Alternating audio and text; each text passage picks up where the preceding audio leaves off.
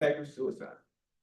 Then what if the narrative you have of how suicide impacts your community, however you define your community, what if the narrative you have is either flawed, or what if the narrative you have is incomplete?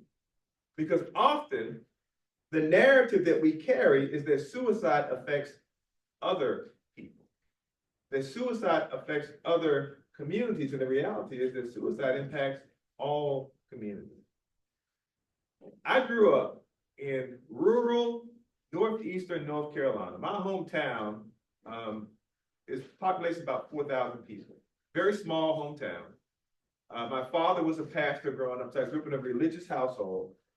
But my narrative growing up in my community was that Black people were not impacted by suicide, that it was not a problem for the Black community. That was my narrative handed down to me by my family and by my community. My narrative was that in my community, we're strong, we're resilient. In fact, I heard growing up, we survived slavery, we can survive anything. I was told, growing up as a child, that we don't need therapy. We just need God, we just need prayer. I was told, if you're struggling, pray harder and have more faith. But do not talk about depression or anxiety. You just need to man up. The narrative handed down to me was not intended to hurt me. It was not intended to do me harm. No, my community loved me. My family loved me. That narrative was intended to be empowering. It was intended to lift me up out of despair. But the reality is, even in my community, by not talking about it, pretending it was not something that impacted us, the reality is that from 2001 to 2017, the suicide rates here in America for the Black community were rapidly increasing. From 2001 to 2017, suicide rates increased by 182% for Black girls aged 13 to 19, and by 60% for Black boys in the same age group. All the while, the narrative in my community was that we were not being impacted by suicide. And so my narrative was wrong because I was uninformed, and so was my community. The silence around the issue left a vacuum for fear and for misinformation to grow and to fester. The other part of the story is that there was no narrative coming from outside my community to challenge the narrative that we had formed. There was no campaign from AFSP or NAMI or even the NAACP telling me that, no, this is about you, that suicide does impact your community, that you do need these resources. I never heard that. My community didn't have an organization like UC WAVES advocating for education and awareness. The lack of that messaging, again, allowed misinformation to grow. Misinformation grows when we keep silent. Misinformation grows when we assume that if we don't talk about it, it will just go away. Now, think about the message it sent to me when I was told as a young person that I was supposed to be strong, that I was supposed to be resilient, that we don't need therapy, and that if you're struggling, just pray harder and have more faith, but don't talk about depression or anxiety, don't talk about your feelings. The message that I was being handed as a child was that I didn't have the right to feel what I was feeling. And that somehow I was failing my culture, my community, by displaying weakness if I said this is too much for me to handle. That was never the intended message for my community. That's how it was internalized. Because I was told that what I was feeling could not be real. Or that if it was real, I should be able to handle it. In fact, I had a cousin growing up. He and I were the same age. We were very close growing up. We hung out together all the time, played together all the time. And he was one of those kids growing up that I always kind of envied him because he was much more daring than I was. He would do things that I didn't have the nerve to do. We used to have, in front of my grandmother's house when we were growing up, there was a huge drainage ditch. And the ditch was probably as wide as from where I'm standing probably at least to the other side of this display here. And the ditch was at the bottom of a large hill, a steep hill. He would get on his bike at the top of that hill and get as much speed as he could get, and he would try to jump that ditch. And as many times as he tried, he was never able to jump the ditch, but he never stopped trying. Now, me on the other hand, I get up at the top and I see how steep that street was, and I might start down there, but I hit brakes long before I got to the ditch. I just did not have the nerve to do it. But I admired him. But now the other thing about it was that because he was so impulsive and because he would take risks, he got in trouble a lot. He was always getting in trouble in school, he was always getting in trouble at home, he was always getting punished. And I thought, he's really cool because he doesn't care about the trouble. He's just going to keep on doing what he does. It wasn't until about 3 or 4 years ago, when he and I were together in Charlotte, that I learned some things about him that I never knew. There was an incident, we were both about 14 years old, where he had been rushed to the hospital. And he brought it up, he said, you remember that time I got sent to the hospital and they had to pump my stomach? And I said, yeah, I vaguely remember something about that. And he said what had happened was, I didn't understand why I did the things that I did. I didn't understand why I just couldn't rein myself in. I didn't understand why I kept getting in trouble, but I was so tired. I was tired of feeling like I was failing my parents and failing my family and failing my teachers and failing my community. But what made it worse was that one day after school, the school guidance counselor visited his home. And the guidance counselor said to his mother, we think we know why your son continues to get in trouble, and we think we can help him. She said, we think he has ADHD. And his mom looked the counselor in the eye and said, he won't have it tomorrow. You can leave now. And as soon as she left, what do you think she did? She began to beat him unmercifully for bringing shame on the household.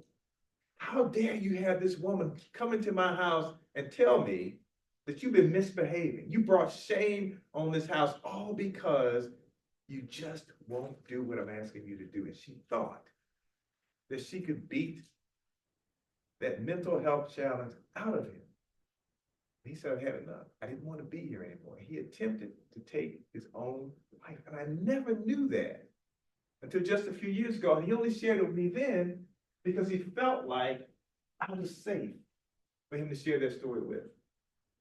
See, we fear what we don't understand. And without understanding, stigma will prevail. Stigma is defined as a mark of shame or disgrace. It's a barrier both to seeking help and to recovery for individuals living with mental health challenges. But perhaps a deeper understanding of why stigma exists, how it develops, and why it may look different, particularly in Black and brown communities and historically marginalized communities, would help us to better overcome it and would help us to launch more targeted initiatives. There is hope. There's hope in this room. You see, often our youth are less entrenched in stigma. Our youth are less bogged down by stigma. They're less concerned about appearing weak for expressing mental or emotional pain. And when we as older people are uncomfortable with talking about it and allowing them to talk about it, and we shut them down, it causes them to shut down and bottle their emotion, often bottling their pain. That's what happened to my cousin. He was bottling and masking his pain. Stigma is essentially a narrative, albeit a negative narrative, a misinformed narrative, and a hurtful narrative. It's a narrative that is shaped and shared and carried forward by a community. It's a story that we tell ourselves within our communities. And the origin of stigma is often explicitly to breed division or separation or establish hierarchy, but stigma can also arise simply out of fear and out of ignorance or out of collective trauma. It can be a part of our effort to make sense of the world. So again, as I draw on my own experience as a young Black male, I was socialized to navigate the world with my head down and my mouth closed. I inherited a narrative from my community that it was dangerous to acknowledge mental or emotional pain, because God forbid you should be viewed as weak or vulnerable. And I was socialized to believe that Black men in particular are devalued when we're viewed as flawed, mentally, physically, spiritually, or emotionally. It was not a hard narrative to accept, given the history of people who look like me in America, and given that my narrative was left unchecked by the experts in the field. So with no narrative outside my community that challenged my misinformation, stigma was given room to breathe. I was taught that my ancestors survived slavery because of resilience and faith, not because of access to mental health care. I heard countless messages about the power of prayer, but never about the power of therapy. I heard over and over about the importance of a relationship with Jesus, but never a relationship with the therapist. And in fact, I can distinctly remember singing along with the choir on Sunday mornings as I sat on the front pew in church, a song that said, Jesus on the main line, tell him what you want. Not clinician on the hotline, not dial 988. It was all about dialing up heaven if you had a challenge. And rather than hearing today's mantra of it's okay to talk, what I heard was what happens in this house stays in this house. Stigma became normalized, in part because it was a convenient narrative, but also in part because it filled a void. It helped me to fill in the things I didn't know and didn't understand. When we don't know and don't understand the impact of mental health challenges and the impact of suicide within our communities, we fill in the gaps, we fill in the blanks with stigma. I can still hear the words of my uncle who reached out to me in a suicidal state, confiding that he had learned some time ago while he was serving 16 years of a 31-year prison sentence for a horrifically violent crime. He had learned that his erratic behavior, including his criminal past and his 3 prior suicide attempts, have been partially due to a diagnosis of untreated bipolar disorder. But he chose to keep silent about the diagnosis because he would rather be labeled as criminally violent than to be labeled as mentally ill. That's the power. Stigma. Stigma campaigns and slogans and catchphrases can be effective. I use them myself.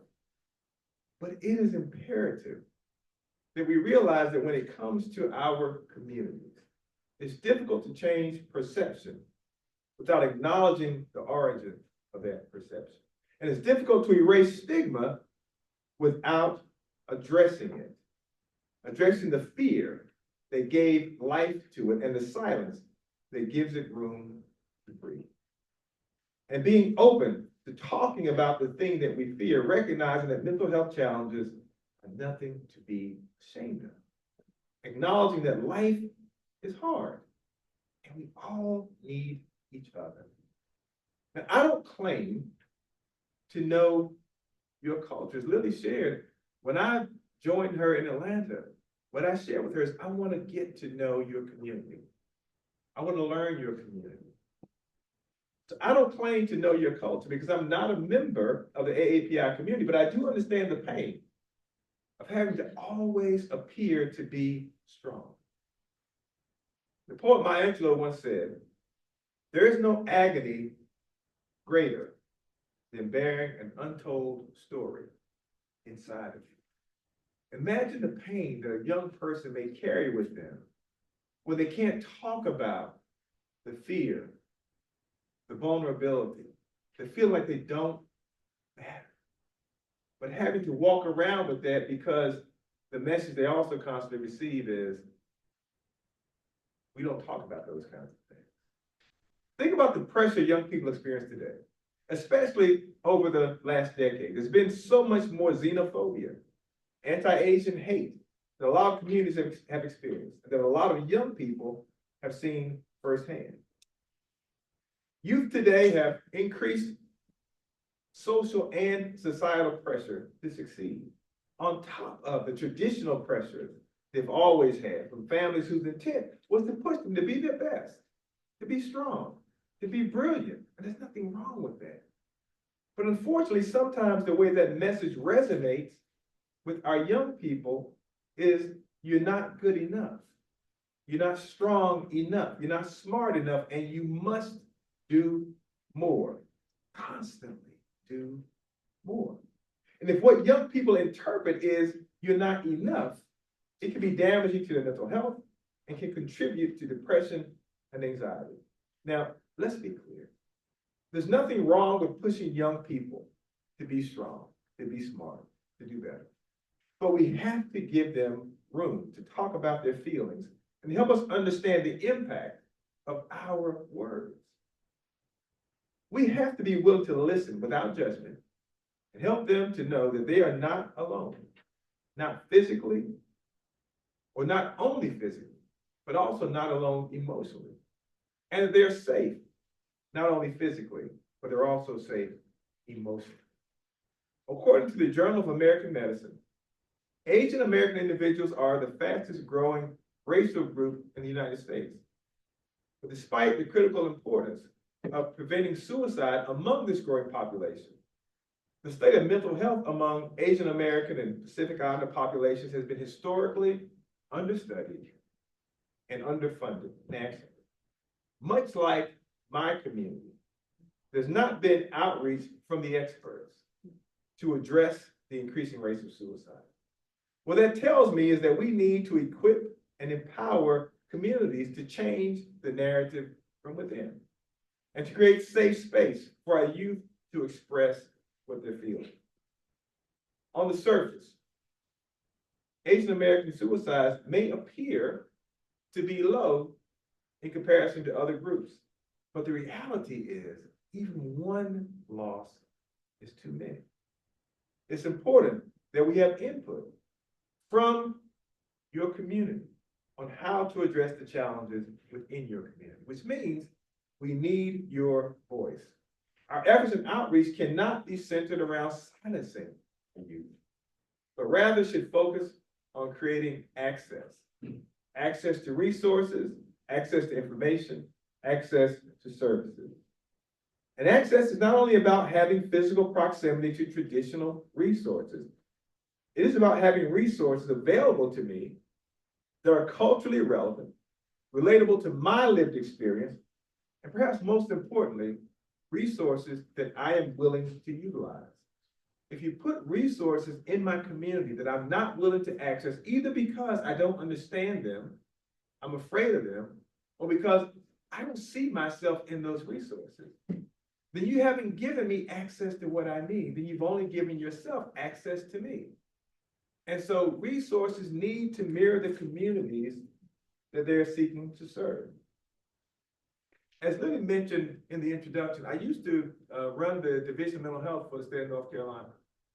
And for part of that time, I was the director for the Division of Mental Health during the pandemic. Mm-hmm. And so a lot of what we learned during the pandemic really applies to the way that we can address crisis services and mental health services. Our efforts, both those crisis efforts to mitigate the pandemic and our suicide prevention efforts, have taught us that having open, supportive dialogue that builds trusted relationships, finds trusted messengers, and yields a trusted message can lead to potentially life-saving action and interventions. We can combat stigma with dialogue, open, honest, vulnerable conversation. Our suicide prevention efforts have taught us that having a robust system that is not punitive or stigmatizing, that is informed by individuals with lived experience, A system that is accessible to historically marginalized and underserved communities is protective against suicide risk, not only for that community, but for the entire population. Combat stigma by creating resources within your community informed by those who have lived experience with mental health challenges and suicidal thinking. Not pushing those individuals aside, not silencing those individuals, but allowing them to be the voice that leads us on how to create resources so that no one else has to go through what they've gone through, and include the voices of these young people who are being impacted.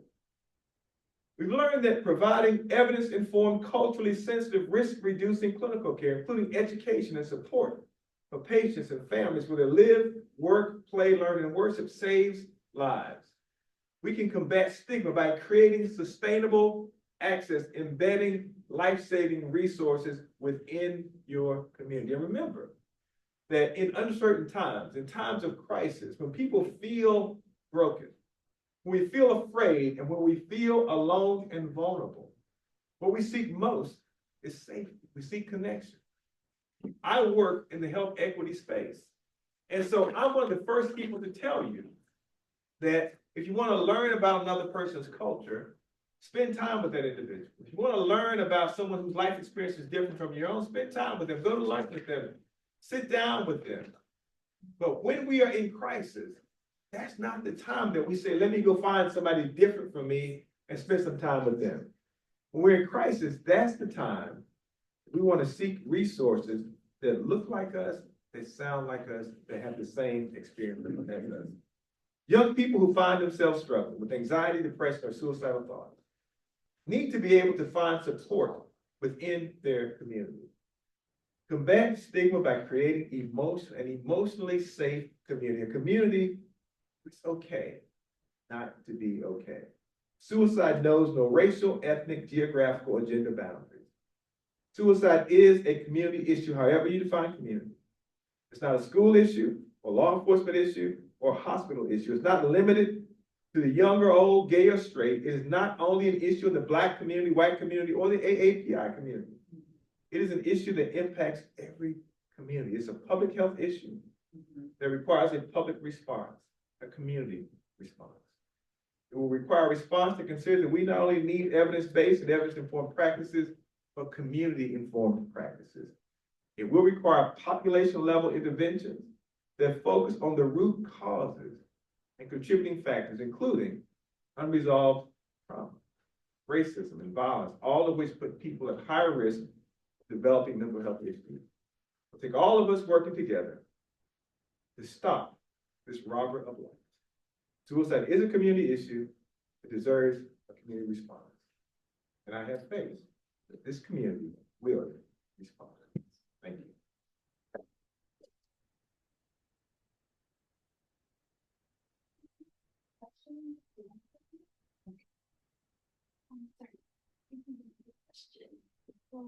So there's one participant on Zoom who asked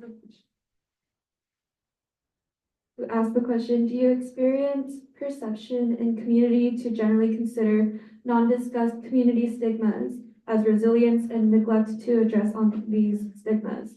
If so, what would it take for us to fill this gap? Could you repeat that? Yes. Do you experience perception in community to generally consider non-discussed community stigmas as resilience and neglect to address on these stigmas? If so, what would it take for us to fill this gap?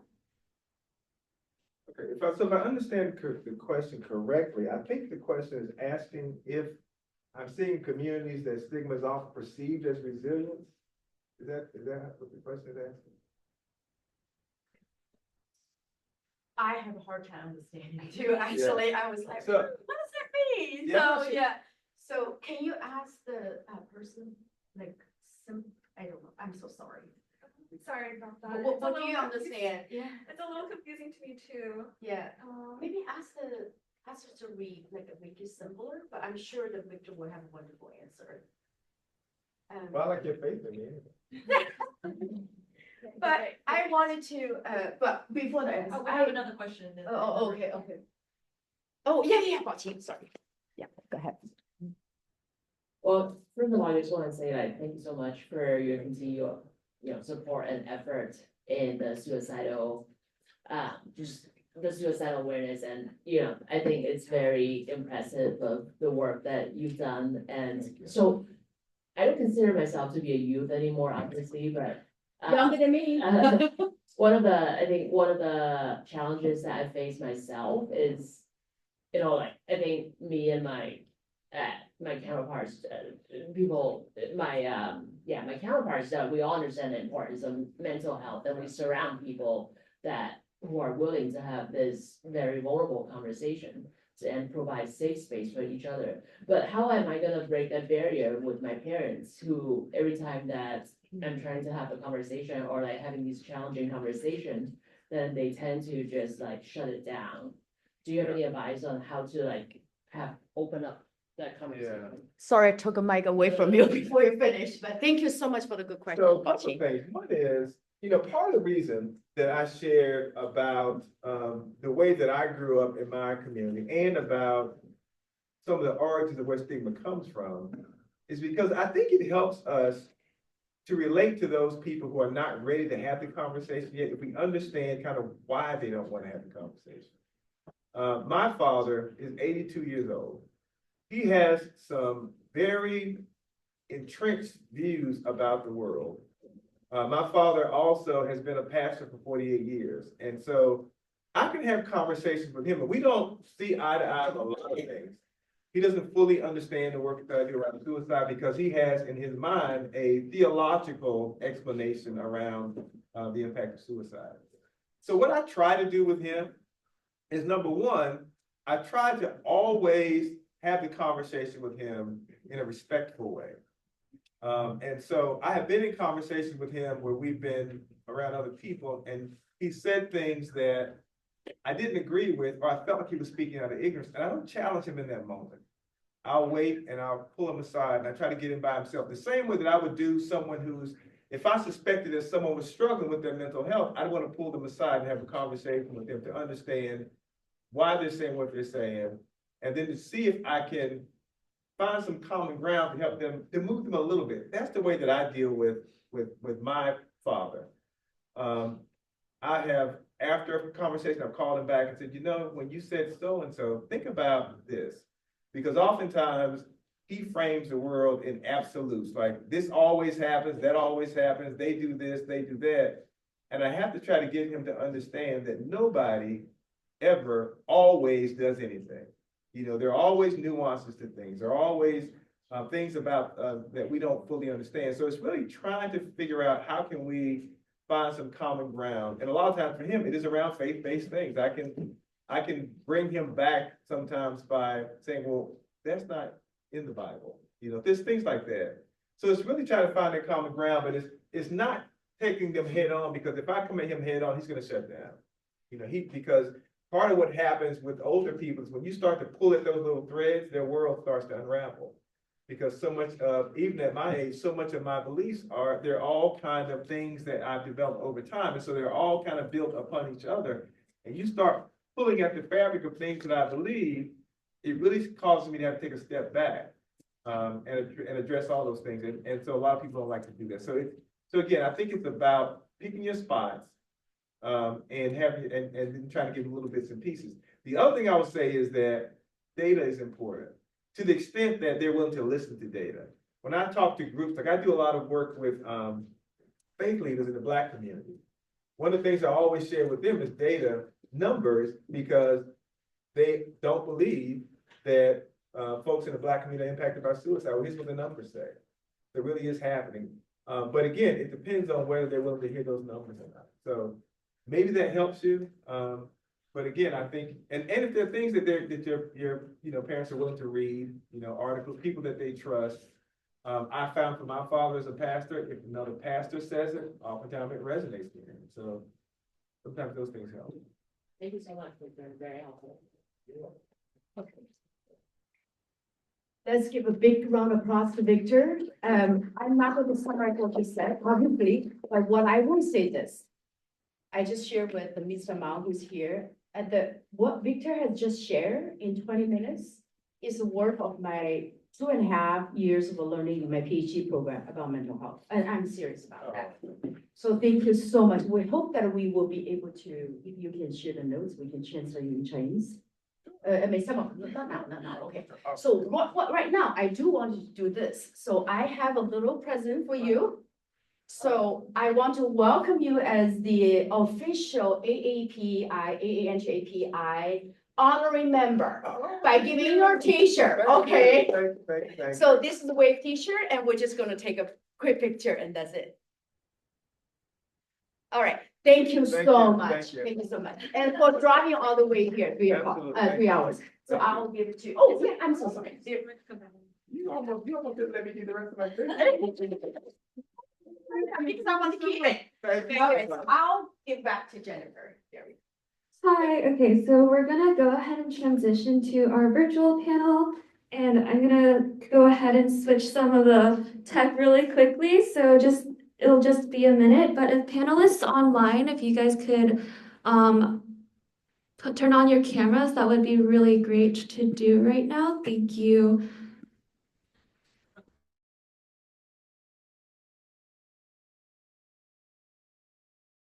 Okay. Also, online participants, if you guys could rename yourselves online to have your full name so that we can make sure to check you guys in. Thank you.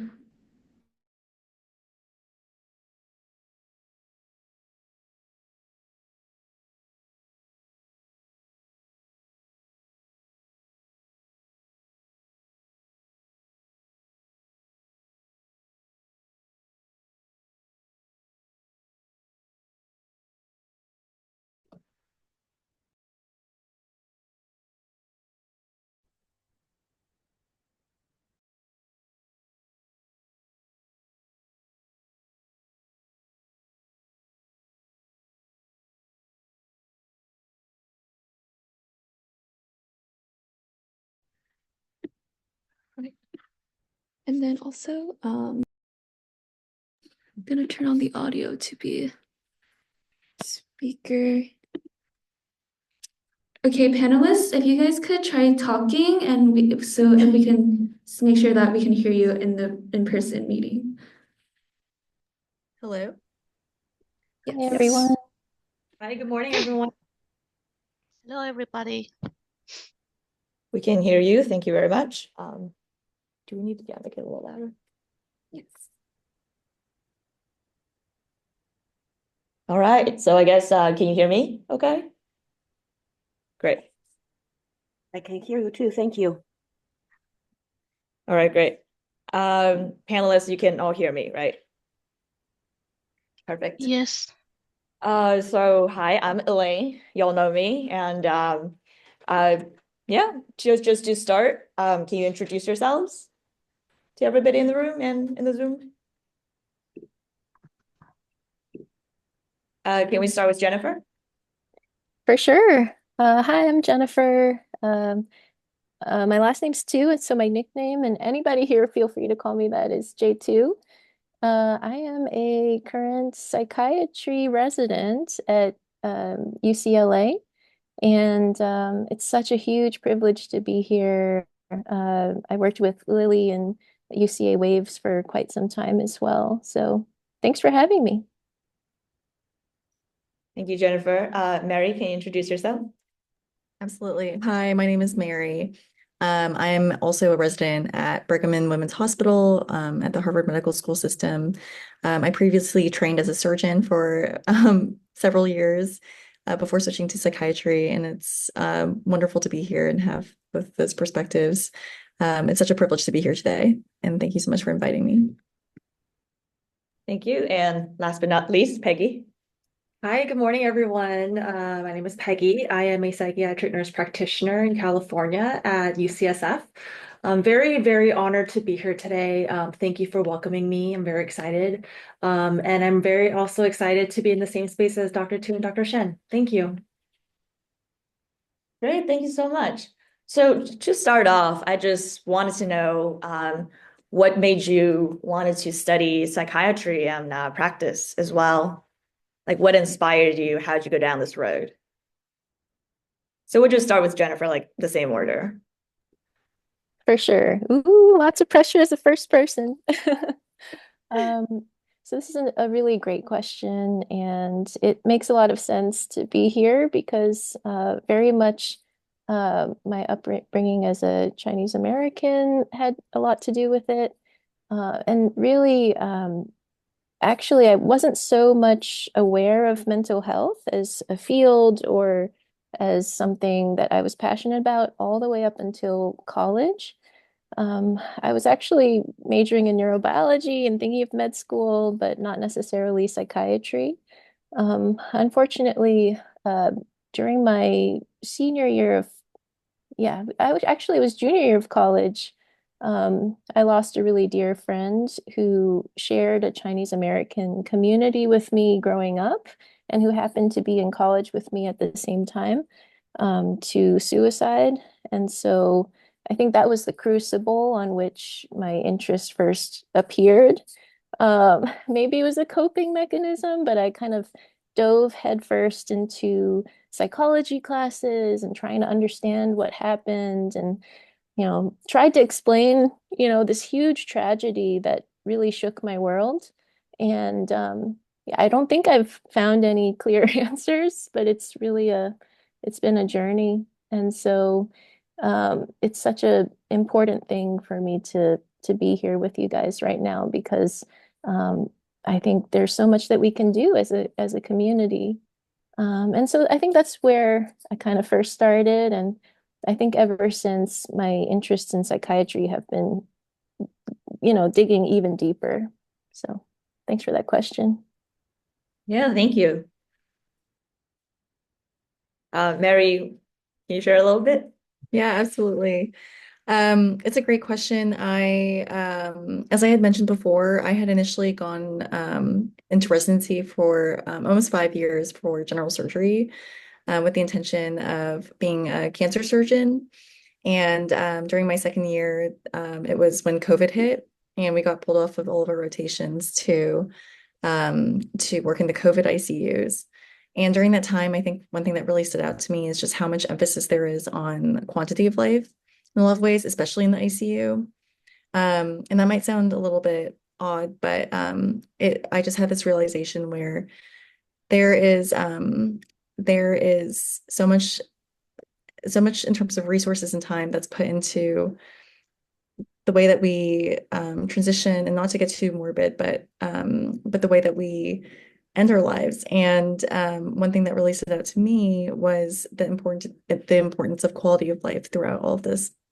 And so much of medicine focuses so much on the quantity, whereas I realized that the importance really is in the quality of life and how can we do that. And as I went forward, I think I realized that I originally went into surgery to sort of get to the root of the problem and solve it, only to find that a lot of the reasons why people had these surgical problems to begin with were actually rooted in psychosocial reasons. So running traumas for patients who were driving under the influence and gotten into an accident, patients who ate compulsively and I was doing gastric bypass surgeries for them.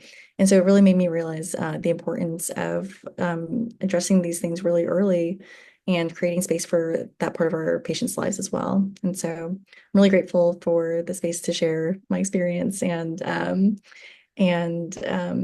to continue on in this journey. Thank you. Peggy, can you share too? Thank you. Yeah, of course. First, thank you, Dr. Shen and Dr. Tu, for just being so honest about why you're in this field. And for me, to be honest too, I initially got into this field because I didn't really know much about psychiatry. I think it was until I was in my mid-20s that I noticed that I was a little different from a lot of other people, I feel like, my way of thinking. And I had never been diagnosed with anything. And it wasn't until my mid-20s that I was diagnosed with ADHD. And it was, my ADHD was very debilitating in ways where it really kind of kept me from doing the things I wanted to do. My relationships were really falling apart. Nothing was going my way. And it was something that I didn't really understand. Eventually, I had no hope. It was also coupled with some depression, anxiety. I had no hope, decided, what should I do? And I eventually saw a therapist. And then things went on from there, and I eventually got diagnosed. But there were a lot of things that were going through my head before I saw a therapist. I was considering suicide. I was considering shutting myself out from my peers. I was considering quitting my job. There were so many different things because I was so anxious and so depressed at the time that I didn't know why things were not going my way. So that was kind of a turning point for me in my mid-20s. I figured, okay, like I need help. And once I got that help, it was absolutely life-changing. And I think that in my community, and especially in my family too, mental health wasn't talked about like, in a lot of our communities. And so I was never exposed to it. My parents never sought treatment for me. They just always assumed that I wasn't trying hard enough in school, or I wasn't trying hard enough to be the person they wanted me to be. And I think that if I can be that one person to make a difference for, little Peggy when she was 10 years old, that would have made a world of a difference. My 20s would have been a lot different. My trajectory, even now, would have been a lot different. And so I hope to really make that difference in just one person. It doesn't have to be many people, just if I can make that difference in one person, so that they can avoid everything that I've been through, it would be worth it getting into this field. So that's why I'm in it. Thank you so much for sharing your stories. They're awesome. And I was just wondering, like, as Asian females, like, what is your experience in the field? Do you feel like there are certain advantages that you have over people who are from different backgrounds? And we'll start with Jennifer. Ooh, this is an interesting question. It's a good one. I'm thinking about, so there's a lot to talk about here in terms of identity and being an Asian woman. I feel like there are unique challenges, and then there's also unique opportunities for community. Personally, I've been extremely lucky to have really close Asian American women friendships throughout my entire career, from growing up to medical school to now in residency. And I think that is such a huge gift. Then again, there's also the intersection of racism, misogyny, just discrimination that comes up on a day-to-day basis. And I think that holds true for you know healthcare providers in any field. I actually think this is also a good opportunity to explore, introduce the importance of diversity in general when it comes to thinking about mental health. So often, for example, LGBTQ plus individuals are so heavily stigmatized, and that, I've seen queer Asian friends and people I know and really cherish avoid mental health services as well. So I think it's not just Asian women, but also Asian American gender minorities who face a lot of stigma, shame, and that really needs to change. So sorry, that's not the most linear response, but it's top of mind, I think. Like we need to do better in terms of loving, caring for women, and also loving and caring for our queer neighbors as well. Yeah, of course. I totally agree with that. Mary? Yeah, I mean, again, a really great question. And it to Dr. Chu's point, I'm having a lot of thoughts about identity and race and how we connect with our patients on these commonalities. There's definitely research out there that shows that when patients have providers that look like them, that it actually makes a tangible difference in their outcomes.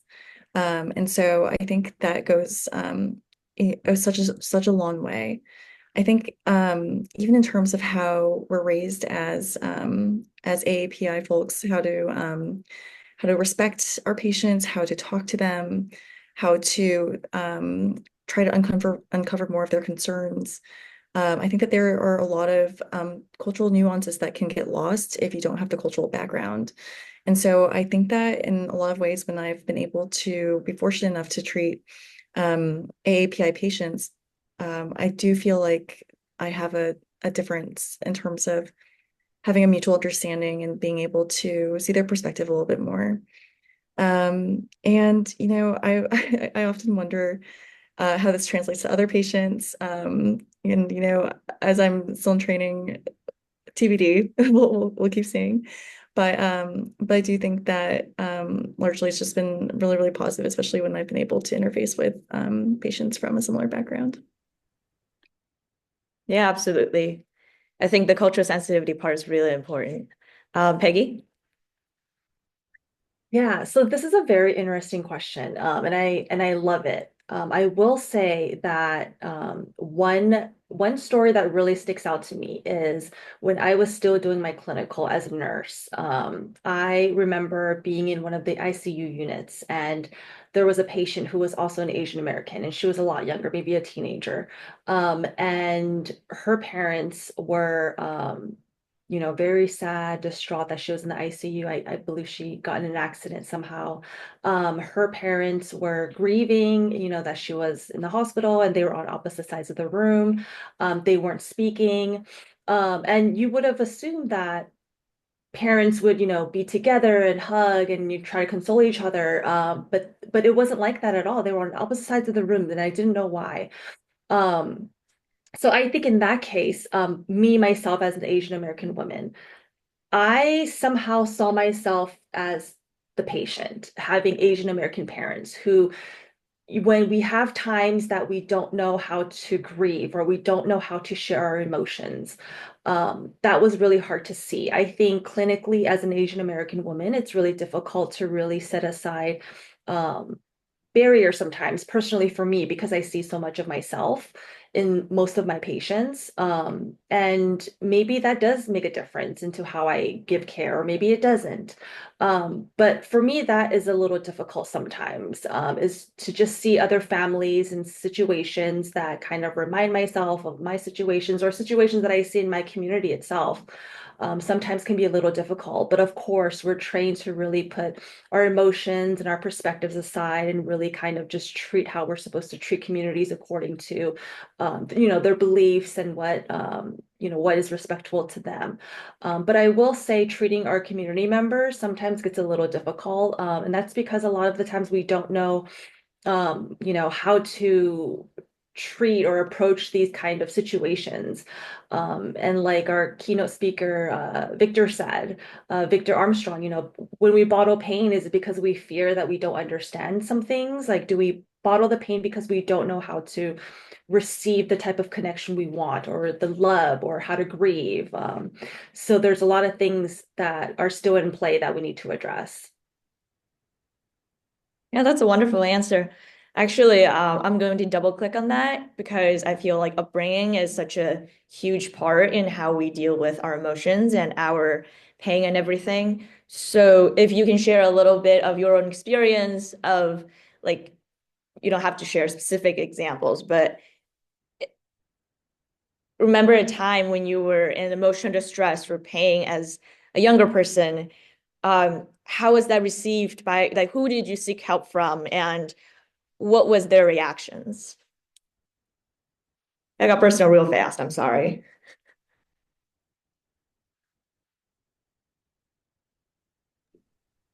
Yeah, I guess if we're doing this rotation, I'll go first. And I I love this question, and I do think that for me, growing up, I my father was extremely warm, and I'm the youngest of two kids, so my understanding is he kind of evolved as a parent over time as well. With me, I was like the baby daughter, he was extremely warm. We would go on walks together and just talk about anything. So there was that space to bring up things I might have been frustrated by or saddened by. And even when I was little, he would like sit down and tell me a bedtime story every night. So I got to know his narrative, growing up in the Chinese Cultural Revolution, like all the traumas he experienced. He kind of introduced those stories at an age appropriate kind of progression over time. So I do feel extremely lucky to have had that. And my mom showed her love and affection in a different way. It's much more like service oriented, much more like actions, not quite as much, like fun, happy times to like just talk emotions, but I still really appreciate her. I think children in general need that warmth and sense of safety. And I feel very lucky that I got that from my parents. It was kind of a team effort for them, I think. Thank you. Just continuing with the rotation. Yeah, I think we're just gonna keep doing this. No, that sounds good. Yeah. Yeah, this is such an interesting question. And this is actually something I've been thinking about a lot in terms of, I think when I was younger, maybe I didn't fully understand what my family had been through. My mom grew up during the Cultural Revolution, and was, my grandfather was sent to a labor camp. She really had a very traumatic upbringing from that. And I think that her way of coping with things, especially immigrating to America as a first generation immigrant, was to stay really busy, to kind of bottle it up, to not think about it too much if things got too heavy or stressful, to just focus on the next productive thing. And I think that, when I when I think about myself growing up in that environment, I think it was a little bit harder for me to understand. I distinctly remember a time when my mom found my journal and she said, I think I was like, 14 or something. And she said, this is a little bit negative. Like, why don't you make this more positive? And the idea of like not only wanting to have like, a more positive narrative and also getting feedback on your journal is something that just is so quintessential. But I think that as I grew older, really being able to understand her coping mechanisms and why they developed the way that they did, and how they've served her really, and also to think about the lack of resources that many of our parents did not have access to in terms of being able to have mental health care, I think is really, really important to think about. So this really just makes me think about a mutual empathy that needs to be had in terms of bridging this not only generational divide, but also this cultural divide between what your parents experienced and then your experience now. So thank you for that question. That was really great. No, thank you.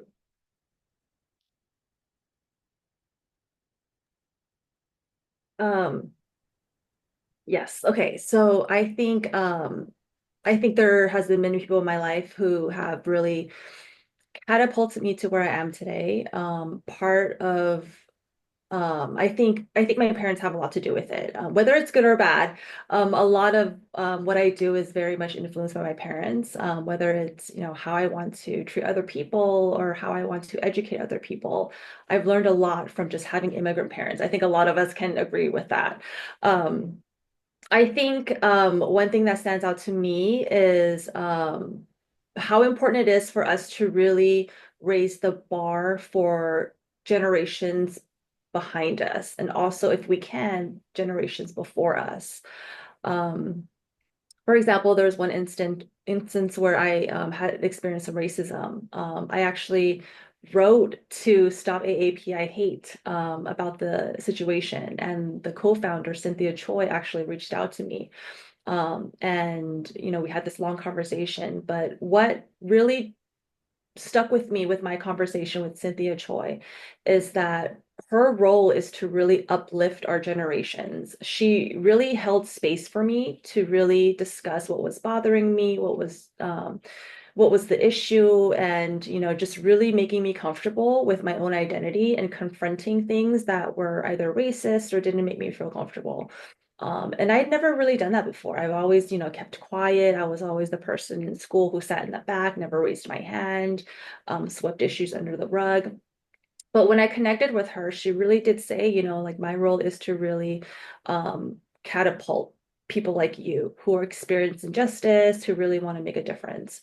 So because of that, I want to do the same for other people. I want to be able to hold space for other people who have these same experiences or who find themselves in these situations that they don't know what to do. And I don't know what to do sometimes, right? But sometimes having that open space and just really speaking about it and bringing awareness to it makes a lot of difference. So yeah, I think a lot of my experiences have really been molded by advocates as well as my own family and also friends, and really finding a community that I really connect with. I actually just moved back from Connecticut, and when I first moved to Connecticut, it was a little difficult for me to find an AAPI community that I really clicked with.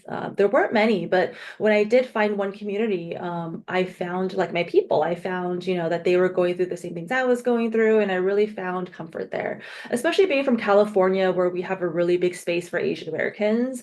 It was a little different in Connecticut for me, so it was really important for me to really thrive in that community, because I never wanted to be lost in a different space or like a different state, right? So I think that's really important, is to really build that alliance with each other.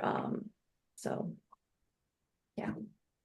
Yeah, thank you so much. I think we really touched on family and generational trauma and also the importance of finding a community wherever you go, really. And I was just wondering that, sorry, I lost my thoughts.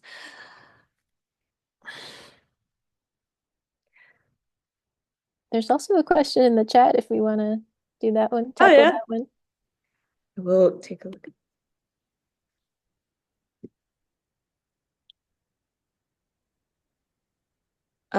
Do we have a question in the chat? Can you? Yeah, it's not showing for me, I think. Oh, I see one from Crystal Zhang. To all panelists, thank you all so much. Oh, yes. Right here. So the question is, in the midst of current healthcare environment where health facilities are merging and buying out each other and CEOs are billionaires, uh, well, we're all thinking what we're thinking, right? I applaud you all for choosing psychiatry as a field that's generally considered nonprofit driven. Can you share what is the biggest challenge you faced, or if you could challenge one thing about your profession or anything related to AANHPI health, what would it be? Thank you. Yeah, I really like this question, and I really appreciate Crystal you asking it. And I also want to preface it by saying I'm glad psychiatry is kind of considered a field where it's generally not as profit driven, although I think we're not really an exception in the healthcare industry. Like, for example, UCLA just bought out Olympia hospital. So we're like expanding psychiatry with the whole new hospital there. And that's been a source of turmoil for our local community. So unfortunately, psychiatry is not immune to the evils of capitalism. But in terms of something I would like to challenge or change, I think there are quite a few. There's a lot. One thing I was thinking about before this panel is how much we emphasize cultural values and cultural factors in Asian American mental health, and maybe neglect more systemic or structural factors. I think a really huge example of this is a recent study that showed over the past 20 years, rates of suicide among Asian American youth have about doubled, since 1991. And that's extremely alarming. And if you think about it, cultural values are I mean, they change, of course, but I don't think that, at least I'm not aware of a huge cultural change in the past 20 years. We've always been struggling with, parent-child communication, cultural dissonance, a lot of factors. And so I think it does beg the question, like, what else is going on? Could it be, racism with I mean, racism has always been there too. You know, America's always been a motley crew, and racism has always been there. There's always been white supremacy. But at the same time, with COVID and the pandemic, there was this veil that was kind of lifted, and much more people became aware of anti-Asian racism. And at the same time, I think there was also a study showing an increase in firearm purchases among Asian American households. And, you know, there could be a connection there in that study showing Asian American youth suicide increasing. There was also more increases in suicide deaths by firearm among Asian American youth, which is also really alarming. So there's these factors outside of just culture that are at play and that are, I think, just as important, if not more important, than focusing on culture. And so it's been very humbling to like think about that, and then also think about how our systems of care don't really, you know, touch on those things. We really focus and are much more equipped to educate, to train parents to talk with their kids, to like work on family systems, which is extremely important and rewarding. But like, could we, as a community, as healthcare practitioners, be like more aware of and like educate more on these structural factors? I think that's one thing I would like to share today. Yeah, thank you. I'll keep it going. Yeah. I really appreciate Jennifer's response, and I'd really like to echo the urgency of there is like absolutely a dire aspect to what is happening in our community. And even with all this going on, I think the thing that, in answering Crystal's question, the thing that really comes to mind to me is this aspect of invisibility. I think that has absolutely persisted, and I think that there's something that and I think that Jennifer was speaking about this too, but there's this aspect of something that needs to be addressed both structurally and on a micro level that really is necessary at this point. Jennifer and I are working with the American Psychiatric Association on an action paper and on a task force to sort of look at these issues, and things that we've really identified from like more of a three-pronged approach would be the fact that there is not necessarily enough advocacy in the space. There's not enough education in the space, both for providers and for patients. And there isn't enough research in the space either. So as Jennifer brought up this really scary quote or scary statistic of AAPI youth suicide doubling in the last 20 years. The question is this pain, is this suffering there at baseline, and it's just being sublimated and shown in different ways? We don't know. And what's really, but to really speak more to the invisibility aspect of it, when we look at data from the National Alliance on Mental Health, which is a big organization, only 0.5% of this funding goes into AAPI mental health research, or research just for AAPI populations in general. And so it to me, that shows a really clear need to shine more of a spotlight and to address the invisibility of a lot of these issues and to put more efforts in these places.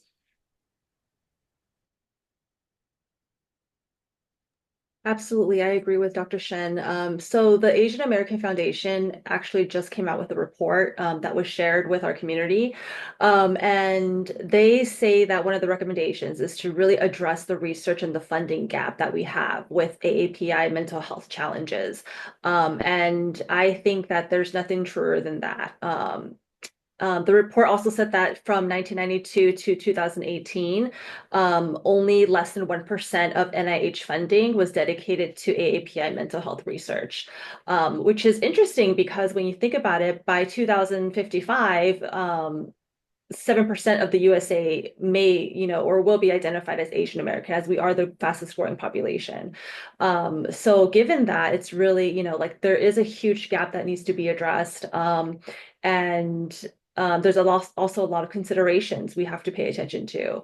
And it really is alarming that for Asian Americans, especially for youth and young adults, that suicide is the leading cause of preventable death among all racial groups. So that should be extremely alarming. And so we do need a lot of funding. We really do need to have a lot of research or just advocacy and overall, like what Dr. Tu said, a lot of advocacy needs to be done. Because if we don't act now, then things aren't going to change, right? And a lot of cultural things too. They don't really change as much, but what else can we do? Like, what can we do as a society or as a community to make these small little changes that can make big ripples? And I think that's for us to really act upon. Thank you. So I was actually, just to piggyback on the alarming rate of suicide rate, I was just wondering, because this has been discussed in the media a lot also, what do all of you think about the role that social media plays in all of this?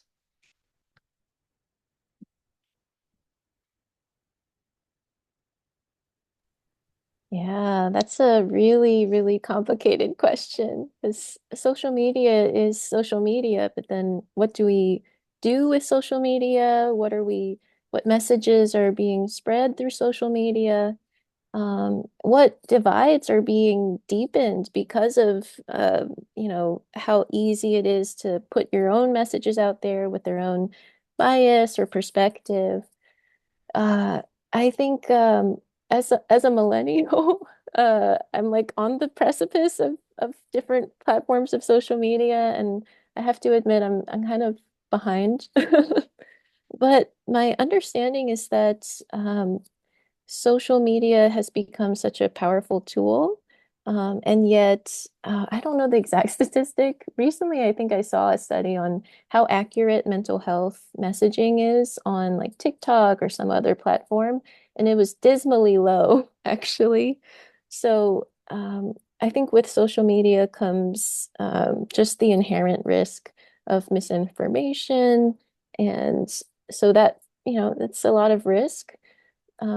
What to do about that? I don't know. I don't know if we should curb social media, but I do think we need to help educate youth, especially about protecting themselves and becoming more agents of their social media use rather than objects, like, consumers who might not think critically about what they're seeing online. Um, and really like self-curating, like curating the content that they actually consume. I do think that media in general has become much more potent. It's almost like addictive in nature, where um, companies know how to create media that hooks people and keeps people scrolling, and that can be quite dangerous for mental health. And at the same time, social media is also like a democratizing power as well. Like it's a beautiful thing when social media can be used for good, for organizing, for, awareness of otherwise marginalized perspectives too. So it's an extremely complicated topic. Personally, I really like social media as like a younger millennial. But at the same time, I too am just scrolling reels late into the night mindlessly. So I don't think anybody's immune, and I think we all need to be a bit more aware. Absolutely. Yeah, I really agree with Dr. Tu. It's, I think, highlighting the importance of social media as a tool, um, rather in sort of a conduit. I think is a really important nuance. I think it's really easy to say that social media is bad and that it doesn't have a role for good clinical care. I think looking at it as a tool, I think there was a recent paper that came out that showed that 79% of youth get their mental health information from social media. And so the question is, who's on those platforms, and is there a gap to be filled from the healthcare community and from the mental health community in terms of providing accurate, culturally sensitive care? I think that's a really important piece. And then I think going forward from that, I think that creating a space where this conversation can be more visible is also something that social media can do, especially in promoting mental health for the AAPI community. And so, I do think that there are, and to summarize, basically that what Dr. Tu is saying is that it can be very harmful, but at the same time, there are benefits, and I think that that's should be seen as an opportunity in this space. Right, absolutely. I think because nowadays social media is so prevalent in a lot of our lives, not only for the younger generations, but also for me too. I'm an older millennial, I guess. And so I really like social media. I actually just got back into social media because I was off social media for a long time. But I also think it's important to really meet people where they are. If we're talking about the youth, a lot of them are on social media, so maybe meeting them where they are is, really beneficial.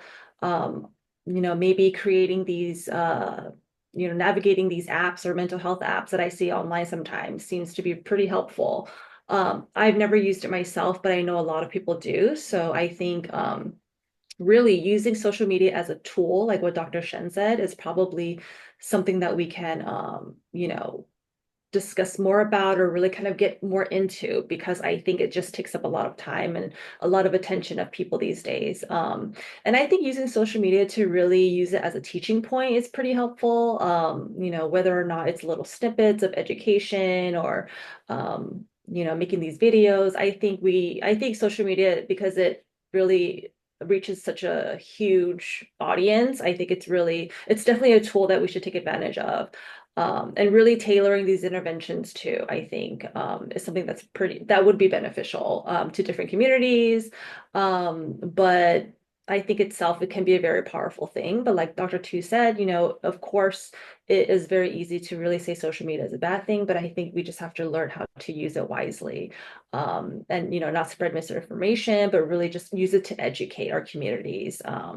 Even from the convenience of their own home, I think that would be really beneficial. So there's a lot that we can do with it.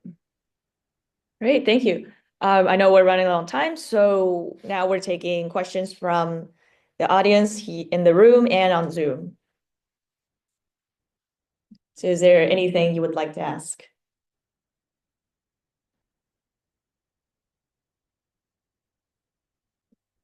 I'll ask a question. We have an audience that would like to ask a question. So, as a parent, okay, can you hear me? As a parent, right, raising 5 kids, what would you say? I know that you have been very, very polite and graceful to your parents. Which was great, but I mean, as parents, we really wanted to learn as well. What would be one suggestions that you would wanted to offer to us? Thank you. Thank you, Lily. Before this panel, I wrote down 2 things I wanted to get across to parents who might be in the audience today. I think the first thing was to not blame yourself or your kid or even your community. I think if there are any parents here in this audience, which I mean, clearly they're including Lily, but I'm sure there's more. The fact that you're here means that you care. That you care enough to, be in a space where you're learning, you're trying to become a better parent to support your kids. So you're already putting in the effort. And I think that like blaming yourself or feeling guilty, like, oh, maybe I'm like too hard on my kids. Uh, it's good to have guilt that drives action, but it's easy to slip into shame, which can be more like, I don't know what to do, like, a little bit more inhibitory. And so I think that's why I wanted to emphasize more structural and systematic issues like racism, access to mental health services, culturally and linguistically appropriate mental health care, because it's really a way to highlight like you are doing your best, you're here, and it's about advocating and coming together as a community, not just a community that's like Chinese American or Asian American or Asian American, Native Hawaiian, and Pacific Islander, but like as a community of people who might be minoritized by an otherwise very oppressive system in the US. So that was number one. And then I think number two was to be warm and to be curious, not just about your kids' experience, but also your own experience. I think for me personally, hearing my dad talk about his stories growing up set a great example for me to just be able to take a step back and like tell a story about my own life. And I think that was absolutely critical to, who I am as a person and feeling secure in who I am enough to go out in the world and like do things, be a productive individual. So it meant so much to me that my dad shared his stories with me. And I think for parents to do that and to be vulnerable and to like, reflect on what was good, what was bad that they experienced together, it sets such a great example for kids. And then, kids are complicated. They're accessing social media.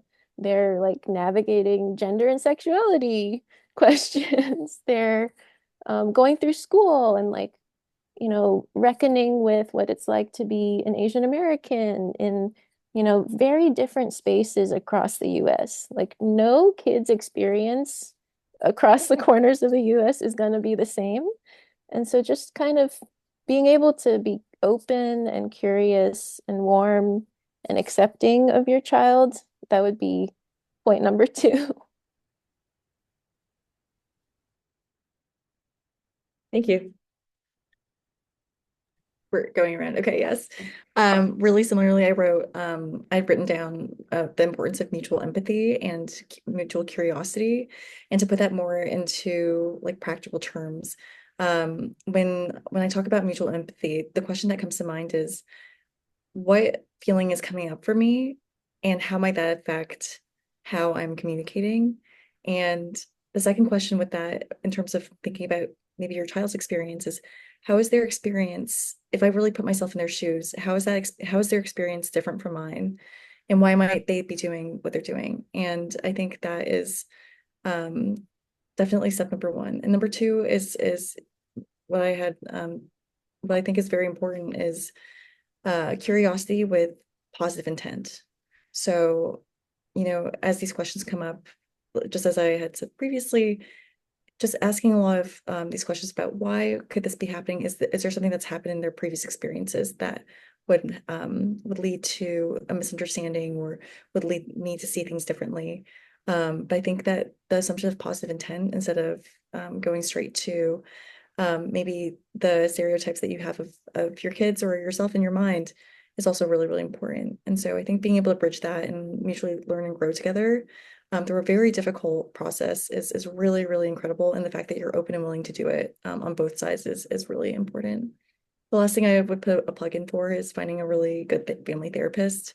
It can be hard to find, but having a space to talk about these things, especially if you can find one with a culturally sensitive background, who can understand the generational gap and the cultural gap, would be very, very helpful as well. Yes, all really good suggestions and tip points. I couldn't have said it any better. I think one thing that we can do as, I guess, a family as a whole is to really hold space and just be vulnerable with each other. It's okay to be vulnerable. And I think a lot of people don't really believe that. Sometimes when someone is trying to be strong while the other person is being considered quote unquote weak, we feel like we can't be vulnerable. But sometimes vulnerability turns into honesty, right? And I think, I mean, I'm not a parent, but I think that for parents, they have to hold a strong space for their children. And sometimes if we don't understand our own narrative, how do we expect to really understand the narrative of someone else?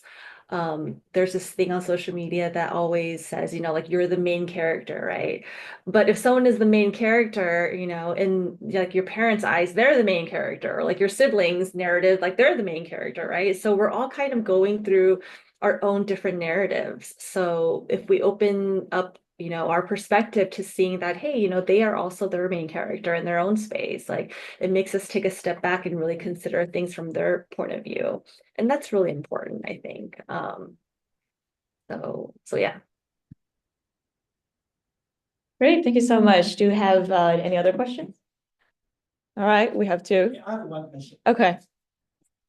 There you go. Hi, I'm Yunjin Ma.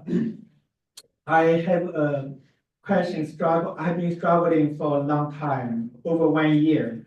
And I believe this question is really related to maybe all of us. Also related to the question we discussed just now. The difficulty I have a colleague's son, and he sleep always very late at night, after 12, maybe 1 or 2 o'clock. And sleep is a big issue, big concern to him, to me. And we discussed many times, I would say definitely over 100 times, and spend a lot of time on social media, talk to friends, messaging and chat, and those social media. I have no idea those what I don't use WhatsApp, and I don't know Instagram, but always there. And then he always go out to play with friends at 12 midnight and come back at 1 yeah, but then some problem is that mental, the stress definitely negatively affect his study, daily life. He wake up, I would say, if no school, no class, maybe 12 or afternoon. So, and he understands that. We even see doctor, we talk over 100 times, and he promised, now it's at holidays, after no school, no exam, he promised we'll sleep before 10, but never do that. As a parent, I don't know what I could do. I hope to learn from you experts, any suggestion, 1 or 2. Thank you. Thank you for your question. So who would like to?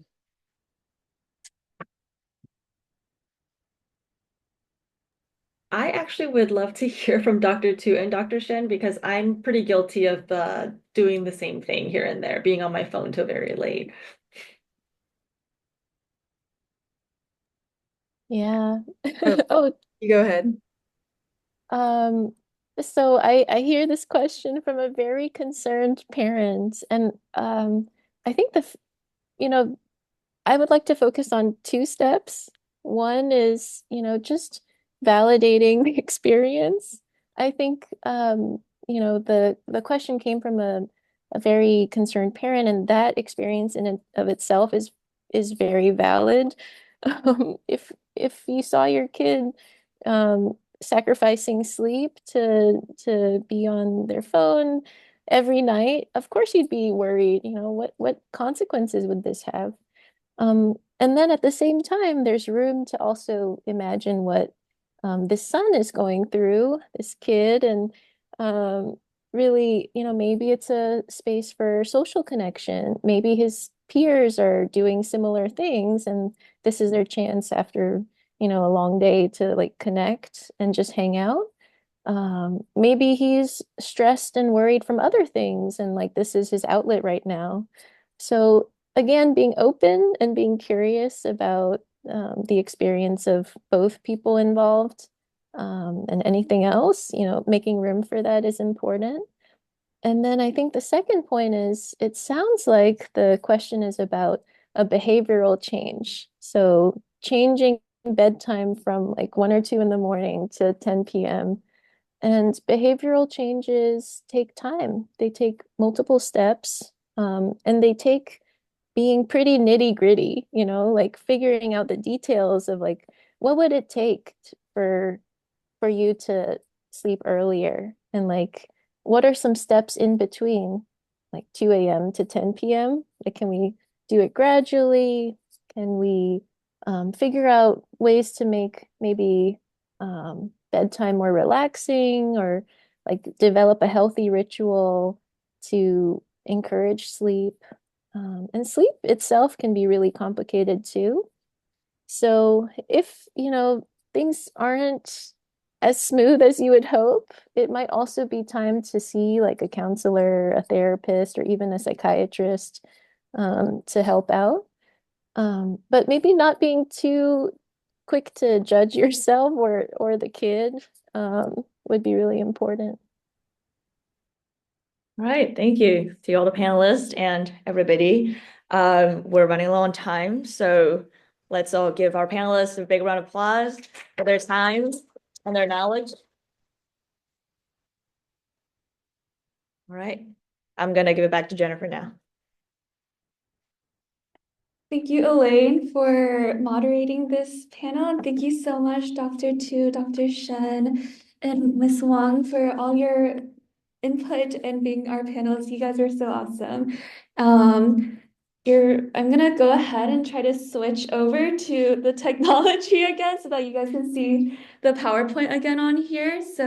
But right now we're gonna go on lunch break actually. So let's reconvene at 1 and we will restart our restart the next workshop, which will be our guest speaker Pooja, who is already here. But yes, we're gonna do a little quick break. Thank you again to our panelists for joining us. Thank you. Sorry? So much for having us. Thank you guys. Just tell them that we don't need to leave, we just come back. Yes, just come, or you don't need to leave the Zoom. For the online speaker, for- online participant. For the online participants, you guys don't need to leave. But you just can- yeah, we'll just restart the we'll still be on this meeting. So no need to like leave and rejoin, but you can stay on this. But yes, thank you so much to the panelists. Let's give one last round of applause.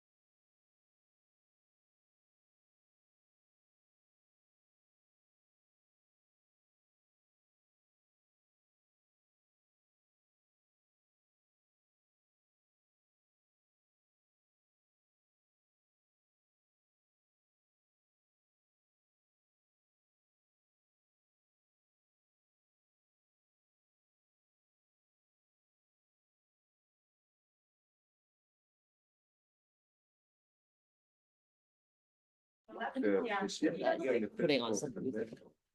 Like the losing, it's hard for me not to say that also what is mental health challenge. It may not be a diagnosable mental illness, but it's an impact on their mental well-being. And the hope is a big piece of it. Sometimes when, if it's purely physical, like sometimes people think about this, physical who's experiencing end of life. They don't want to lose their dignity, in the final days, and they consider suicide. That's a little bit different. Because sometimes you can do things that can help to mitigate the physical illness, can help to mitigate the physical pain. But it's much more difficult to mitigate the psychological, mental pain. How many people have diagnosed with mental health illness? There's different, people look at it different. I've seen like mental, they used to pose 90% of people who die of suicide. Other groups argue because yeah.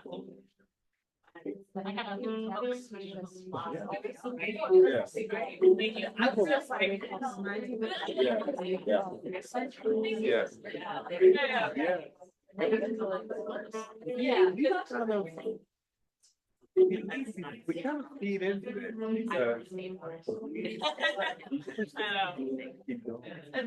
Become very, We all spread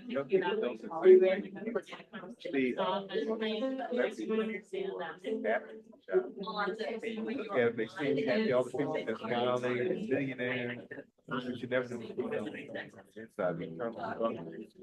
And so people here, you can actually be in a room with people having social connect because you're just not, you're locked there, you're not really going on. You be talking to other people. Yeah. Yeah.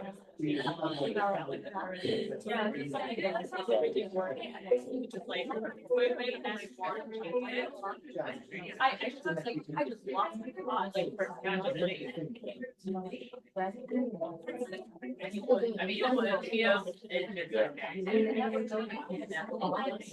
Right. Yeah. Yeah. Well, we just gotta get better at talking about it. Creating space to talk about it. I use a digital card now.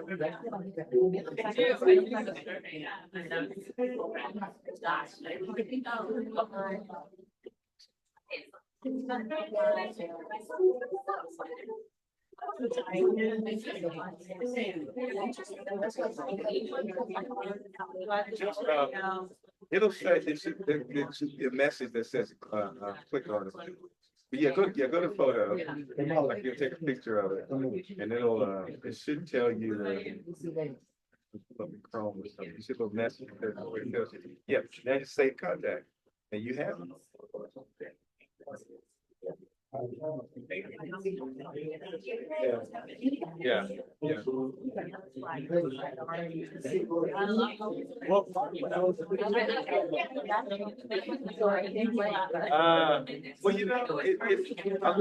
it's a little similarity in the way that experience it. This same thing, I want to talk about it here. I think some of the interpretation is different. We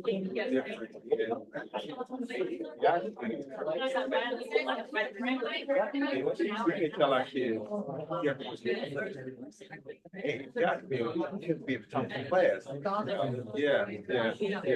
It's that much more professional. But it's a lot. Already,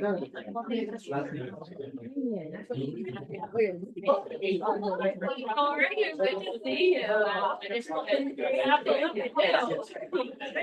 No delay. Yeah. It's one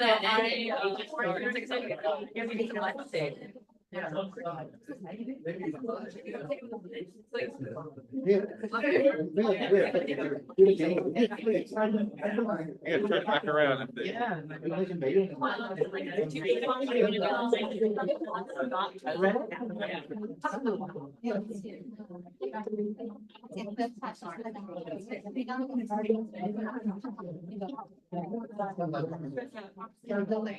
Thank you. Yeah, so I was actually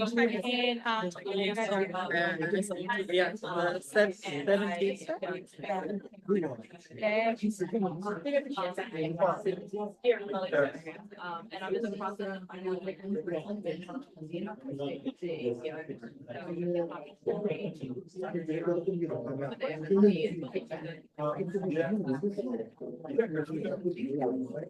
Yeah, that'd be helpful. We had some. Yeah. And you can be here. Just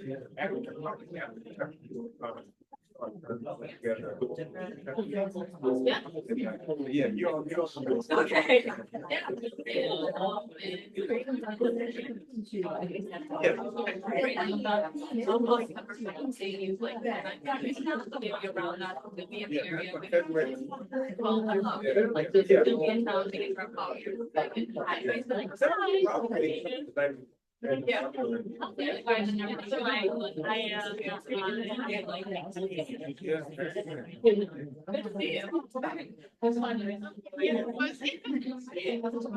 Looks so cute. I didn't know that we can talk now. If I was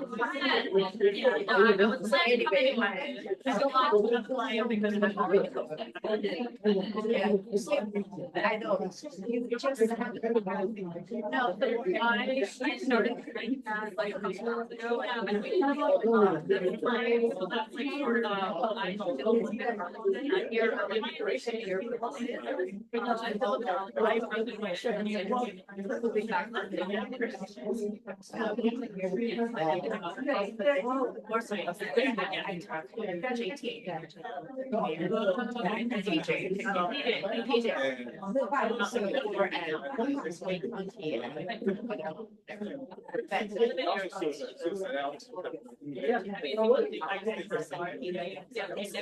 Yeah, actually, it's like I'm education. What are you doing? Yeah. No, I'm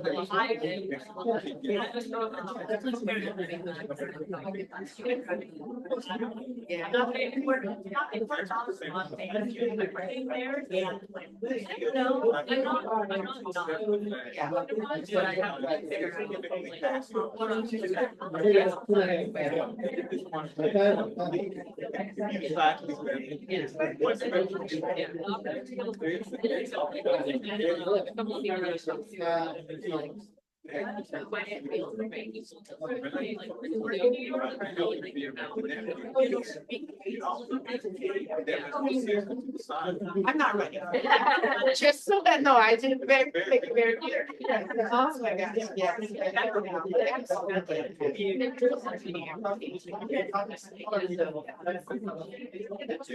Yeah.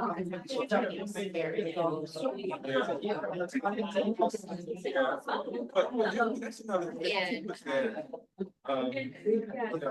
even if I have had a history of depression, it's gonna look very different on you if you have some depression that you told me. So what also happens is, I think people say, well, I went through that, and I'm okay, you may be okay too.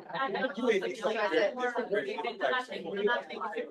Yeah, it's really, really important to get access to Really hard. yeah. And right now, they're trying to see what to do. It's hard to define. So, yeah, so but it's, the more we talk about it, the conversation. And so that's what I said, like when I was like my dad, he's learned how that, at the very least, sometimes I can understand something they don't need to say out loud. Even if they don't say it out loud, even more than we have conversations. Maybe all the things that he thought he did, there may be some things that he had wrong. Yeah, like one question. That's one thing say like I do my mom that's like.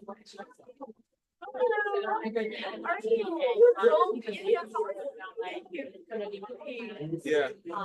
Yeah. So what you do now? Where you now? I'm white. I mean, you live here? Okay. I live in, you know, yeah. But right now, like, as soon as I graduated, I got a job at UCA. Thank you. When I people are kind of like, so I'm like very excited. Like, hey. Yeah, and the community piece is really important.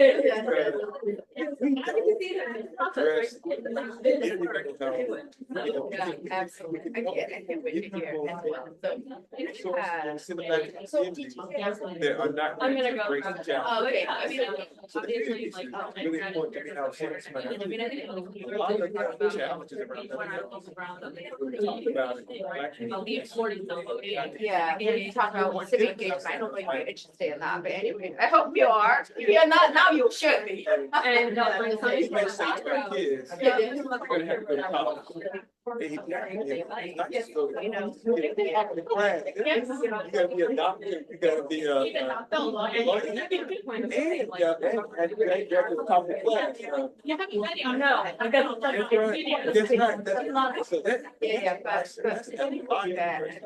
And like one of the people sharing with there's something parents are not trying hard. They're not, they're Just so that we can be excluded. So that they're making there is a So where did you like these and where are you going? I live in Charlotte. Charlotte. Yeah, I did. I went there. I come in last time, but I travel a lot, for work. I've been able to stay at home. Last week I was in Pittsburgh. So I just. Yeah, so what do you kind of like starting to be? So my work, I'm vice president of It's like, no, but I'm donating my salary to this thing, you know what I mean? And so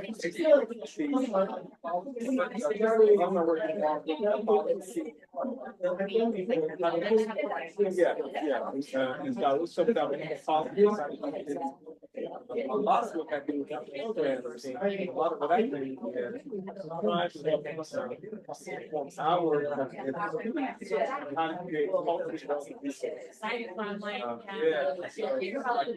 create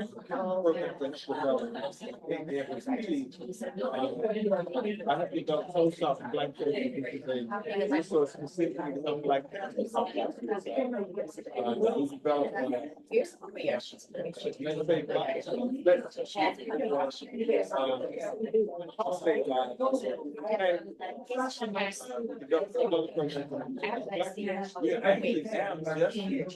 Trying to start getting out. Yeah, I think during my yeah, I have like shared this kind of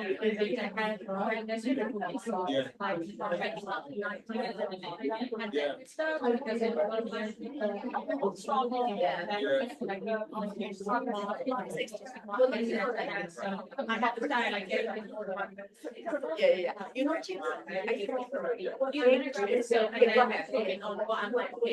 I figured out my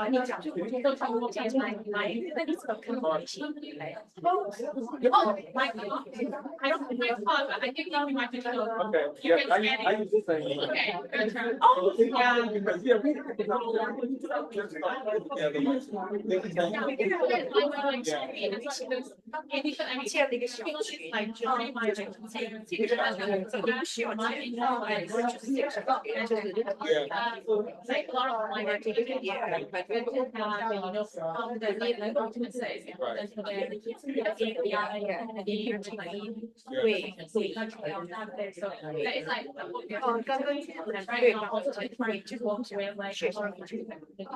even though like, you know, I got a job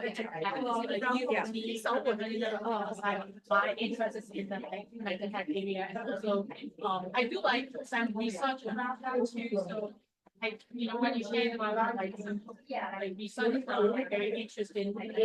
How are you? How long can you?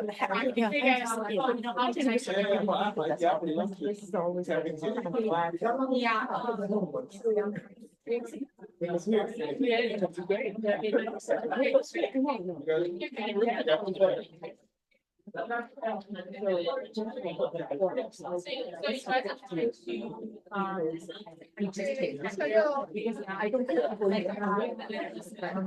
and I don't know. That's what you like. she's gonna be one of the folks that-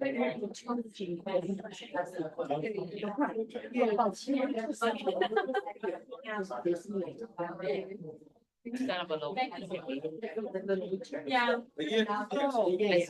Let me get my phone. We want to share some pictures. There's so many different, yeah. We have different cultures,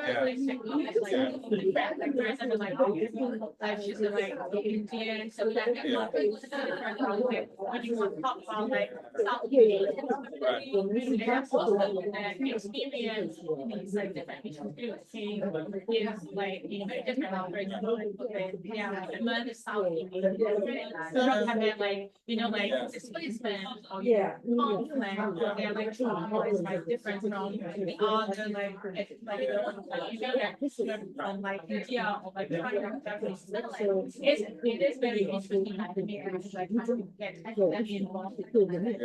And to be honest, I want to do like research as well. So, yeah, I've done some, because we have the kind of stay away from research. It's not the most fun thing. But like, yeah, also like, get you also like, for me, like, right? Yeah. Yeah. Making sure that they say what and they have resources. That's something that I on the other hand, I also like, not like, only like, focusing more like, You should really, yeah, check out, have you ever applied for research grant through AFSP? Okay, we do not have a focus on, that's what the marginalized communities, Black Americans, we're really focusing on creating culturally relevant. We don't have a lot of research space yet. We're looking at funding researchers who look at the space too. So, it's a bigger foundation. And all my, yeah. And FSP, sure. Yeah, good job. Yeah. You go to our website. You have to play around with it. There is a space on there for research. Yes. Oh, no, it's not really a single player. It's a research partner. So you go in our research partner, because what you can do is, if you have a research idea, you could do the idea. Yeah, so check it out, because there's especially around community-based research, we have interesting, lots of grants. I think what we also like very families and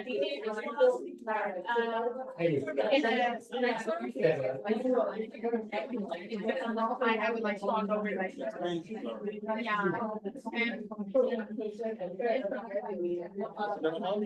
you know, there's a community like there's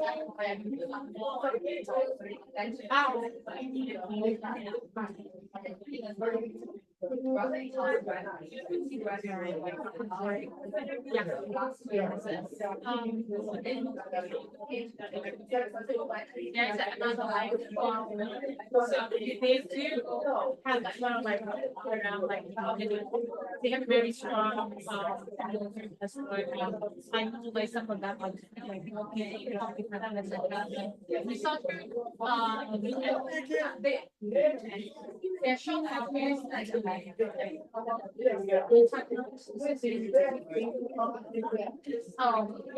they just anything they actually in brainstorm. Okay. And then they have a lot of like a community building, and then they also provide some language access to interpretation, like basic interpretation services to people like able to mentor have and some other things like some AANHPI group as well. But let's stay in touch, because I'm gonna actually the next, I think early January, we're doing a Facebook Live. This panel on suicide API. And so there's a couple of people, like our chief medical officer, Dr. Christine Boudier, is Chinese American. So she's gonna be one of our panelists. Susie Reese, who's with the Suicide Prevention Resource Center, also Chinese American. She may have there's a gentleman on there who says Vietnamese, which is a whole, that's an area Is that like Vietnamese? Yeah. Like some of the Cambodia. Yeah. Refugee. Yep. There's one that's context for your motto, I think the so it's gonna be a pretty diverse panel. Yeah, please, I mean, I really would love to keep in touch with you and Yeah. try to figure it out, you know, where I can get involved in it. And if you ever need to get me and Billy always knows how to run. Okay. So, Yeah. I'm actually gonna get. You should come lunch. My voice is swimming. I'm gonna go Yeah, back. I know that you, yeah, I will, Yeah. yeah, okay. Yeah. Please, Oh, we have a lot of, yeah, please. Oh, there's some vegetarian too. There's some vegetarian.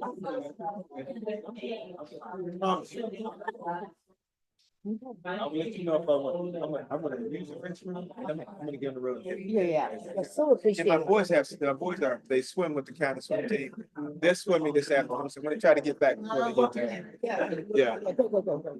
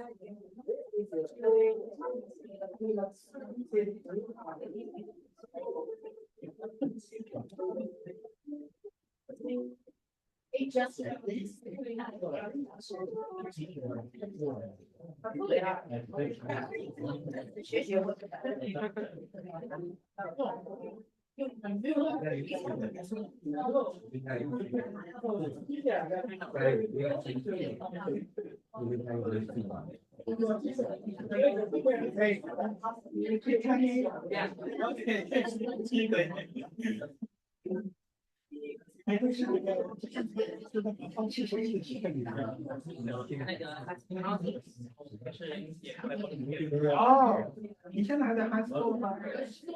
哦，哇，OK，哦，OK，那不错，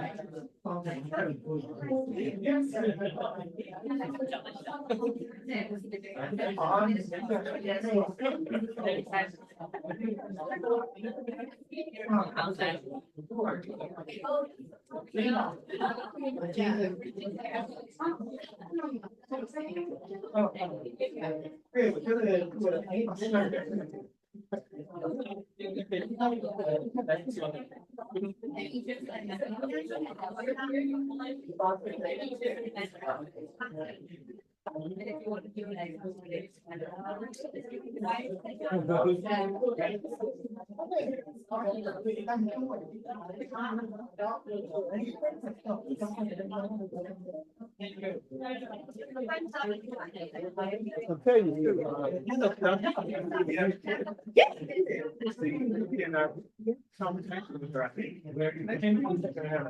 Conversation with her. Yeah. So it's small work because here's the story goes, right? The Chinese, you know, Chinese now the black, really like going around.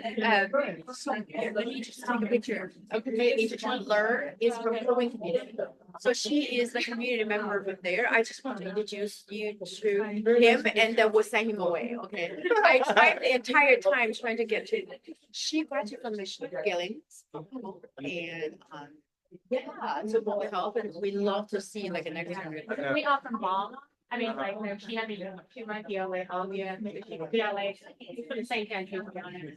Burma. Yeah, Oh. so I'm from You have Burma. Oh, I said Burma. I said Yeah. Burma. But you're not Korean, right? No, I'm correct, I'm like from Burma. Burma. Yeah, Burmese. Right? Burmese. Burma. Burma. Okay. Burmese got is it. like all the like ethnic group. Yeah. Burma, Yeah. Burmese. Yeah. But like the men Yeah. are like different too. Chinese. Korean is one of the ethnic groups. Burma is another. But are you the majority? Are you the major? Yeah, it's like a high in China. It's 98. So we're like white in this country. Yeah, yeah. So that's why you need a like really kind of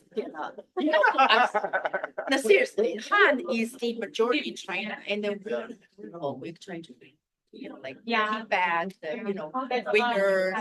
Yeah. It's also important to recognize that what kind of now that as a minor minor. Yeah. It's a complex community. Yeah. That's why, we need your expertise and guidance. I do want to take a picture with you. We don't need to take a picture with you. Yeah, I was also like, wanted to take, but how about like? No, with like, no, with them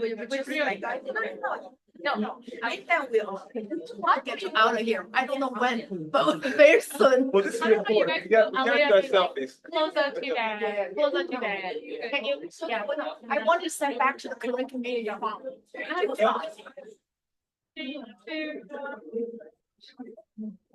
Yeah, that's good.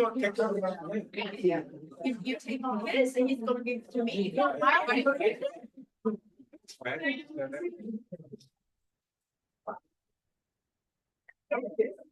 Because we actually, they are all, of course, we are part of their project. So I think what we want, I'm going to. Yeah, but anyway, so I just want you to learn the young. Yeah, all these are all really good resources. We're trying to build out our resources. Yeah, absolutely. Is that okay if I get a photo with him too? Oh, Yeah, absolutely. Let me get one. Absolutely. And then we have taken pictures together already, right? Thank you. Okay, great. We will let you know now. Thank you. I didn't get Justin. Oh, just. I want a picture with you. Yeah, Justin, they talk together in Atlanta. Yeah. Just, I would do it. He's living your life. Lunch break. We in the right place? Yeah, I think so. Lunch break. This is.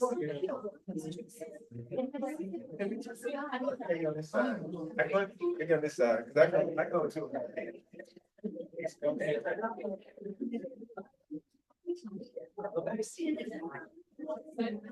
Now you get that way. Thank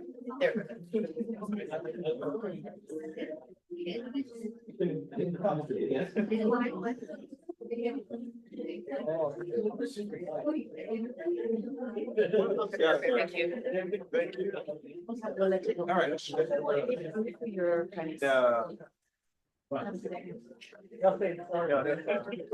My boy Chick-fil-A every Saturday, so I have to buy Chick-fil-A anyway.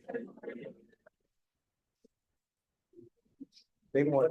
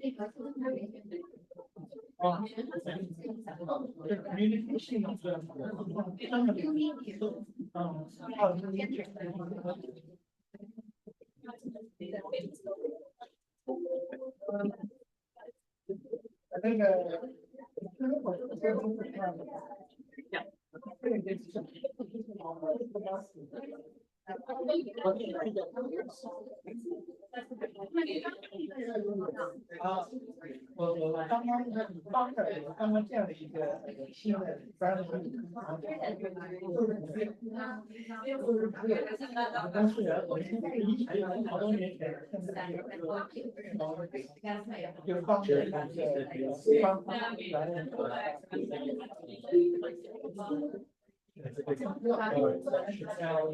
I'll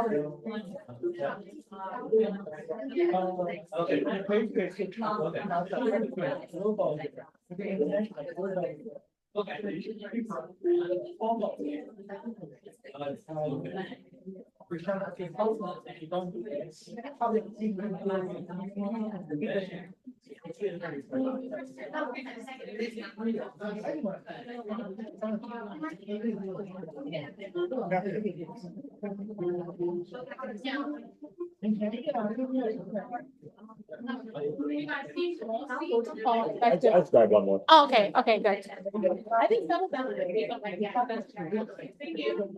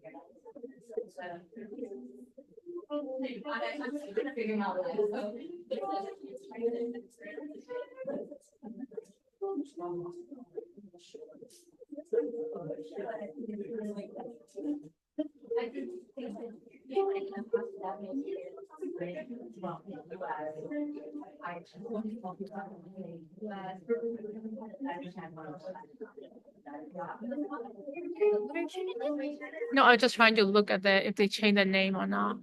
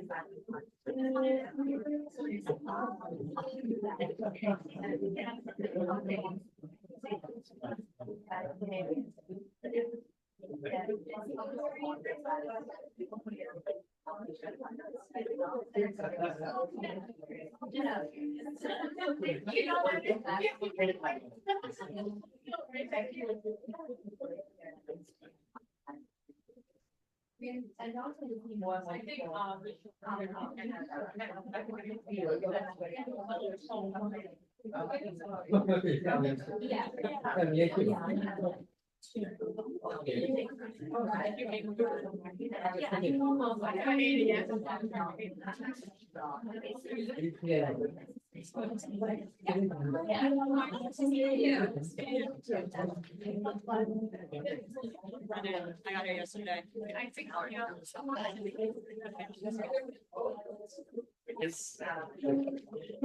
was so good. I was like, oh.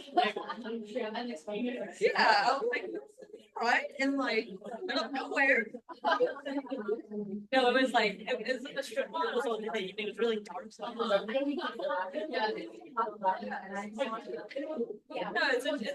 it's just like I'm not used to it because I lived in Japan and a student. And then if you go to one of these like strip malls, right? It's always just like and this is like really good. They're really busy. We went at like 8 yesterday. Like we're planning. Hello, everyone. Lunch is over now. And we're going to go ahead. If everyone could get back to their seats and settle in, we are going to go ahead and start a little quick icebreaker activity. We have Richard, I believe. He'll be leading our in-person icebreaker activity, and I will also send a Zoom icebreaker activity for everyone on there and put everyone on Zoom in breakout rooms. Sorry, just a minute. Let me share my screen.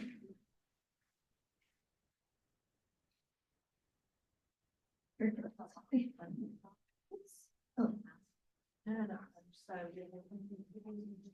There you go.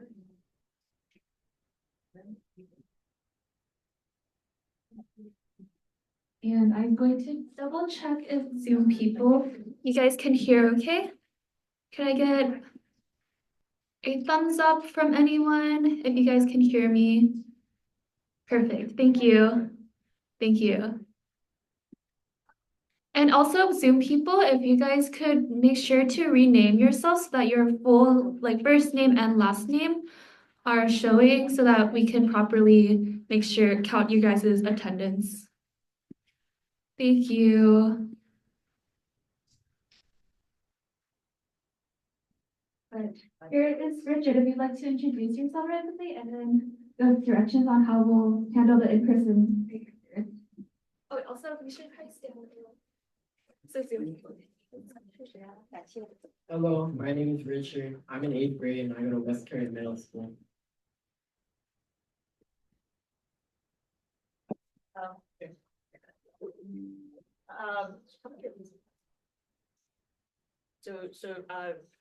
Do anyone have the printed sheet of the questions? Benefit? It's just, It's just one? do you need more? I have more copies. Yes. Okay.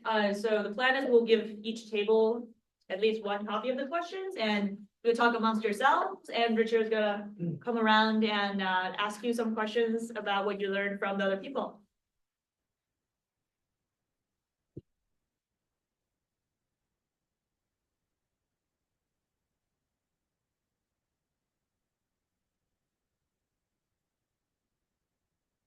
So we want that people start to get the question or we can just start to ask.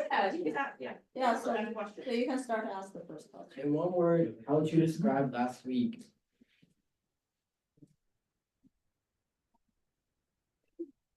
Last week, busy.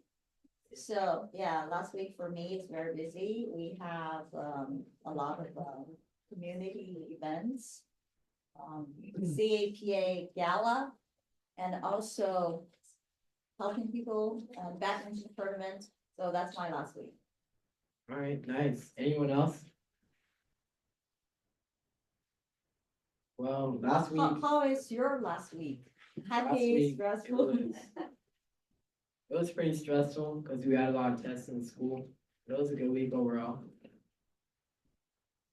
What are you thankful for today? Today's not as cold as the other days. Today's pretty warm, yeah. I'm thankful that I was able to come out here today and learn some. We're grateful to hear it. Other people sharing? So I'm a high school counselor, so I'm thankful today I learned one of my students got into is early decision one. So that's nice. Do you want to pass the mic to people and people answer? Yeah. Anyone else?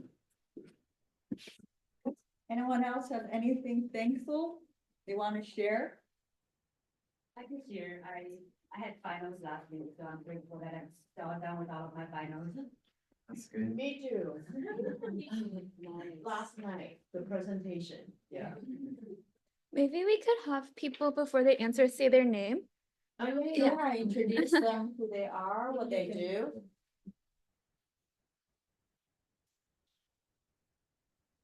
Collaborative storytelling. How does it work?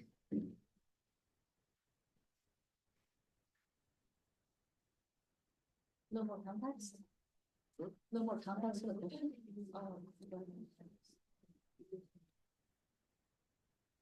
I think everybody gets a sheet. Maybe you can just walk around to ask how are they doing. Ask each table to send a representative to talk about it.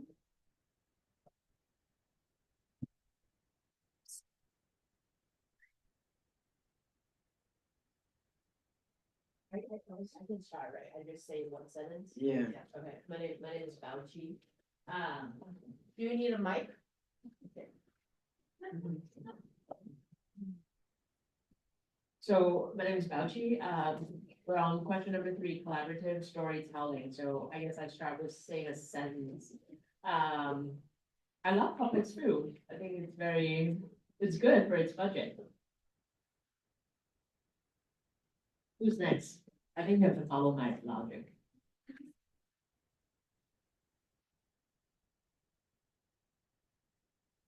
Anyone else want to go next?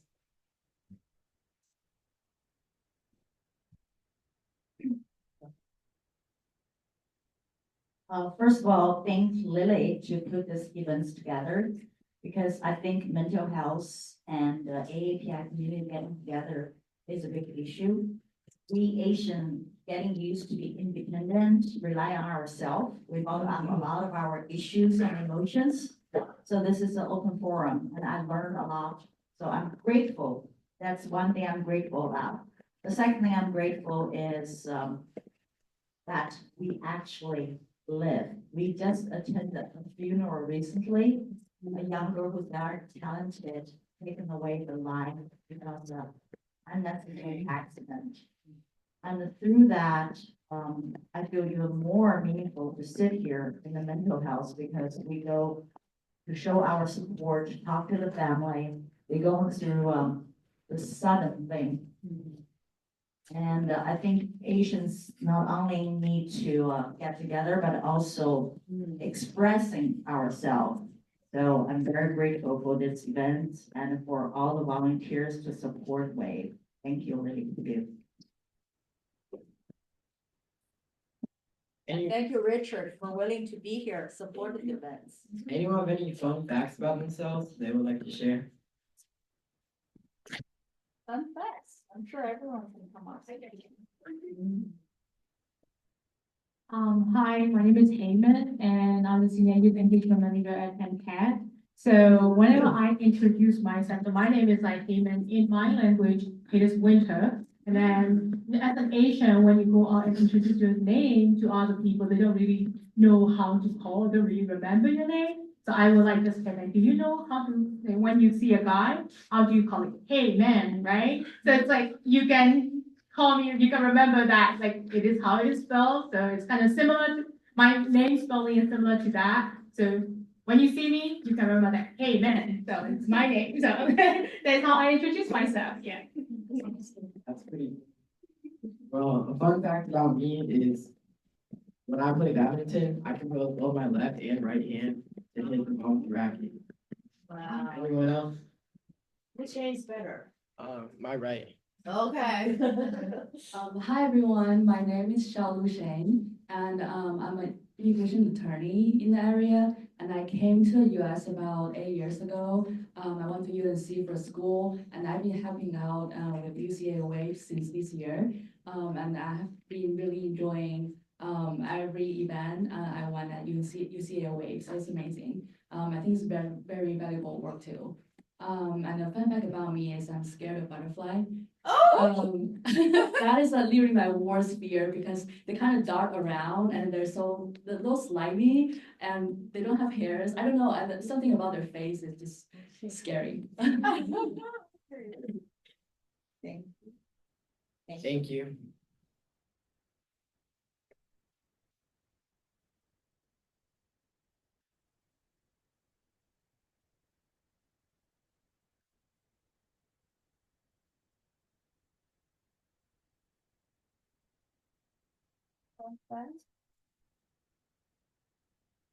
I will share one.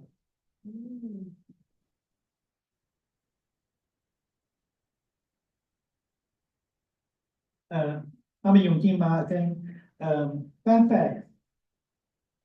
My youngest one is 7 years old now. 2 years ago, I bring him to learn ice skating. And you know, most of the parents are just sit outside and watch him learn. I think that's not the best use of time. Why don't I join him and learn ice skating? I'm almost 15 now. So, yeah, I began to learn. My kid quit. He has no interest. I have been skating for 2 years. And I passed, last week, I passed level 5. I'm in level 6 now. Wow. Yeah. Thank you. Can you turn like? Oh, yeah, of course. I can turn, I can do crossover, front, backward. Yeah, thank you. Thank you for sharing. I got one again.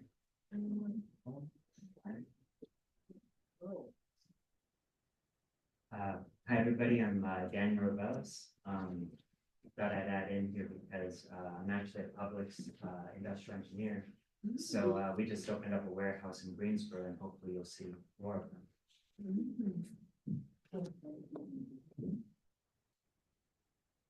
Thank you. That's very cool. Anyone else?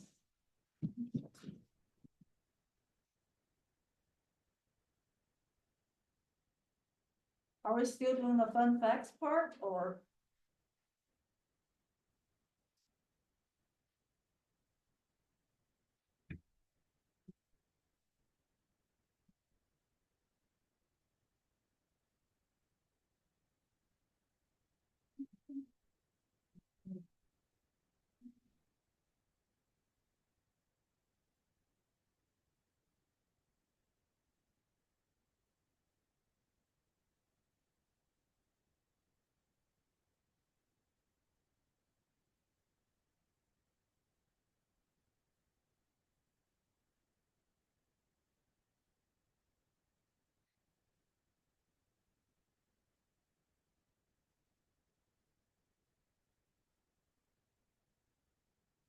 Well, I'm gonna take the torch from here to do the icebreaker.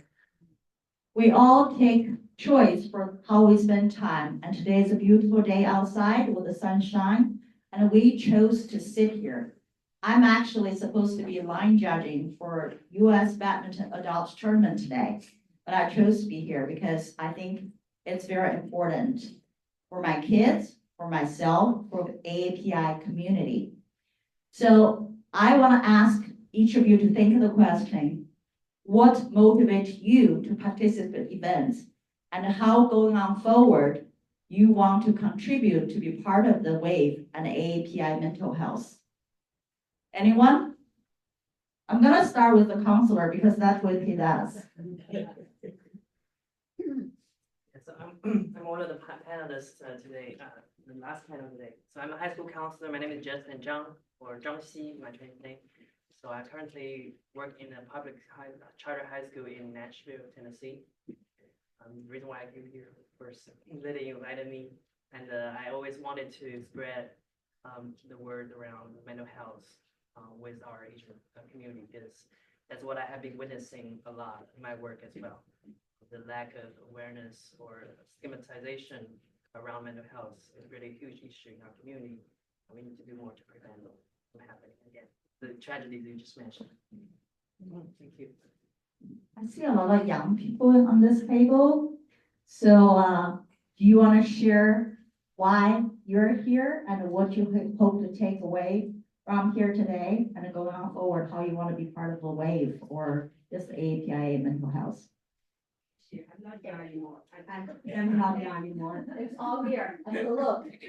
Yeah. Hi, everyone. My name is Ling. I am currently a clinical mental health counseling student at UNC Chapel Hill. But that's why I'm here, and part of why I want to do the programs because I want to become a therapist for Asian Americans because they're just not enough here. Like when I was doing applying for the program, I was looking that there's some online directory for like Asian American counselors or therapists. In North Carolina, they're only like 30 something, and then we have so many people here and so many who need that kind of mental health work. So this is why I'm here and how I move forward and continue this kind of work. And I'm from Shanghai, China, so I'm an immigrant myself. I think there are not that many therapists who really understand that experience of moving and being an immigrant and being in a new country. So I'm very excited about the work I'm going to do in the future. Thanks. Hi, my name is Jessica. I'm a high school student, and I found about this event on social media, and also part of a API mental health organization called Thriving Asians, which is based in Massachusetts. And I'm here because I'm helping to develop some educational awareness for high school students on mental health. So I wanted to come here to try and close that gap and do more peer-to-peer mental health so that high schoolers know that mental health is not something above them, it's something that everybody experiences. And hearing from youth to youth, I feel like is really beneficial for that. Yeah. Hi everybody, my name is Blair. I'm a recent graduate from UNC Chapel Hill.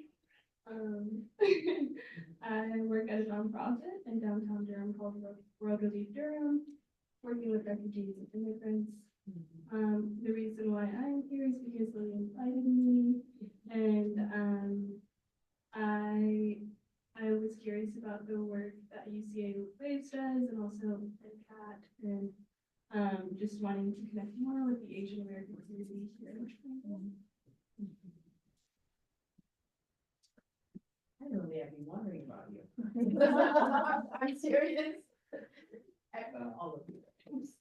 Hello, I'm Shreyansh, and I am a sophomore. Hello, I'm Shreyansh, and I am a sophomore at Pacific Beach High School. I came here because I heard about this event on social media, so I was scrolling through Instagram and the side. And I'm curious to learn about mental health because it's a part, and because everybody experiences it common. So, thank you. Thank you very much. I see a very young gentleman here. Would you mind to introduce yourself? share your story. Hello, my name is Teddy, and this is my dad. I'm a seventh grader at Phillips Middle School in Chapel Hill, and my dad brought me here today, and I don't know. You didn't drive? But I didn't know this was, so, my dad brought me here, so I think he knows why we're here.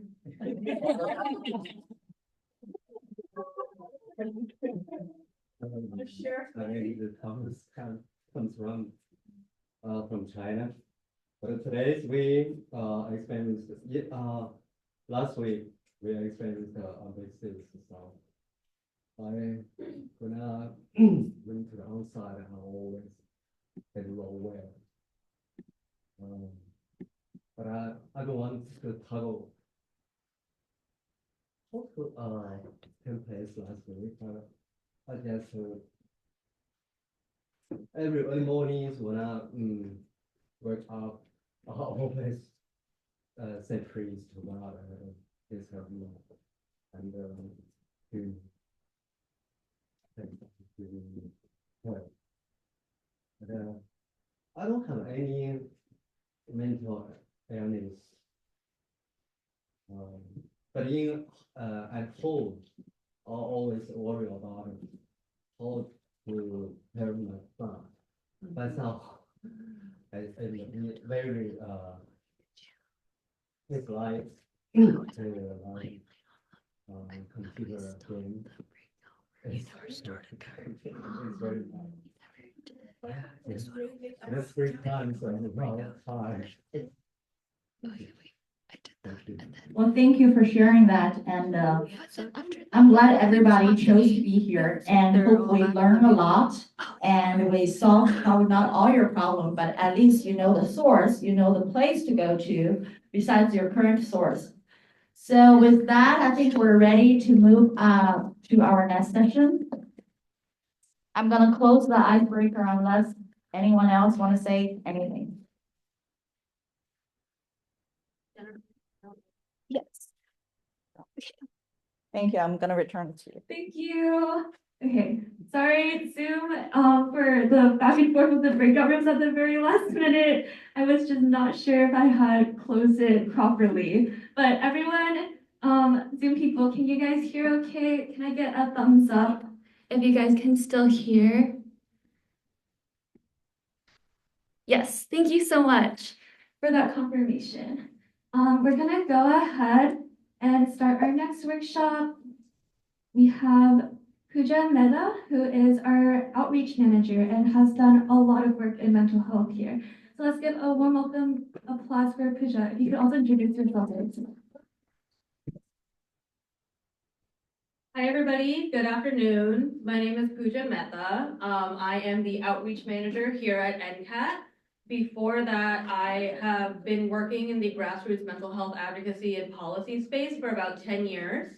And my work, my involvement in this started when I was 15 and I got diagnosed with depression and anxiety with auditory hallucinations. And seeing the way that my community was talking about mental health, seeing the way that the conversations have both progressed and also not progressed enough. That's why I do a lot of the work that I do today. In addition to doing events like this, I serve on the board of directors for the National Alliance on Mental Illness and advise several AAPI mental health groups across the country. And I'm very, very excited to be presenting with you all today. Before we get started, pull up the presentation. Before we get started, I want to set expectations. Advocacy is an active process. So this workshop is going to be an active process. I am going to be asking you questions. You are going to be thinking about the answers to those questions. And then Heyman and Jennifer are going to kind of be cold calling you to share those answers out. Advocacy is doing things, right? And so I want to get you guys in the practice of being able to do that with me. If you really, really do not want to be called on, please let Jennifer or Heyman know. I want to be respectful of that. So, first question on the table. What is advocacy? Advocacy, the definition, is public support or recommendation of a particular cause or policy. Put simply, advocacy is speaking up to create change. If you have ever witnessed a situation or been part of a situation and thought to yourself, that doesn't feel right, and then you said something about it, you have done advocacy work. And you know, things are a little messy right now. There's a lot of stuff going on in the world right now. There are a lot of things that you can be speaking up for and creating change about. But then you end up being this guy, where you're just screaming at everything and anything, and it just gets to be a lot. Effective advocacy requires you to be very specific about what you are advocating for. It requires you to think about what is the issue and how do you want to make a change in that issue. And if you'll let me through this process, I will help you figure that out. So we have some worksheets. I don't know if those could get passed out to the folks in the room, and the folks on the Zoom, I don't know if they got emailed the PDF version. Send it in the Zoom chat. Okay, so there's a PDF version, but you're also welcome to just get a piece of paper and a pencil because all the questions are going to be put on the slide for you. So high level, we're going to talk about today how you can advocate for mental health. It is youth advocacy in mental health, but honestly, this strategy, these tips and tricks apply to anyone on any topic. So everyone in the room, everyone in the Zoom room, feel free to chime in and learn along with us. So question number one, I want you to take a few minutes and think about what is one thing related to mental health? What is one thing related to mental health that you want to change? Think on it for like 2-3 minutes, write it down, and then we're going to cold call someone in the room and someone on the Zoom to share out their answer.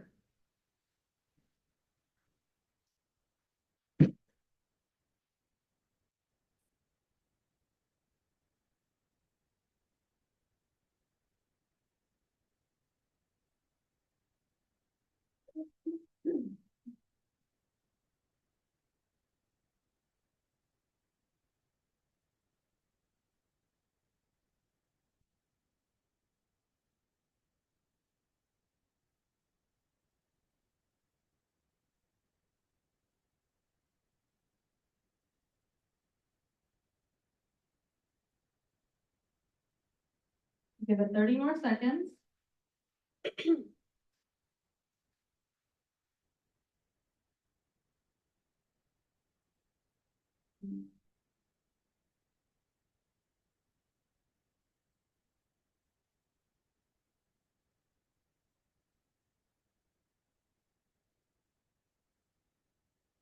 All right.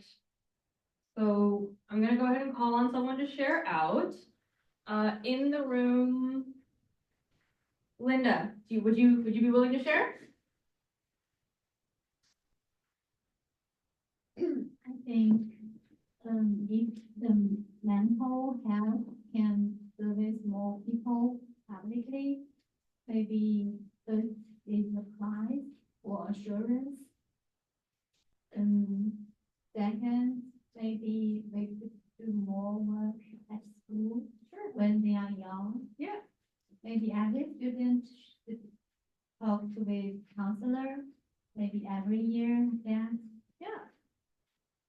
So making access to care more affordable and covered by insurance, and then making sure that people are able to get care early in schools.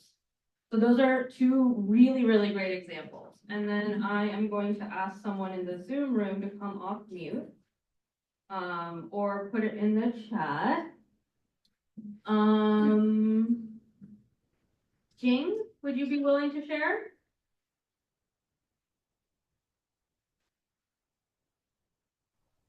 Are you calling me? I'm sorry. How does the audio from the Zoom room work? Can we hear them? Yeah.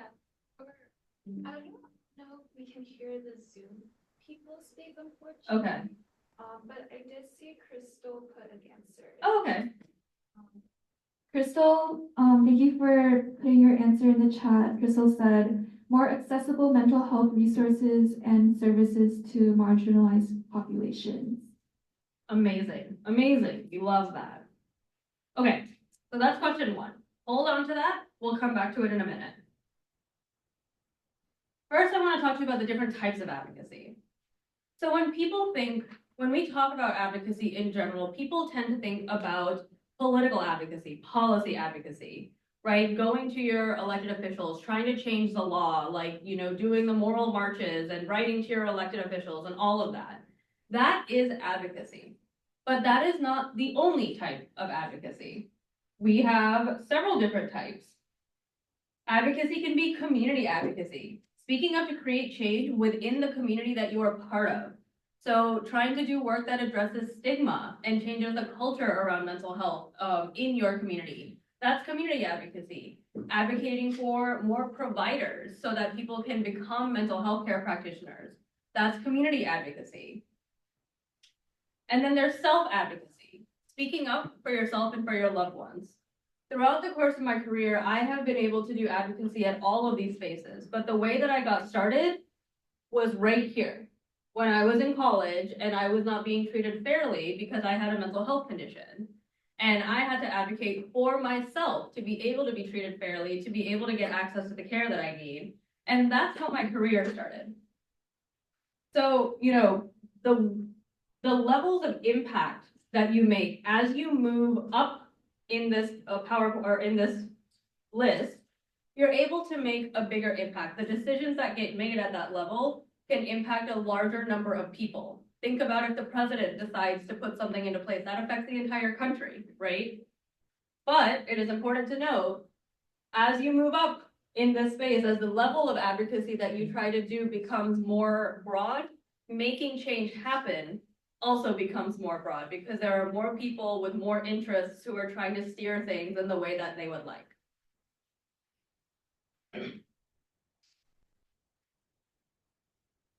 So question 2, for the issue that you identified, the one thing about mental health that you want to change, what level of advocacy do you think makes the most sense?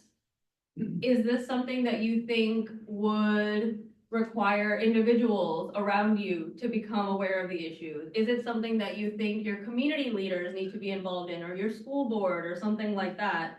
Or is it something where the law needs to change? The way that the law is written right now is not serving your needs and you want to do something about it, or you want to make sure that there's more funding allocated for it. So spend a couple of minutes and think about that. And if you have any questions, I know that this is not an easy one.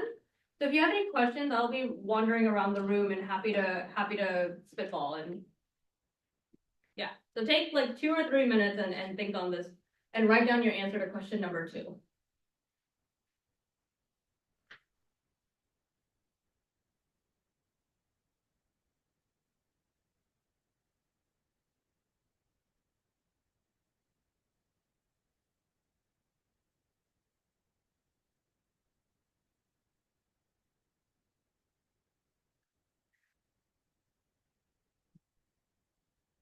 I'll be in the Zoom room as well if there's any questions.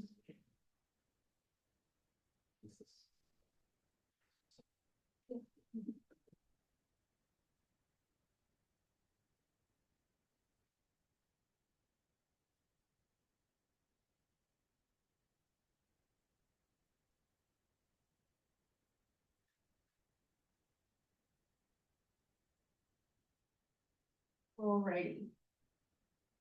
I'm going to have, would you be willing to share? There's no right or wrong answer. So I think the one thing that I wanted to change was also similar to what Linda was saying, is just accessibility to mental health care. And I guess if it's on the side of insurance and insurance covering mental health care, would that be at the policy level of making that change happen? Yes, that's absolutely right. If you are trying to change something about the way that insurance works, theoretically, the insurance company could decide on their own to make that change. But if you want to make them make that change, then you're absolutely right. That would be a policy level advocacy strategy. Anybody else in the room?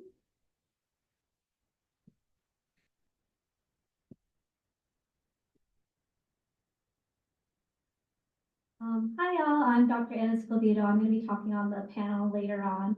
I'm a professor at UNCG who focuses on Asian and Asian American mental health in terms of my work and my research. And the policy change that I want to see is to have more culturally humble and culturally trained therapists so that when we are able to see them more with the insurance and all those, they also know how to treat us. Hopefully they are from our communities. They are also Asian. They are also immigrants. But if they're not, they are trained, they know our experience, they know these things. And for that training, I said, there's some work that can be done on a community level with education workshops like this, but also on the policy level. I work with our medical schools very often on what their training is. And there's no law that says that medical students have to learn about marginalized communities. They usually get anywhere from maybe 8 to 50 hours of training for any community, whether that's Asian American, Black, Latino. And so they don't learn much about us. And so I think that that's both a community level a little bit, but primarily a policy level. Absolutely right. And I want to touch on something that you brought up, that advocacy can happen in two ways, right? You can work on the community level to bring awareness and to encourage people to push for programs, to push for policies. But then if you want to, that's kind of I would like this to happen.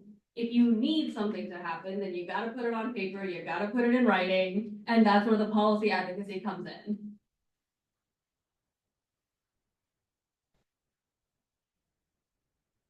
So the next part of this is identifying your audience. There are two broad categories that I like to think about when I'm thinking about who is the audience for the advocacy work that I'm doing.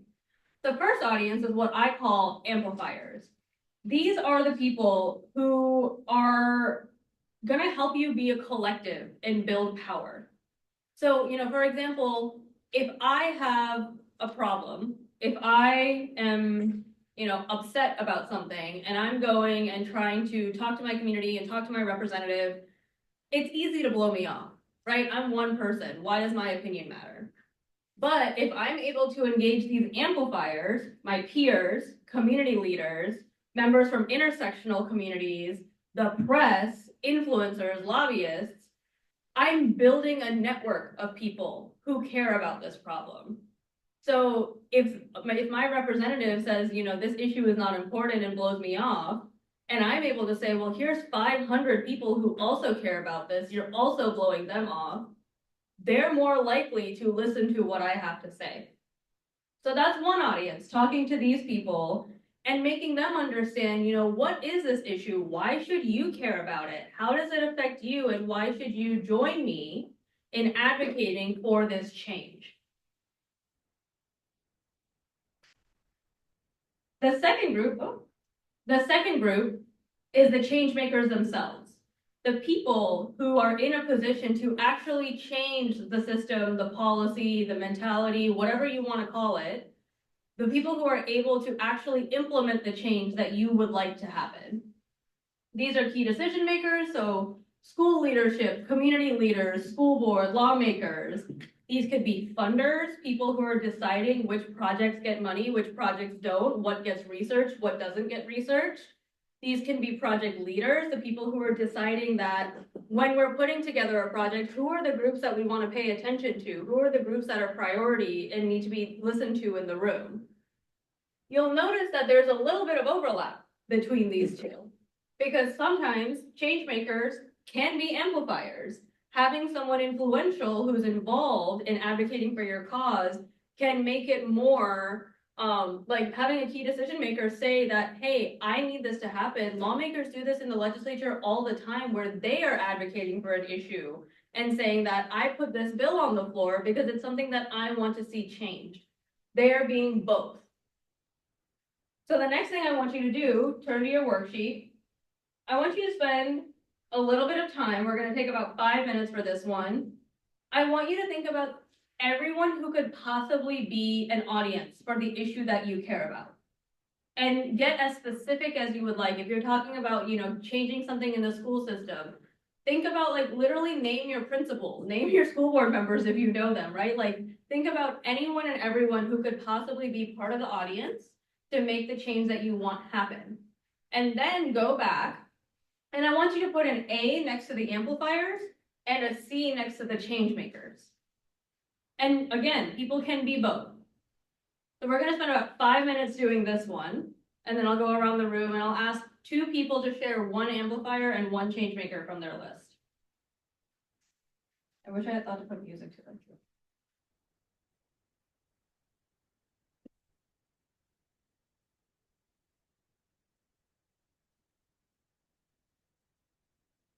And on the Zoom, if I could have Yuman and Peggy share on the chat when we're ready to do so, and we can read out your responses.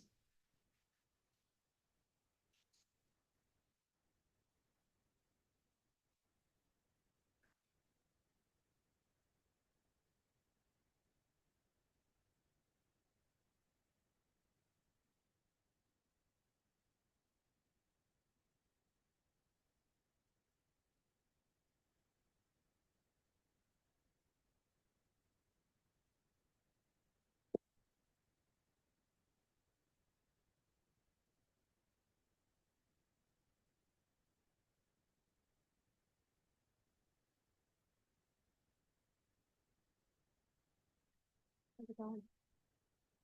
Good. Making your list. Yeah.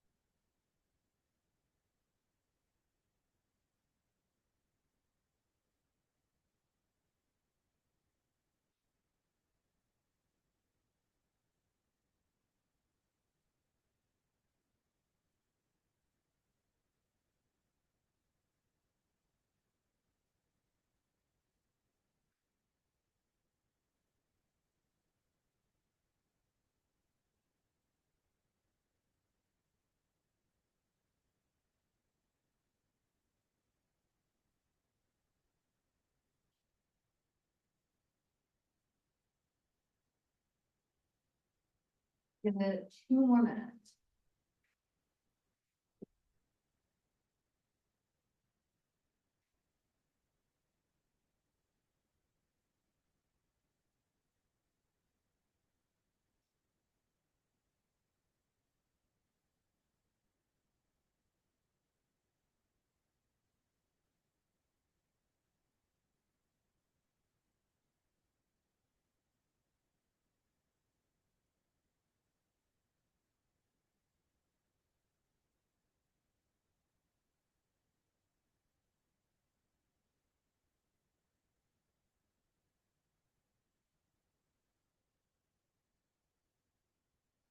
Alrighty.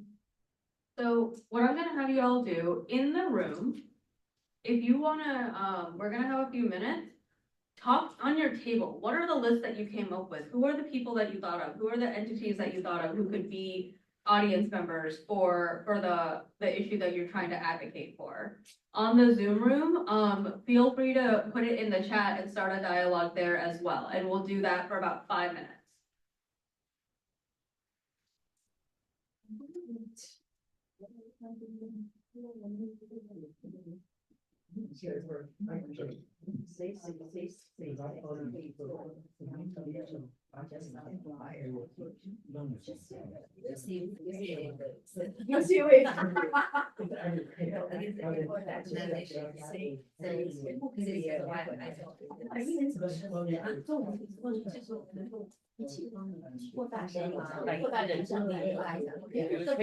Chinese here. Yeah. Yeah. Tracy and then some of the nice ones. Tracy and then Tracy. Yeah.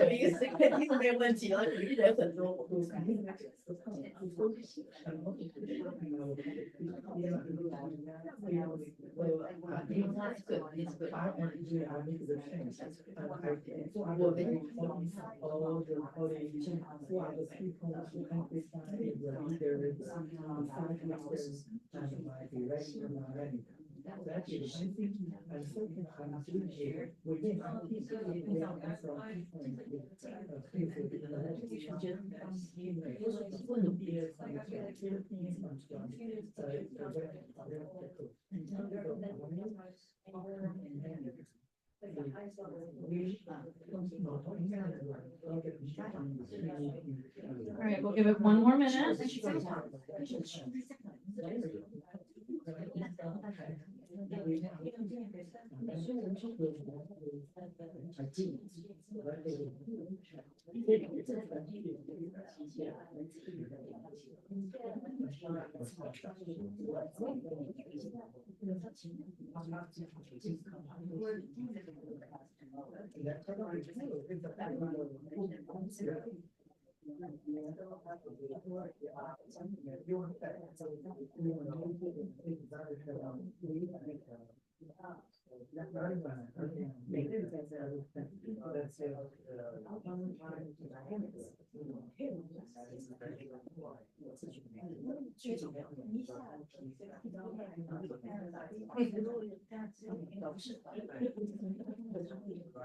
All right.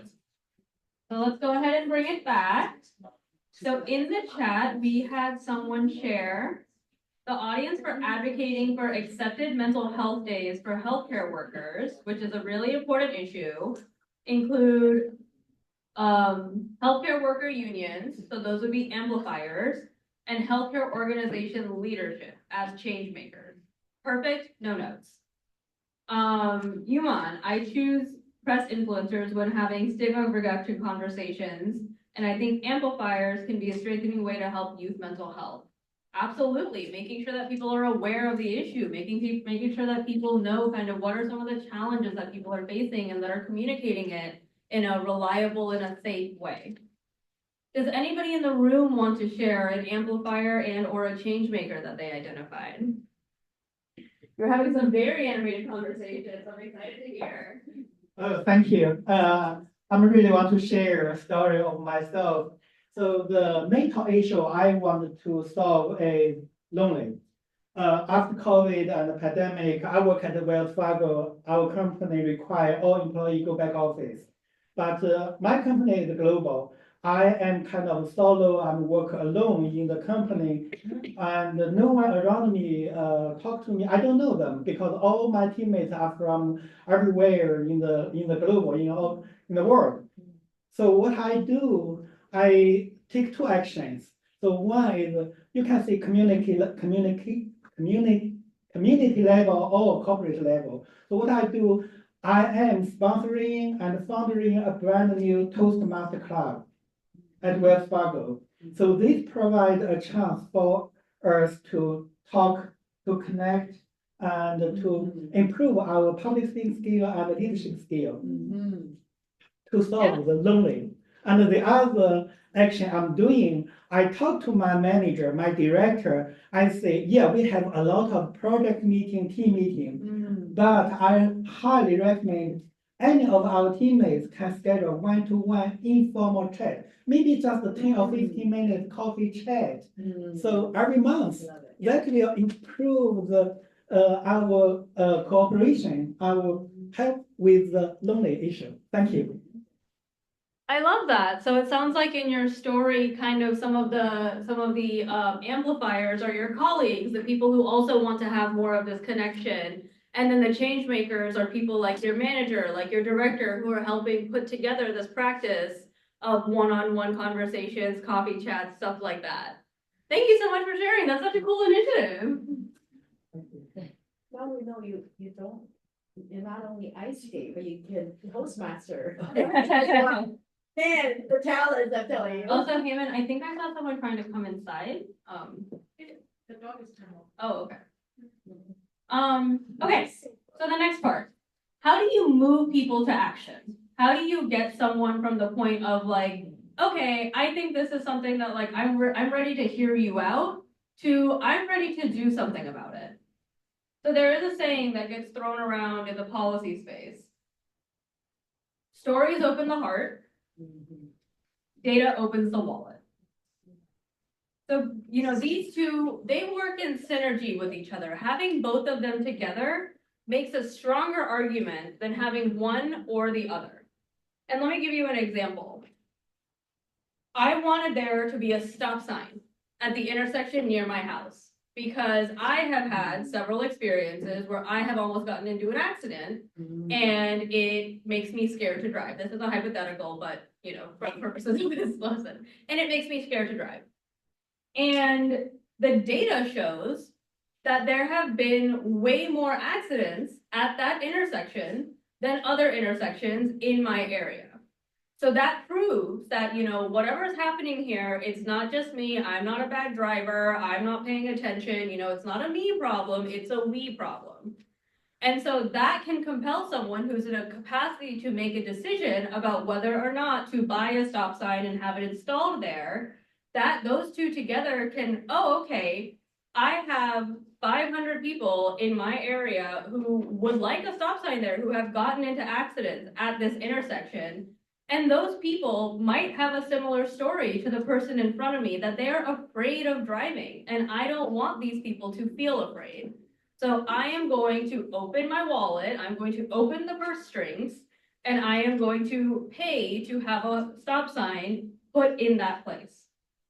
And, you know, I want to be clear, data opens the wallet. That is a little bit of a metaphor, right? By wallet, I mean resources. Sometimes usually there is actual money involved, but sometimes it just means, you know, you need to allocate manpower. You need to have people do more trainings. You need to have, you know, people go somewhere that they're not normally going to. It's an allocation of some resources that are going towards making a change in the issue that you want changed rather than what's happening currently. So now we're going to do a two-part exercise. The first one, I'm going to ask you to think about your story. The issue that you're talking about, why is it important to you? What has happened in your life that makes this something that you really want to see happen? I am not going to ask people to share because this is personal, but I will encourage you to do so. So let's spend about 5 minutes and think about, for the issue that you care about, what is the personal story? What is the issue what is the thing that you have experienced that would make someone say, I see you. I can see why you care about this, and moves those heartstrings that opens the heart. So let's take 5 minutes and think about that.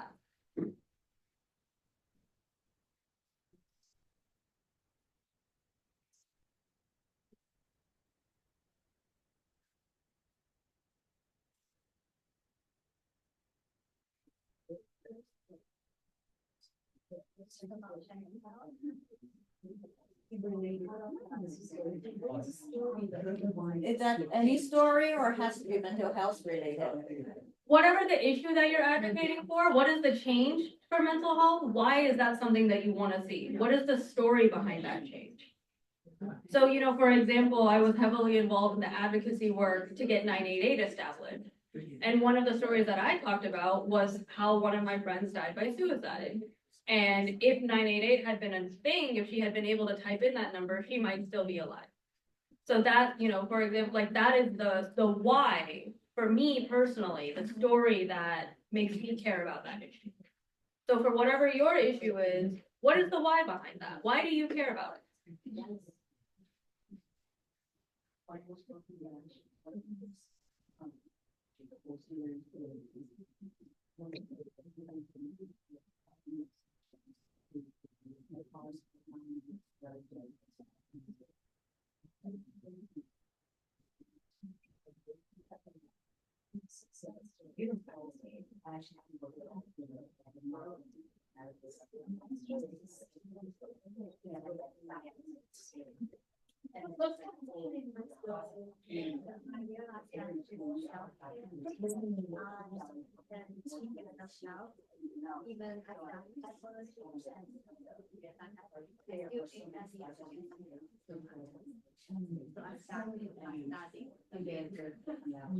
You also, we can use your memories.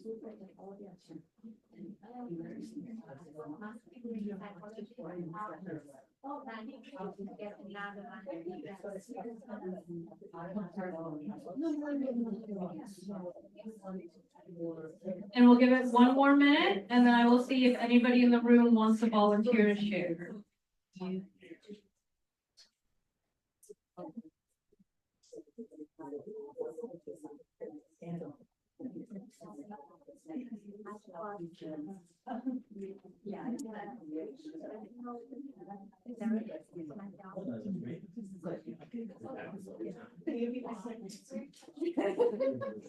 All right, let's bring it back. Does anybody feel comfortable sharing their story? Does anybody feel comfortable sharing why the issue that they want to advocate for is important to them?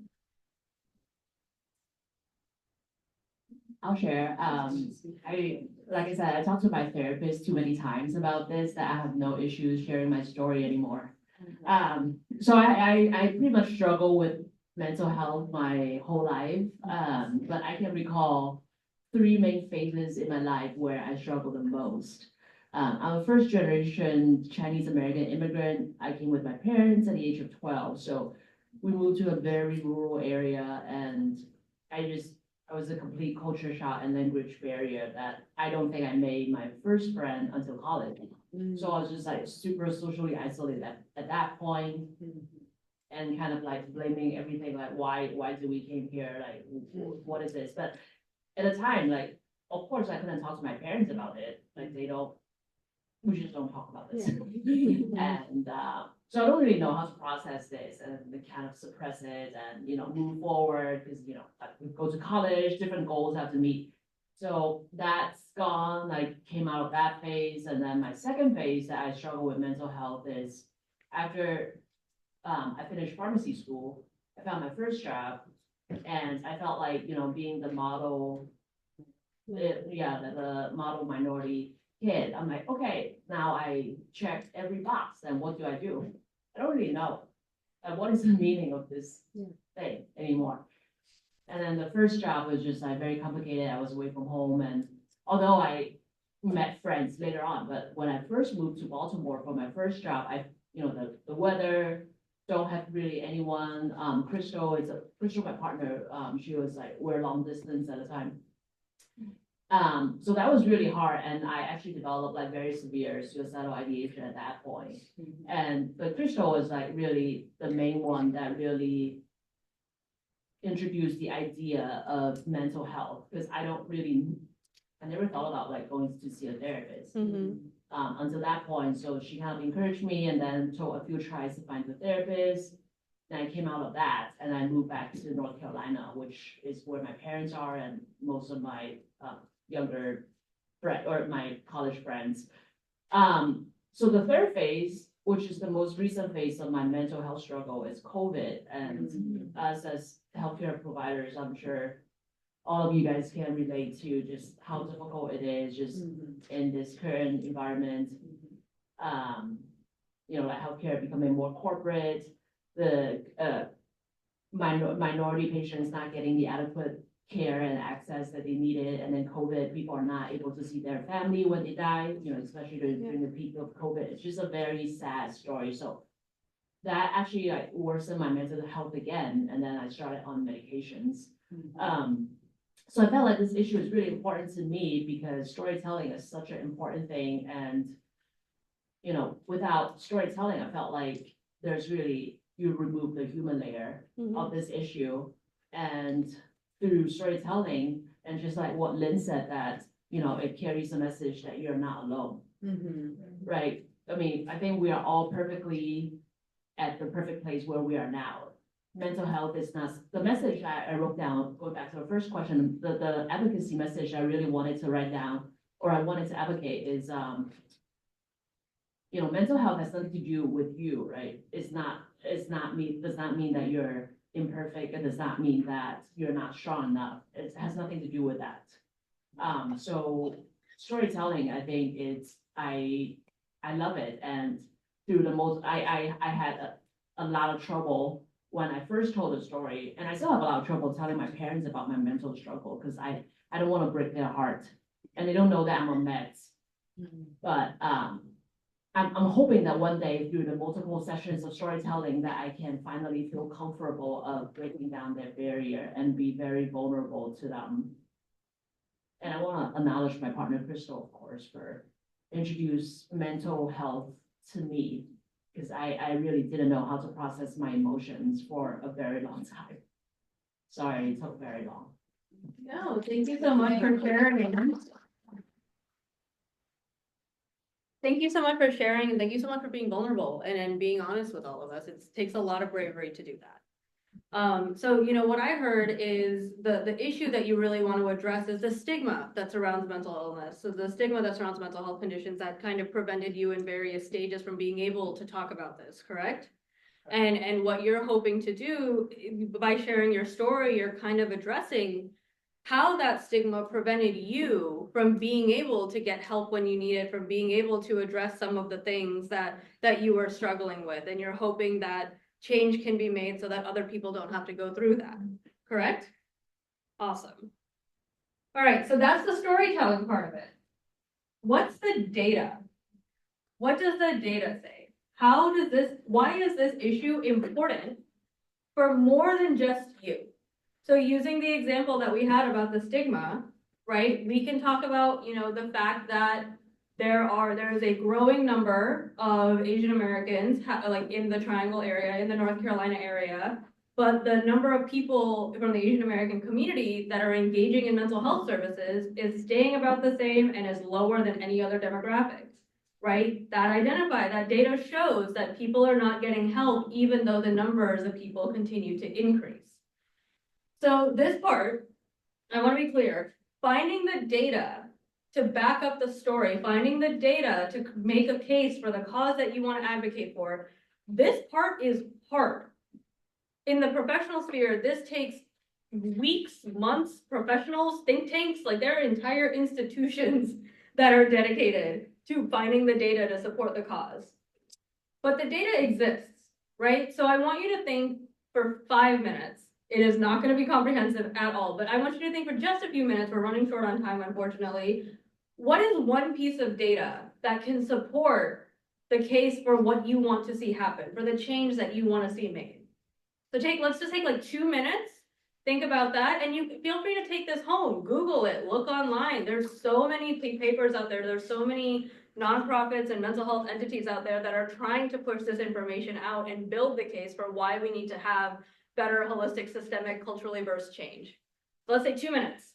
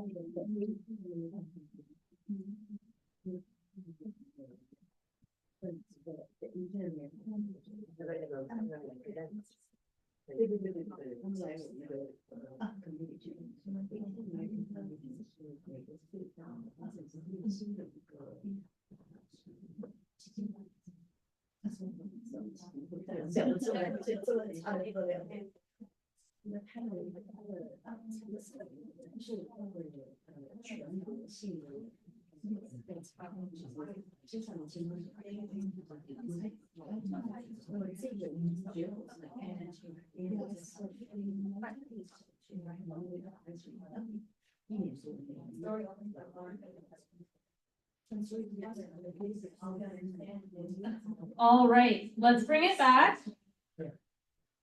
So because of time, I'm actually not going to ask you to share this part, but you will get a chance to share in just a minute. So now, let's make our pitch. Let's put it all together and figure out what is the pitch that you're going to make for the issue that you want to see change. So I want you to spend 5 minutes, all of the questions that I asked you, put it all together. make a 3 to 4 sentence pitch of what is the issue, why does it matter to you, and how does it tie back to the bigger sphere that you're involved in, the data that you're seeing happen. Think about who your audience is and who the person who you're talking to, whether it's someone that you want to be an advocate alongside you, whether it's someone who actually has the ability to make change. Think about the audience that you're going to be pitching this to. And of course, share your name and who you are. What are you in relation to that person? Are you their constituent? Are you their colleague? Are you a patron of their business? So we're gonna spend 5 minutes and just quickly put it all together. Again, this is a very expedited version of a very long process, but just play along.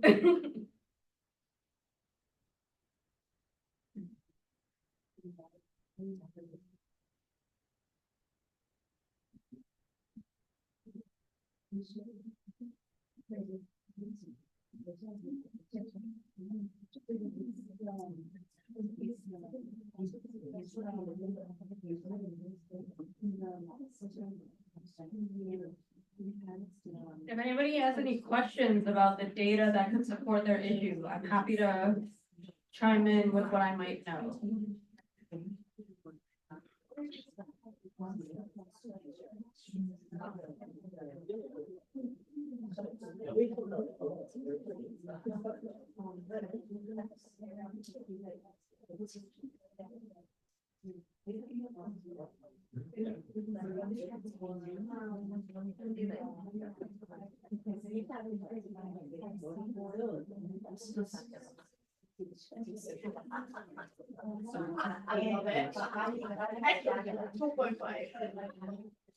We could break it down.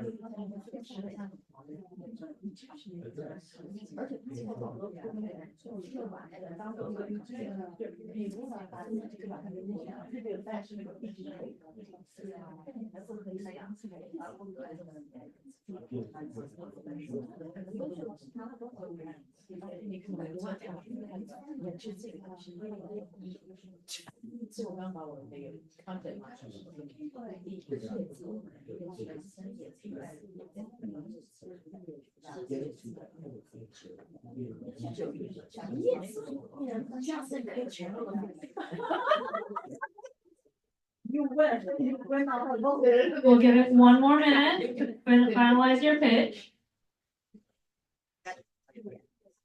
And then I'm going to ask someone to share, but not quite yet. All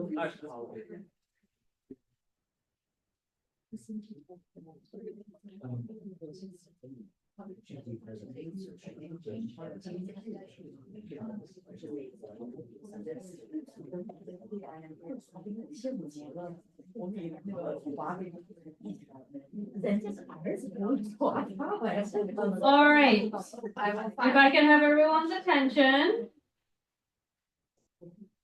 So we're gonna have someone in the room prepare to share, but before we do, I want to quickly talk about how do you deliver the message?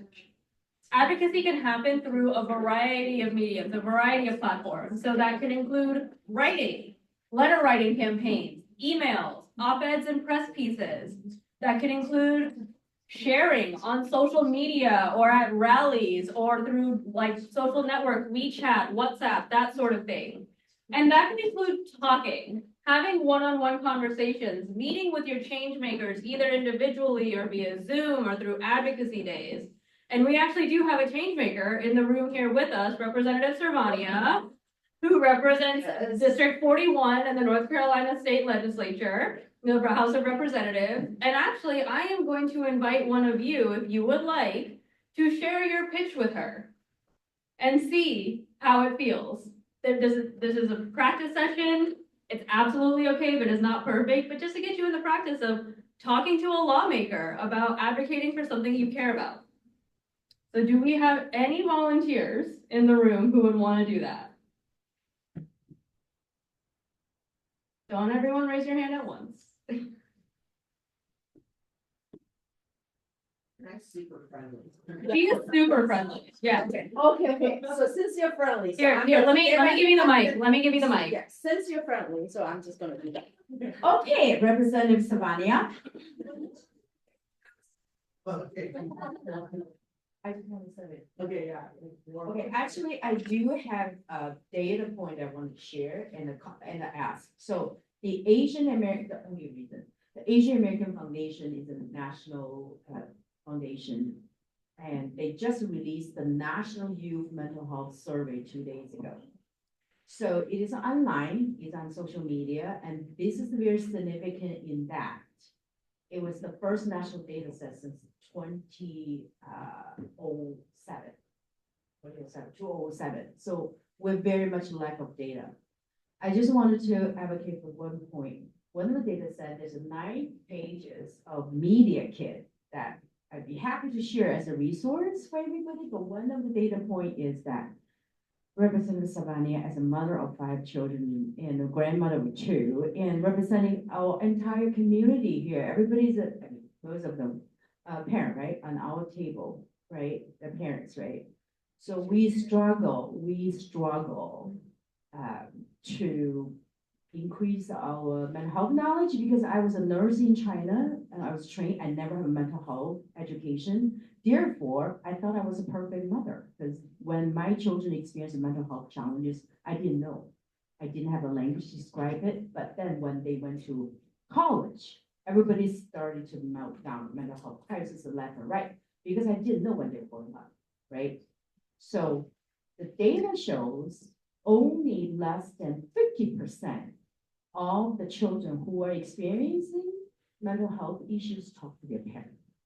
So what can you do to help parents to increase the knowledge and decrease stigma so that our children will not suffer or die in silence? So that's my ask. Thank you. So thank you so much for coming to me and what wonderful data. Please send it to me and also to my colleagues here. And you know, I always try to make sure that we are very intentional in how we answer your question.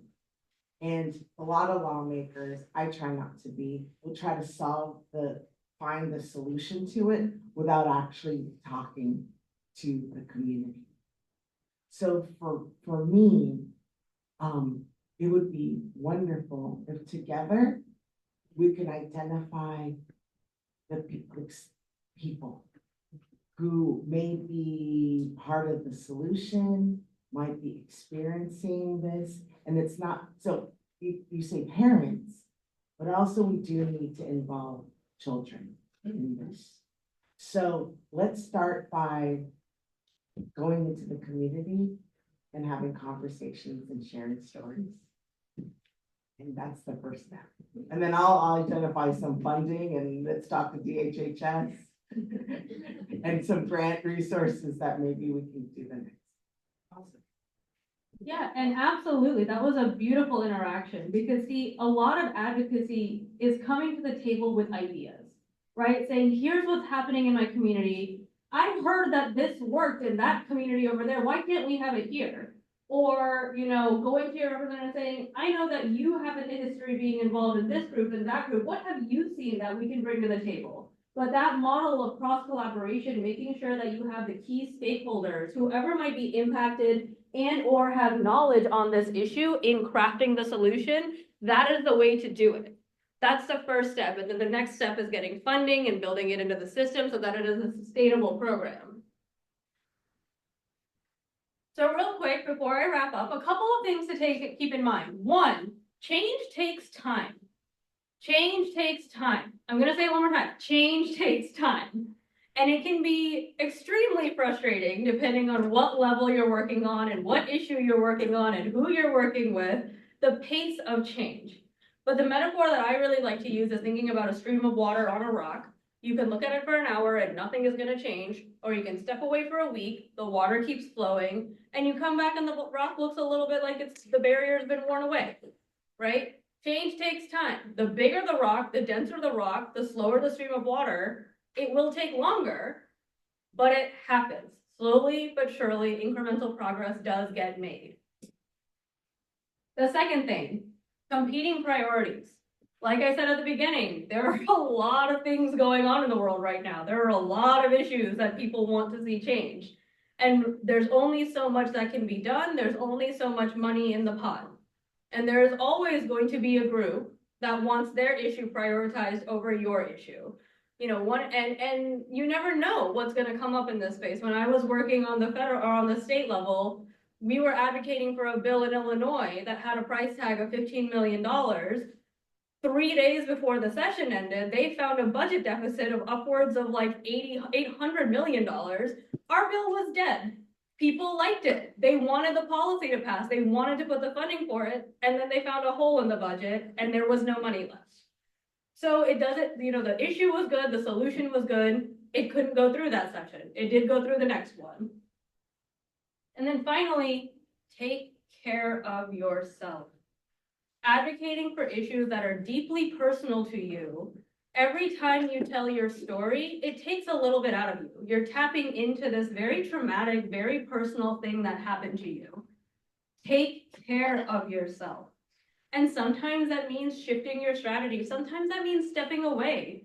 I was working on state and federal mental health policy. I am going back to community building because I need to take a minute, fill up my own cup, get a little bit rooted, and don't worry because I'm going to come back and be stronger and more annoying than ever. Take care of yourself because that is the most important thing in advocacy for yourself, for your community, for the changes that you want to see in the law of the land. You are the most important thing in all of that. So we are well past time. I am so sorry. We don't have time for questions, but here is my email. If you have any questions, I will be around. Feel free to email me. And if you scan this QR code, it'll take you to our sister organization, our C4 side for our AAPI mental health or for our AAPI advocacy days. And if you want information on mental health advocacy stuff, please email me and I can connect you to the correct organizations. Thank you so much, Pooja. Let's give another round of applause here for an awesome response. Next, we're gonna transition to our last session of the day. We have a panel about parent-child communication with trauma-informed lens. We have Representative Maria Cervania with us, Nika, Anna, or also known as Anna Sukalvito. And if I'm pronouncing that correctly, I'm so sorry I'm butchering that. And we also have Justin Zhang, who is with us on the panel. And Haven, our youth engagement manager, will be moderating the panel for us. So, and Haven, if each panelist could also quickly introduce themselves before we start. Okay, yeah. We can match our pictures. I know, I'm like, okay, Justin's in the restroom. So he'll be here in just a minute. Let's go get him. Just give him a mic inside the restroom. I think she would introduce.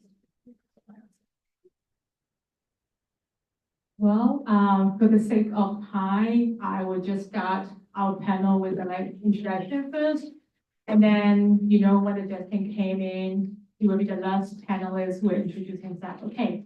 So firstly, I would like to invite all the panelists here to introduce yourself, share a little bit about, you know, who you are and what you are doing and, you know, why you're here today. So that will be very awesome. Yeah, exciting. Yeah, you guys start, but it's not me. Oh, okay. Yeah, see. Okay. Hello, everyone. My name is Dr. Anna Scalvino. I also go by Nika. I am a Filipino immigrant. We came to the United States when I was about 2 years old to the Jamestown area. It's about like 30-ish minutes outside of Greensboro, if you know that area. And I am a professor of public health over at UNC Greensboro. And so what I really focus on is the mental health of our communities, our Asian American communities, particularly those who are refugees, immigrants, as well as second generation, so our children, right? And something that I fall into is I'm that 1.5 generation where I immigrated, like I was born in the Philippines and I immigrated here, but I grew up a majority of my time, right, here in the United States. And all of these groups that I listed have different mental health concerns, each of which you would present and come at with a different kind of trauma-informed lens, right? There's, of course, difficulties and traumas that come with coming to the United States, even if that's something you did voluntarily, right? There's traumas of growing up, you know, in a community where not everyone looks like you, right? And trying to navigate that, or trying to navigate language barriers, even though that might exist within their own family. So a lot of the work that I do, whether it's in my work as a professor or in my work with NCAT and other community-based organizations, is making sure that we have those mental health resources and what can we do with and for youth to do that. So a lot of my work is with middle schoolers, high schoolers, and making sure they have a seat at the table as well. So awesome. My name is Maria Cervania, and I serve you in the North Carolina State House, the North Carolina General Assembly. I came from grassroots. And I started out with NCAT when it was just Chevy and Ricky back in the day in 2016. And I was not an elected official. I was being like Pooja, driving people nuts. Professional yacker. Yeah. I am born in California and raised in California. So, you know, we were talking earlier about how it was actually quite easier to be born and raised in that environment. You know, us being as AAPI, AANHPI was celebrated. I had friends from all over Asia and other countries, and we celebrated our individualities, but also united in being one. I've moved so many places, including Chicago and Phoenix, Austin, and now here, and it's polar opposite of how I was raised. And so to be able to navigate through where we are the minority, and I'm often mistaken, I was just mentioning, Representative Yalu and I came at the same time. I don't know if you're familiar with her. I'm called Representative Yalu, and if you know her, you know we don't look anything alike.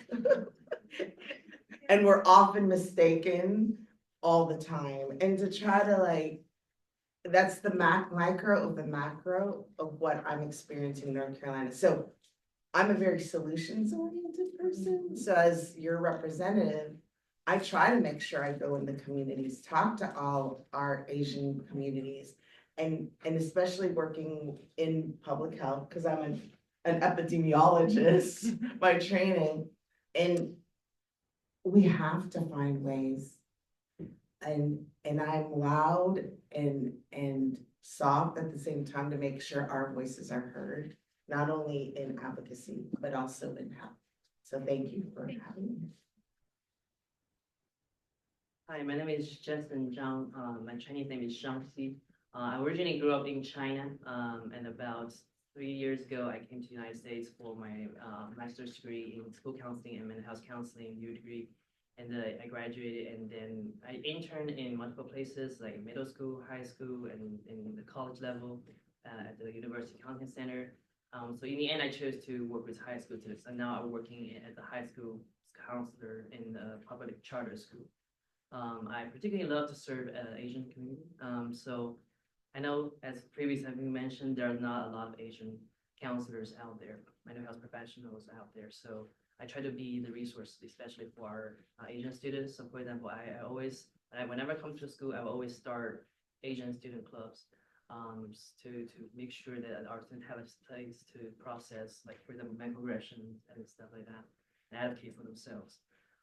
So one of the reasons why I'm interested in this topic about trauma-informed lens is I personally, and also my mom personally, like we all experience a lot of intergenerational trauma, especially stemming from this typical Asian parenting style that does not really care about domestic violence or abusive relationship. Oftentimes, the way the mainstream Asian cultural parenting style could be traumatic, especially when parents don't take into account how they should approach their children, right? So that's why I'm here. Well, thank you all so much for introducing yourself. Yeah, so I would like to touch a little bit about myself too. So my name is Heyman, and I use she, her pronoun, and currently I'm working as a senior youth engagement manager at NCAT. Prior to my employment at NCAT, I studied master in social work at UNC Chapel Hill. So my focus was mostly on like mental health, culturally adapted mental health resources and like research around that. So actually I get engaged to the mental health world around 2019 when the COVID pandemic, like came. Because I mean, I'm originally from Myanmar, Burma. So there was like huge stigma against mental health back in my country. And then like during the COVID-19, a lot of young people struggle with mental health issues and they don't really know how to navigate that because of these like stigma. So I started working a lot of mental health awareness and advocacy work at that time. And also I do have a family member who experienced with mental health issues. And, it was also very challenging to navigate that within the family, within the community. So like with all my personal experience, my personal interest, and also my professional like experience of like studying master of social work. So I'm here now trying to work with a lot of community members. That is my perspective. So I really interested in trying to navigate how to promote mental health awareness among Asian American communities as well as marginalized refugee communities in the United States. And also I really love to promote these mental health awareness among young people. So right now I'm like youth team lead. So I'm like trying to put that mental health awareness topic among these high school, Asian American high school and college students so that, they can like know how to identify what they're going through and where to look for these resources if they need. So yes, for that reason I'm here, and that is this mental health topic is my interest area, as an individual, as a professional. And then today's topic that I'm gonna be serving as a moderator for the last panel, which is a parent-child communication with trauma-informed lens. And for that, I would love to start with the questions of what does trauma-informed care means to you in the context of parent-child relationship within AAPI communities. I can start that. So first, from a parenting style, I would say, as a parent, when you're parenting a child, I think with the trauma-informed lens means that when you're parenting your children, especially when you're disciplining your children, make sure you're not disciplining them in a very traumatic way, a way that could cause traumatic responses. It doesn't have to be as serious as like beating them almost to death. That's an extreme example. But it can also be extremely controlling, taking their freedom from them. Extended, like grounded, like you're grounded and you're grounded for a month and you can no longer, or like take away their phones, like anything that deprives them of their autonomy to a large extent, I would say could come off as traumatic. Because when we think about trauma, it's hard to define what is trauma, but like just some of the extreme examples. It could be the concentration camp during World War II, like for the Jewish people, right? The extreme deprivation of their freedom, that's traumatic. But sometimes the way some parents, especially Chinese parents, like the way they treat their kids is kind of similar, right? Like they're taking away their autonomy and freedom from them, so they don't feel like they're being treated as equal.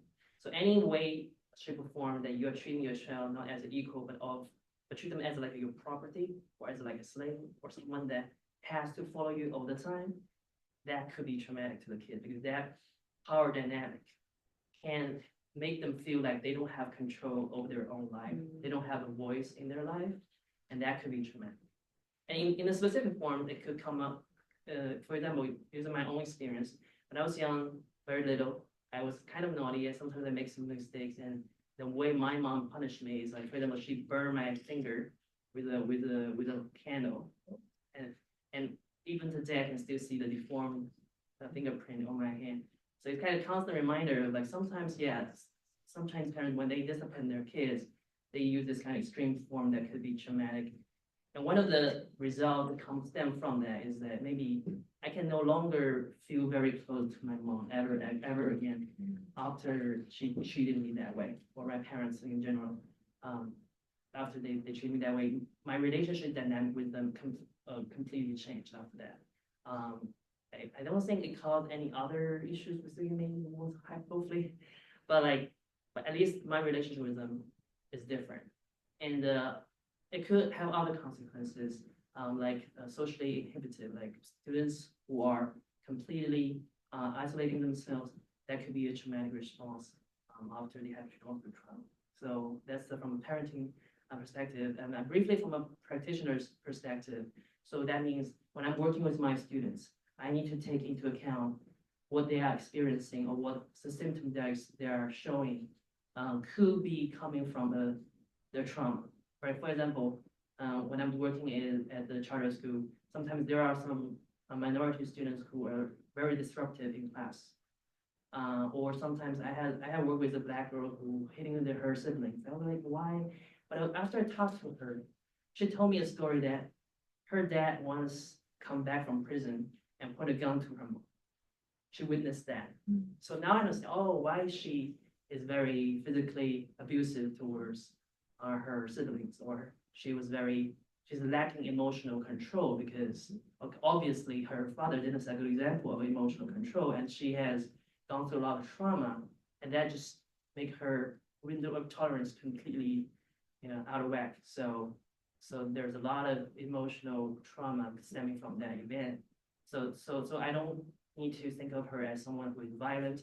It's not really her fault. She's just victim of the trauma that she experienced. That's how I think from a practitioner's level. Take these things into account when I'm analyzing a case, doing a case conceptualization, especially from a developmental lens when working with youth. Yeah, I agree with everything Justin said. I'm going to kind of add on to some of the things that you talk about. So when it comes to trauma-informed care, a lot of it, and sometimes it can sound like people are using these buzzwords, and what does that really mean at the end of the day, right? To have something as trauma-informed care. And really what that means from a practitioner, when you're working with children, when you're working with parents, is really this understanding of compassion and understanding where they're coming from, right? So I'm going to similarly use an example. Maybe I have a parent and a child come to me and they're having difficulty with communication, they're having difficulty with a conversation, right? And so instead of just going with, you're not listening to your child, you're not honoring what they're saying, or telling the child, you need to respect your parents. They are, they are only wanting what's best for you. Is trying to listen to where the wound is coming from each of them, right? So let's say maybe from the parents' end, right? Let's say they're having an argument about whether or not the child should speak their native language, right? I'm going to pull this because this was something that happened a lot in my family. Like I said, I immigrated. I was speaking Tagalog, which was the language we spoke in the Philippines. And when we came here, they said, you can't speak Tagalog anymore. You have to only speak English. And that was something that was very frustrating for me as a child because I'm having difficulty talking to my grandmothers, to my cousins overseas. I feel like I'm being cut off from a part of myself. And so there was part of that that really hurt. As much as I love my parents and we had a close relationship, that was something that hurt me. I was like, why would you keep this part of myself from me? Why would I feel ashamed? It was something that for me, I'm like, that really hurt. And I didn't feel like my parents understood that, right? I'm like, there's coming from the wound. So, a practitioner, right? A therapist or someone looking at that would say, okay, that's where her trauma is coming from. She's feeling divorced from her identity. She's feeling like she doesn't fit in. She can't talk to her family.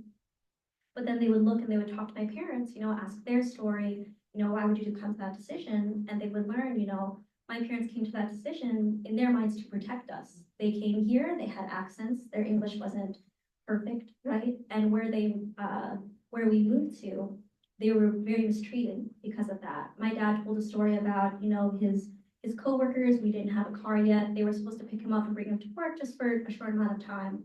And they refused to. They said, we don't want you here. We don't want you coming around. You know, my mom would get followed in the store because of how she spoke and how she looked. And they were thinking, okay, how do we protect our children from that? We've only been here a year, our kids are young. Let's have them only speak English. And they will only think of themselves as American. They will never have the problems that we have, right? And that's not necessarily what happened, right? But that is them trying to do their best to protect. And that's why they lay down that groundwork of, we don't want you speaking Tagalog, we don't want you listening to us when we speak Tagalog, because we want you to have non-accented English. We don't want you to feel different from the other people in our class, right? And so trauma-informed care is looking at both of those sides, not necessarily saying, you know, this is what you should have done, or you need to forgive, or you need to do this, but understanding that where everyone's coming from, where that wound is, right? And using that to bridge those communications, right? And those different areas, and not just with communication, that's the focus of today, right? But in other things as well, right? Wherever that might be coming from, whether it's a student misbehaving in class in one way or another, or having difficulty at work, you know, this could apply to a lot of things, but it's finding that compassion and empathy at the core of it. Both Justin and Anna, Dr. Anna were so powerful in what you're saying. And I'm not a practitioner in mental health, so I want to be very respectful and careful, right? I will discuss it by my internal family story and also how public policy has to be respectful and cognizant of parent-child trauma-informed care and communication. So my parents were older when they had me, and so they were part of war. They were part of World War II. And you shared the story earlier, like I wanted to learn more from my parents and what they experienced so I can help bridge that. But as Asian parents, especially going through their self-trauma themselves, they are very closed off to share the story. It actually, just to be honest with you, it was only to my husband when I married him that my father shared the stories, that I could understand my parents a little bit more, which was years, like 30 plus years. I often say, like, so my parents in their trauma didn't know they were going to be dead or alive. If they were captured, they were displaced from their homes. I can never understand that, because as a part of protection and being here in America, they wanted a better life for their children. As maybe a lot of our parents said, we wanted a better life for you. That's what we came here. But that life, the bad parts, their trauma parts, they also had a beautiful part of their lives that when they reminisce back to that, I find a disconnection too, a part that I wanted to connect with so I could be closer to them. But that was never to be as well. I still lived in their trauma and them dealing with that. And then now being raised and us being in America, what they learned to be as parents in this totally strange, different world, what they knew as success in theory of practicing piano, getting straight A's is not how you get into college necessarily. And trying to forge our way, my way, and a lot of my friends' ways to being successful in America was diametrically so different that it caused more trauma and really domestic violence in my home, which I don't often share even with my colleagues, friends here in North Carolina. Macro policymaking. It's so difficult to find avenues to where we can gather together, share stories, and then having that become a package where you can do a pitch. In my first years being a legislator, we have a window of opportunity. Medicaid expansion actually provided $1.8 billion for mental health, which I said, this is going to be the chance. This is going to be a chance to not only for our community, but more so for our community, because everybody is struggling so much and there's so much strong stigma. But with all of you being brave to talk about it, us being able to talk about it, and being I'm not gonna say just, being there for one another, even in the smallest moments. Like a lot of people say, oh, you're a representative, you do big things for 10 million people. But it's when you're one-on-one, people have to know that that is also so powerful in making the change for mental health and support too. So that's what I bring when I do my work. And that's the most powerful thing for me, is hearing what you all do and making sure we're here for one another.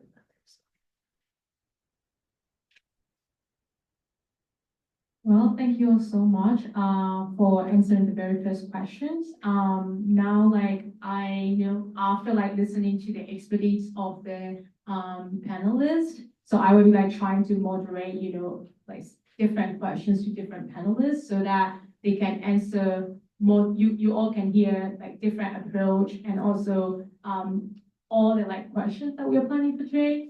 So my very first question for Justin is, sorry, people that like, I'm trying to wrap it up, like, what you all say. So there are a lot of like AAPI communities have experienced historical trauma, such as war, immigration struggles, displacements.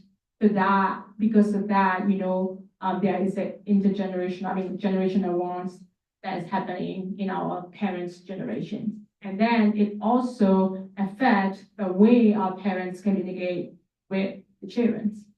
And, that is why we're trying to talk about, we need to use the compassion, empathy, non-judgmental lens when we are trying to interact with our children or with the young people, either in the school setting or community setting or in the household setting. So that is what I'm like trying to understand. That is what I understand from the previous conversation. So follow up with that, my questions to Justin is, what are some of the signs of behaviors children may exhibit that indicate trauma within AAPI families?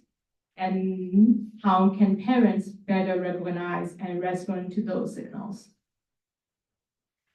Trauma can have a lot of symptoms, and it doesn't necessarily have to reach the diagnostic level of like a PTSD, post-traumatic stress disorder diagnosis. But there are some small symptoms of trauma that one can observe. Like for example, so because I work in a school setting, I'm mostly talking about school setting symptoms. Like for example, like if a students began to be very disruptive in the classroom. Maybe your first thought might be, oh, this is just this kid being naughty, right? But maybe that's not the whole story. If you're using a trauma-informed lens, you might not understand that maybe it's because this child has some traumatic experience at home. Maybe this kid, oftentimes what I found is like maybe what happened at home is like maybe the parents had a huge fight. Could be as huge as what I just mentioned, but it actually could also be a smaller fight. So that can be traumatic, and that can. So I work with a kid who become disturbed in class, and when I asked him what happened, he said, my parents fight this morning. And that, of course, can throw off their day. And that can cause, this small trauma experience can cause disturbance. So that's one thing. And also it can be sudden drop in their grades. Suddenly the student is no longer interested in learning anymore. Suddenly the student is no longer interested in anything that they used to be interested in anymore. So loss of interest. It can be interpreted as a depression symptom. It can also be interpreted sometimes as a trauma symptom. It can also be social inhibition. So I think that I see that a lot. So oftentimes students who are extremely introverted, but doesn't have a autism diagnosis, autistic diagnosis, but not on the spectrum for autism, then maybe you can say there's a chance that something traumatic happened. For example, one of my students was a member of the LGBTQ community, but her parents was very against that. So Obviously, there's one time where the students, somehow slipped and the parents realized that she's a member of the LGBTQ community, and the parents was lay their hand on her, and then we have to call the child protective services to report that incident. But like that kind of family dynamic, I would say, might explain why that student is very, very introverted, and him. He seldom make eye contact with us, even when we are talking, like avoiding our eyesight. So all these can be potential symptoms of trauma. And another case I worked with at a college level. So some trauma, one effect a trauma can have on people is that one, it can destroy your ability to regulate your emotions. So oftentimes you have huge rise and fall of your emotions, like extreme depression or something like that. That could be a symptom. But sometimes it can also destroy a person's ability to regulate relationships, proper boundaries. For example, when I was learning the trauma class, the professor worked a lot with rape victims. And she said, after being raped, which is a very harsh topic, sorry about that. Sometimes the rape victims can be very promiscuous after the incident. So meaning like they will have unprotected sex with a lot of people, which is very weird if you think about it, right? After being raped, why would you do that? But that's one way that they think they can take back control over their life. My body is mine. But during the rape process, of course, they feel that their body is no longer in control of them, So they're no longer in control of their own body. So they want to take back control by having unprotected sex with a lot of people, right? And it can go the other way, of course, like social inhibition. So maybe they no longer want to have sex ever again. That could be another way, because any that sex activity will remind her of the rape that she experienced. That can go either way. So one of the students I worked with was very promiscuous. Like she had unprotected sex during college with a bunch of people, a Chinese girl actually. So we know, like in Chinese culture, that's very frowned upon. So that's definitely not the way that her parents raised her, right? To be, right? But like when I talked to her and realized that she went through a lot of domestic abuse. So her parents hit a lot. So, but it was happening back in China, so we couldn't really call the police or something, or call the Child Protective Services anymore, because it's happened back in China. It was an international student from China. So, but still, think about I think it can be a factor of that explain her behavior right now, right?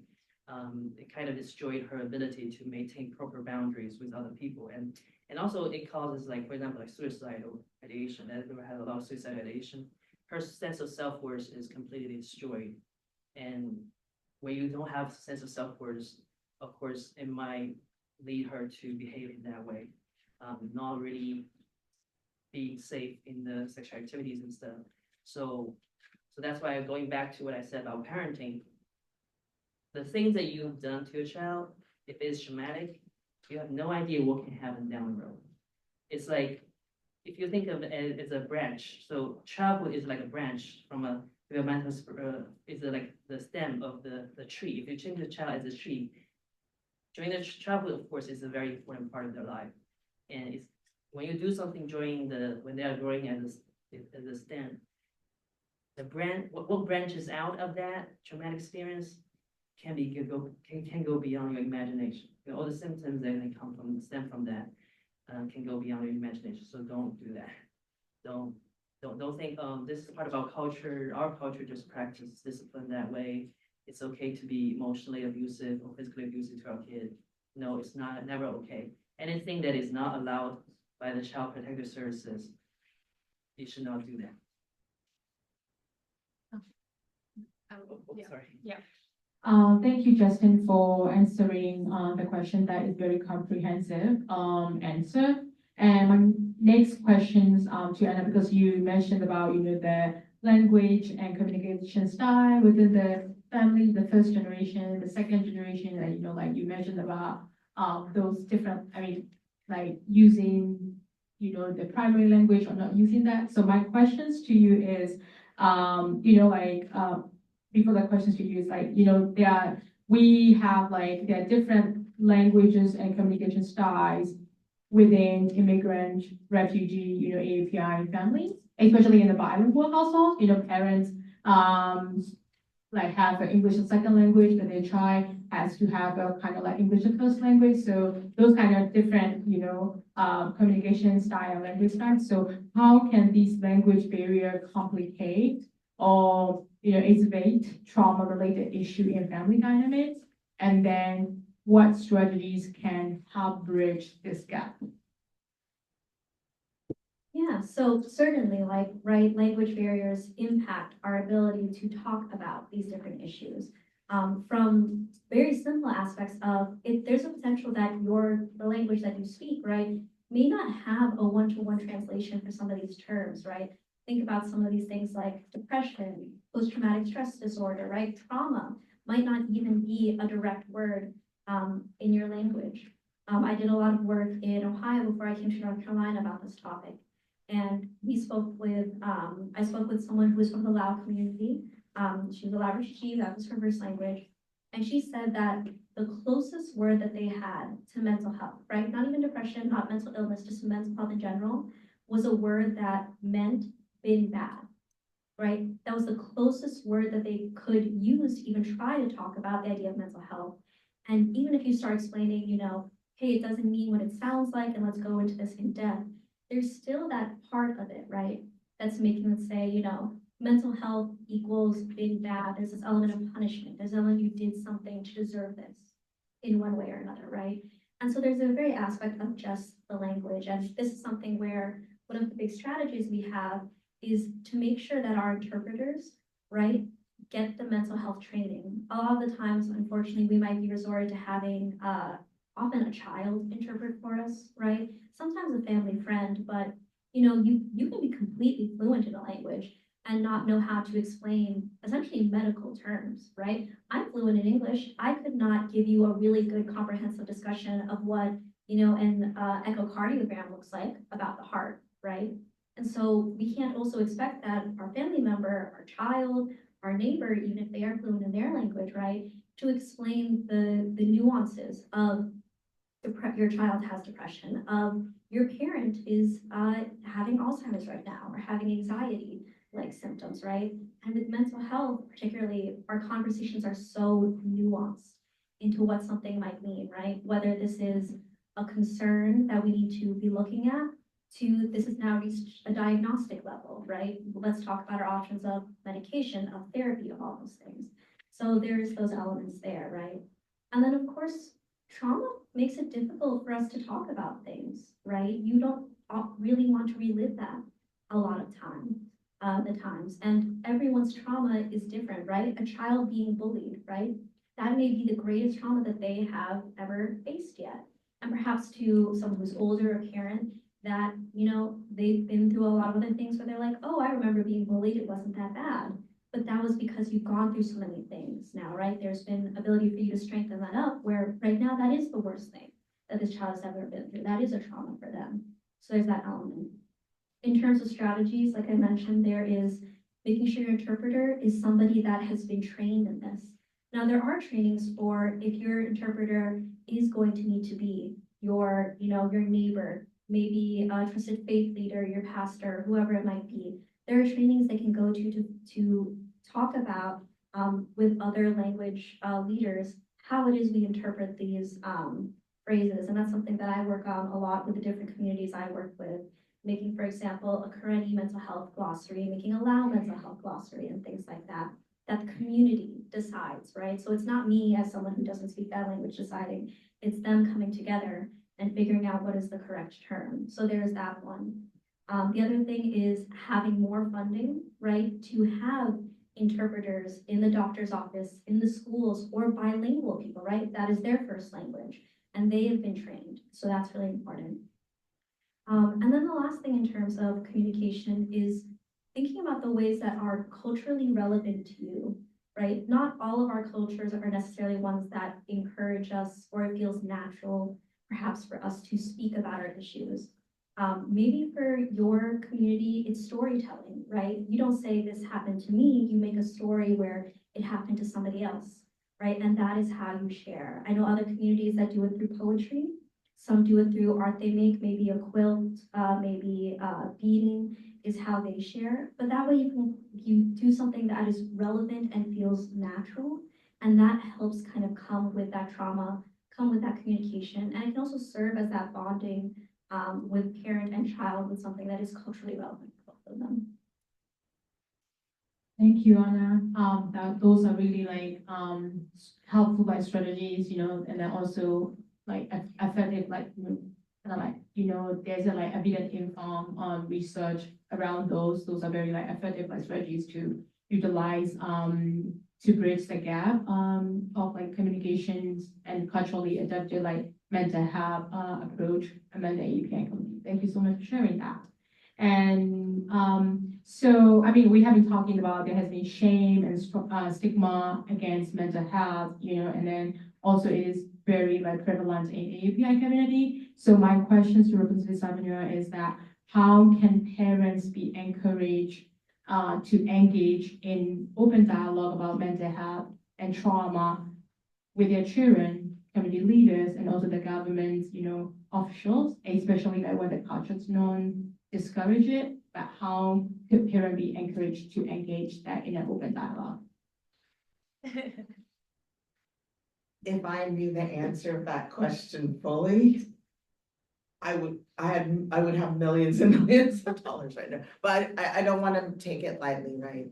I mean, we have different gradients of experience when it comes to either having a parent or being a parent ourselves. I think we're still in a space that our Asian parents are not comfortable yet in it. And I'm not sure us as children can help bridge them over that as well. I mean, we have to try, right? But we need professionals like Justin and Anna, I think in a lot of ways to help develop avenues in that conversation because the generations are so different, the experiences are different. I often talk to a lot of younger AAPI people, and it goes back to what we're talking about, empathy and compassion. Parents, even AAPI parents, they're not given a book on parenting. And they're definitely not given a book on parenting in their language. and so, but sometimes I see parents, especially in the AAPI community, it's their peers that tend to be maybe the strongest ones to help and make it okay and lessen the stigma versus the child. In my situation, it was actually my uncle who helped bridge that conversation with my parents. My mom still probably too, but like they both have passed, probably still did not go all the way. But those conversations with my uncle, my father, made a world of difference.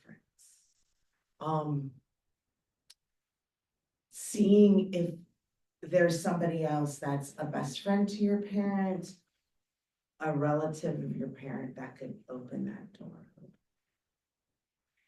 And as a child, to just, I don't know, you have to open your heart too, right? I mean, it's scary. When I was growing up, all my friends were different Asian, right? Chinese, Japanese, Filipino, Vietnamese. We're trying to find each other's way. And just those conversations helped, well, this helped with my mom and dad. And it's like, okay, let's try that. So it's like, sometimes it's just anecdotal, but could be the most powerful thing, right? I have to go outside on the upper end. You have to come to us, be it Asian representatives or not, and make it a point that we need to fund programs. Justin and Anna's work the work to support all of you, the work that you all are doing can't happen sometimes without funding. But we're Asian too, we can do a lot without funding. I mean, yeah. She knows. We're very industrious people. We have to figure out these ways, but at the same time, we have to have it more of a conversation. One of the more powerful things that I did probably within the past 5 years was actually attend a NAMI training with the Chinese community. A lot of it was actually in Chinese, but it's like, I still got so much from it. Because the stories almost with the parents and the children were the same as what I went through. And ultimately it ended up being that it goes back to a point that was made, we're not alone. And so what Justin describes is like the question of how can you tell when a person's going through depression or going down? The isolation is huge sometimes with a lot of people. But we have to also be careful about trying to get somebody out of their isolation too. We have to take people for where they're at, and put in that time.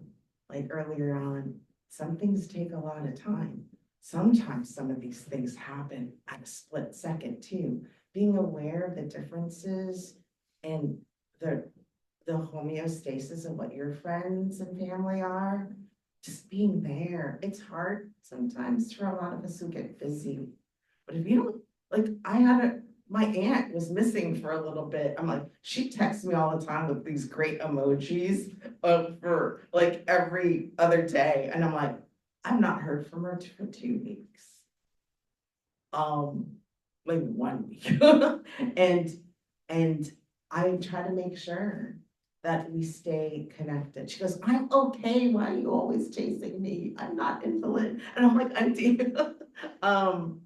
I just want to know that, I want to just hear your happy voice or something like that. I didn't want to get to that place, but those little things, I keep talking about that, sometimes can make a world of difference. Just sending an emoji like to your auntie or your mom or your dad can actually sometimes open up that a little bit. Over the course of time, I don't even remember what the question is now. Over the course of time, there is a point that I try to change my parents so much, but then really step back and say, I need to understand them a lot better. And it opened up like the sky. I don't know, like it was when I was 30. It just opened up the sky and my heart softened. And then I didn't feel so traumatized in my relationship with them. And then it was reciprocal. Yep.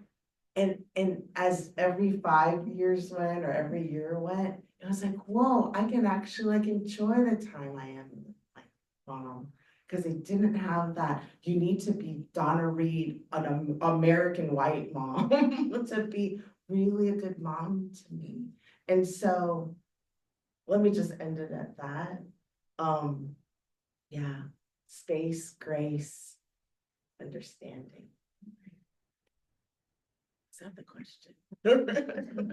Yeah, thank you so much. It was a perfect answer. So, trying to recap your answer, you're saying that it is very important for both parents and children to understand each other's story so that, you will be able to start having a dialogue to talk about mental health and stigma around trauma within family, each other. So I think the starting point is especially between, the family, in the family dynamic, the starting point is trying to understand that parents also need to understand the child and, what they are going through, what kind of experience that they are having, in the cultural system that they are having right now. And also the children also need to understand the parent experience and where they came from. So with that understanding and, empathy and with a little bit of grace, I think the dialogue can open between parents and children to start talking about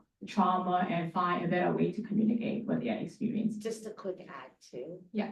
And that we all, like, when I was young, like when we're younger, everything's about us, right? When I figured out that I needed to figure out the context of my parents separate from me and the context of me separate from them, because like that ended up helping too.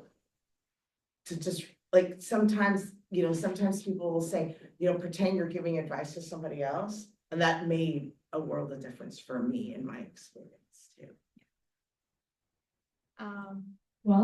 Thank you so much. Then with the time limit, I would like to, this is the last question that I'm going to be moderating to end this panel. So my last question to you all is, what changes can be made within AAPI communities, both in an individual level or in a systemic level, to reduce stigma against mental health and also promote advocacy around trauma and mental health? Sure. Yeah. Gatherings like this make a world of difference. And then hopefully you can find it in your time and space and commitment to extend this out to your communities too. And it doesn't have to be a big production. It could be like in your living room, or maybe like in a restaurant that you all frequent. Just have that conversation and having some consistency in it too. Because sometimes we'll show up one time and that really is not enough. People want that building of community and that safe space for conversation. And to know, like, to build it out. Because I think that's what's actually making a change. I think this has been happening in the past, probably in earnest for about 5 years now. And look at us, we're actually making conversations. And that NAMI training that I attended had at least 100 people there. Be brave in that space. It's sometimes really hard when we're going through our own. I cry every day at work. Like my husband said, don't tell me. And it's like, and I go, no, I'm going to. Because like, we're taking away healthcare from people. We're like, mass deportation. I'm like, I don't know. Like, I mean, it's hurtful.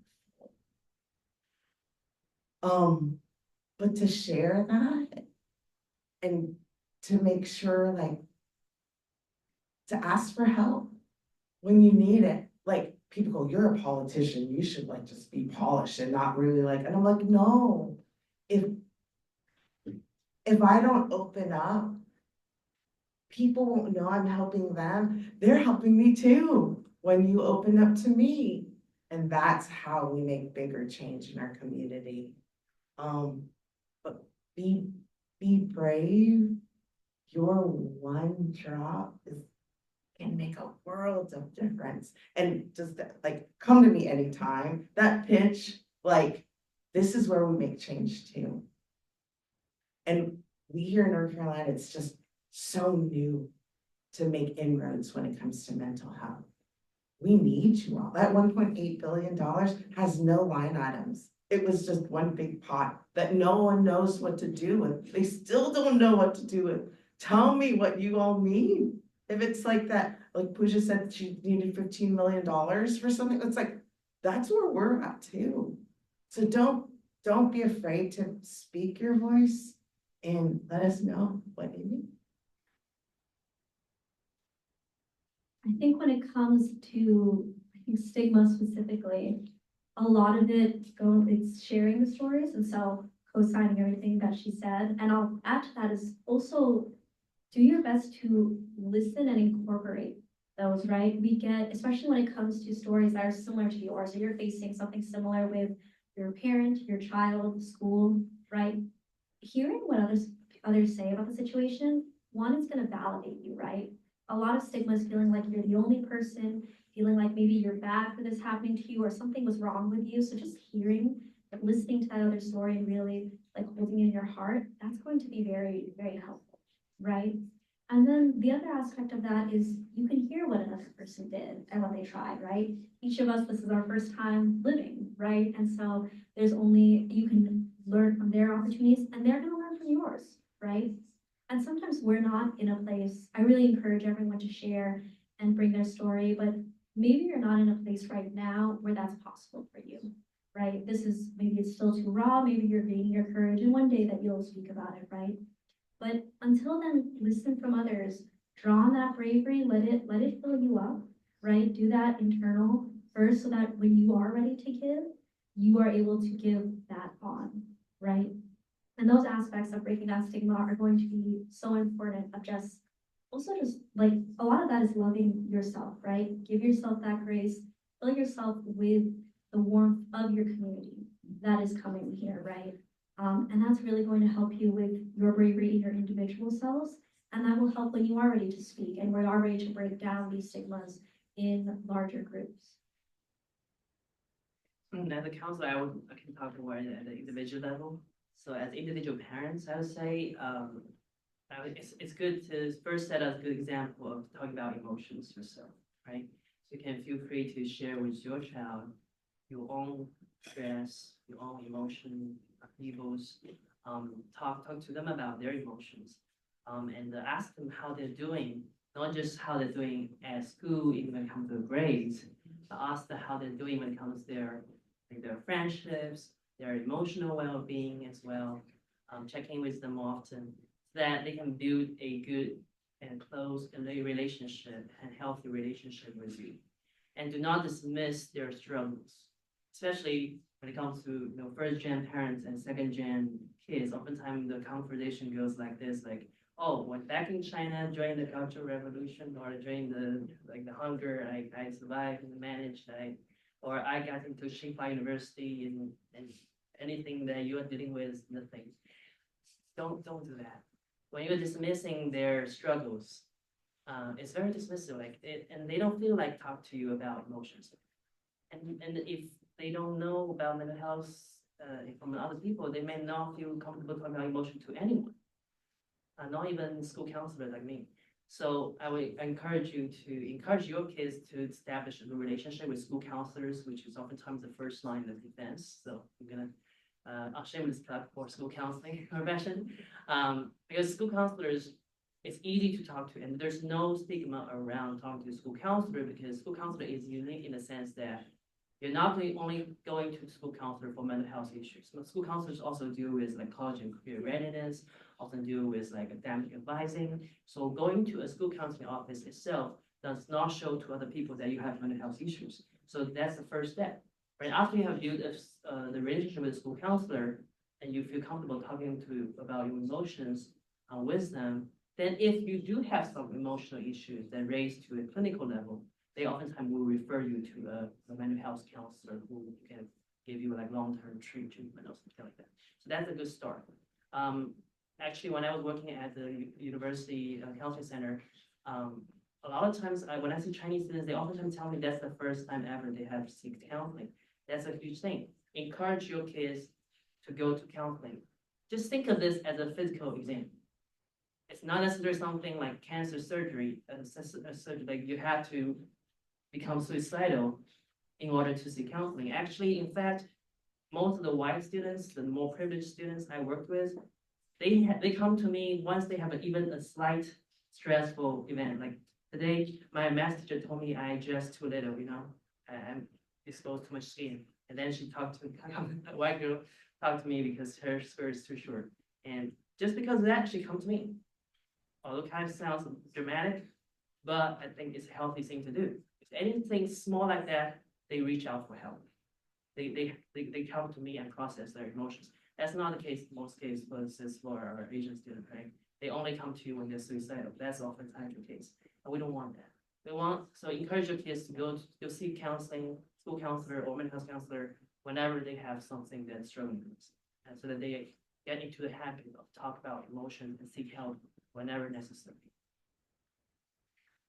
Well, thank you so much for everyone. I mean, I hope that today from this panel sessions, I hope that you will get a lot of helpful and very useful strategy and answer to initiate or to build effective communication between parents and child through the trauma informing, and also you will have some awareness about what is look like between, like what is looks like having an intergenerational trauma between parents and child, and what are the strategy or what are the resources that parents can refer the students or children to seek around the family, within the family system or within the school system or within the community system. Or also also the families can also work together, parents can also work together to the next level of advocacy around mental health and AAPI community. So I really appreciate all the panelists for being here today and sharing your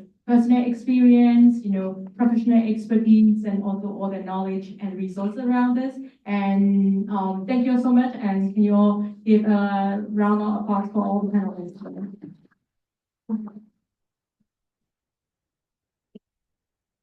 Oh, yeah, okay. Thank you. Yeah, so I would like to give you all gift for you three being here to please sit here. It's so nice. You are so. We need 10,000 people.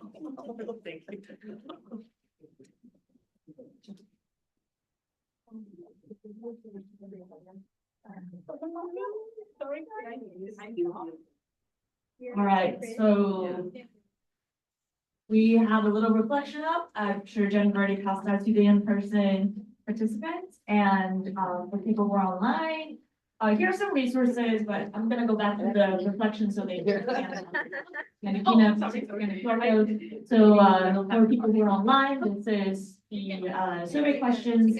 Please fill this, take 5 minutes and fill this out. Thank you very much. Thank you.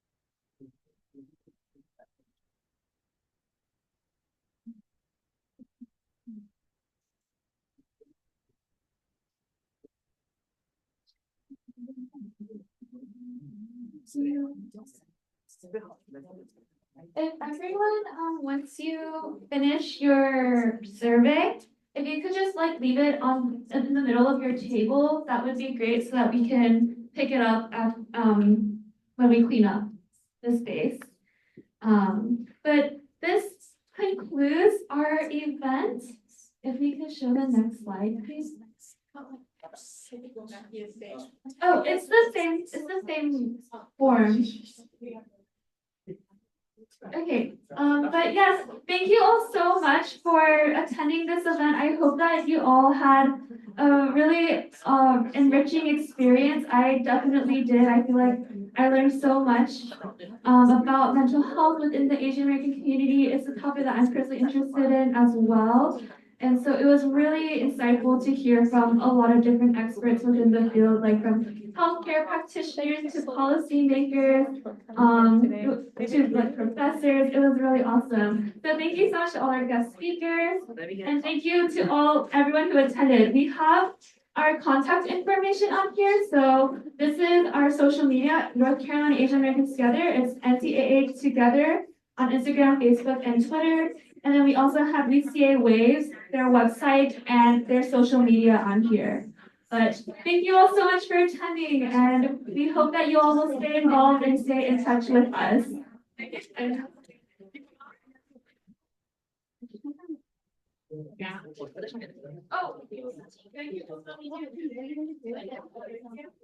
Also, one last thing is before you all leave, please feel free to grab any more refreshments or food that's left over. We would love for you all to take that with you before you leave.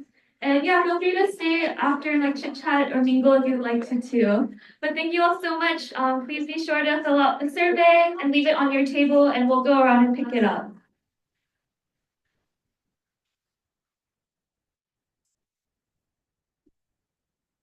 Thank you, Zoom people, for joining.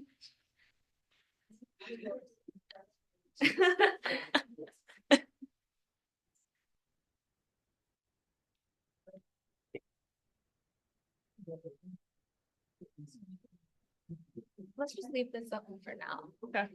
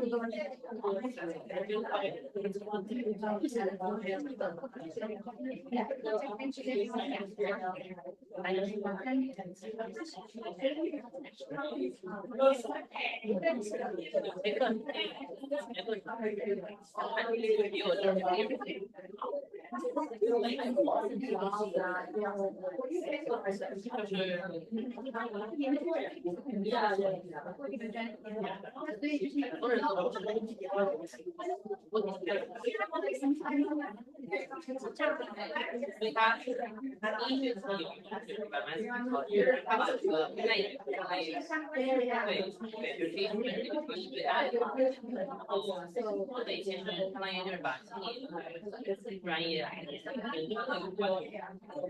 投 TSM，投 TSM 非常对啊。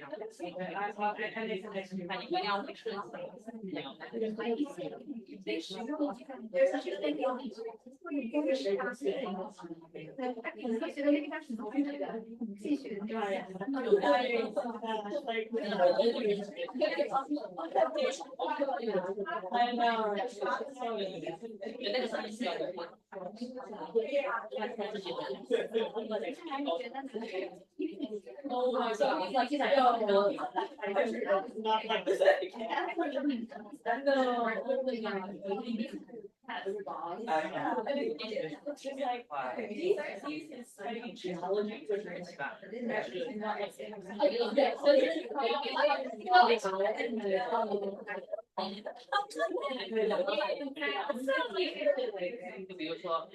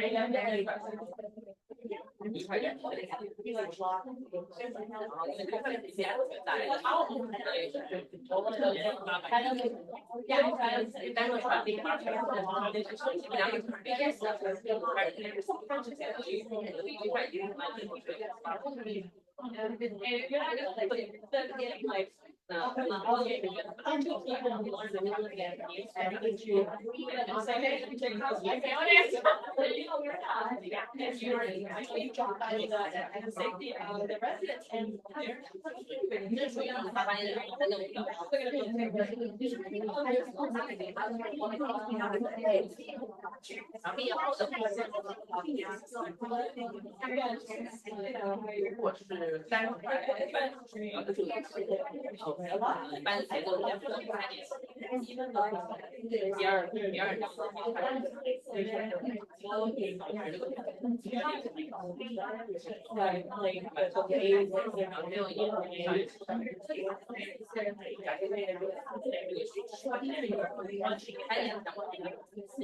上过只有第二个学期就开始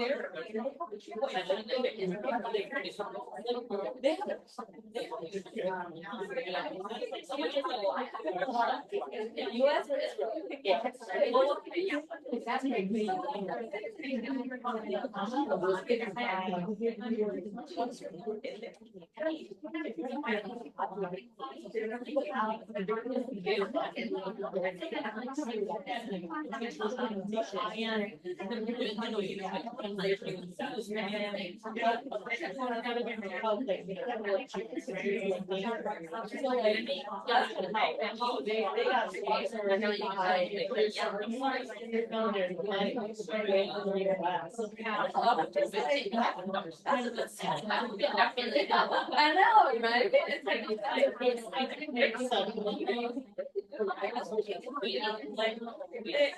like, today, I needed,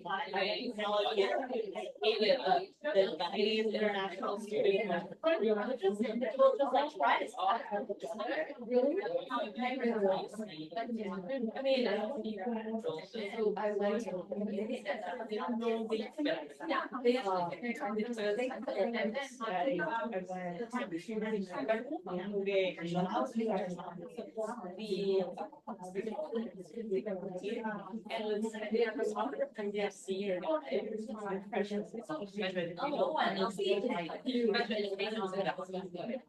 and it's just like but also like being volunteer like we're like really laughing and he's like oh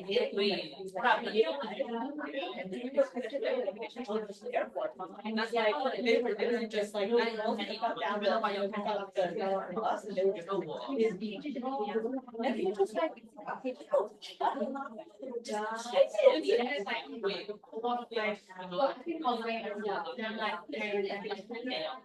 yeah, I'm sure they're like, no, I get it. They feel like,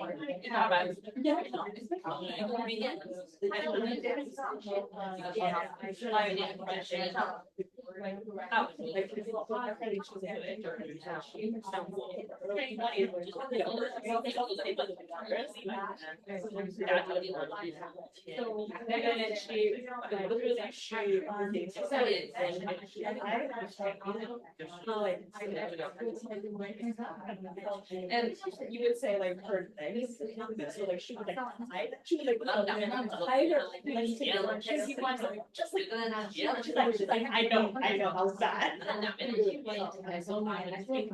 Oh god.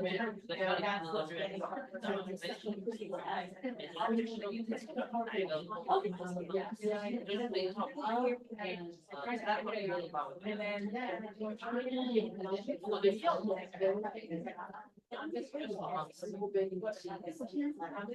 that's a good thing here. Yeah.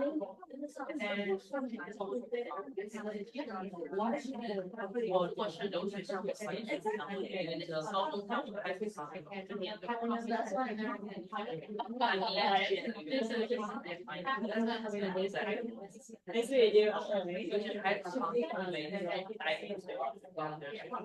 to meet you. No,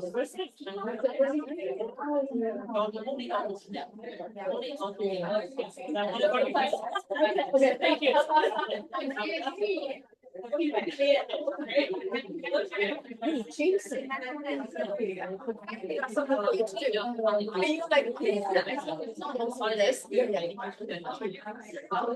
Very, very like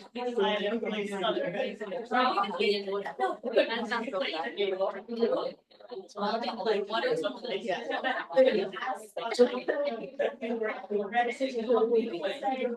and then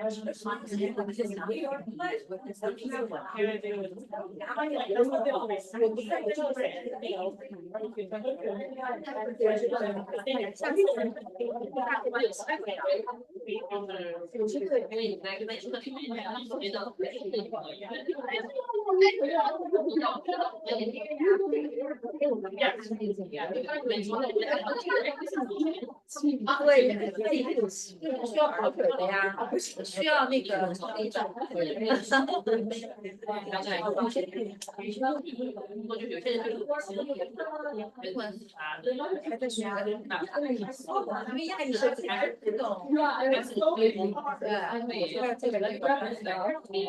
We're going to dinner after this, right? Yeah, I think we're just, I don't know what we're doing because like, it's not even 4 o'clock. Oh, yeah.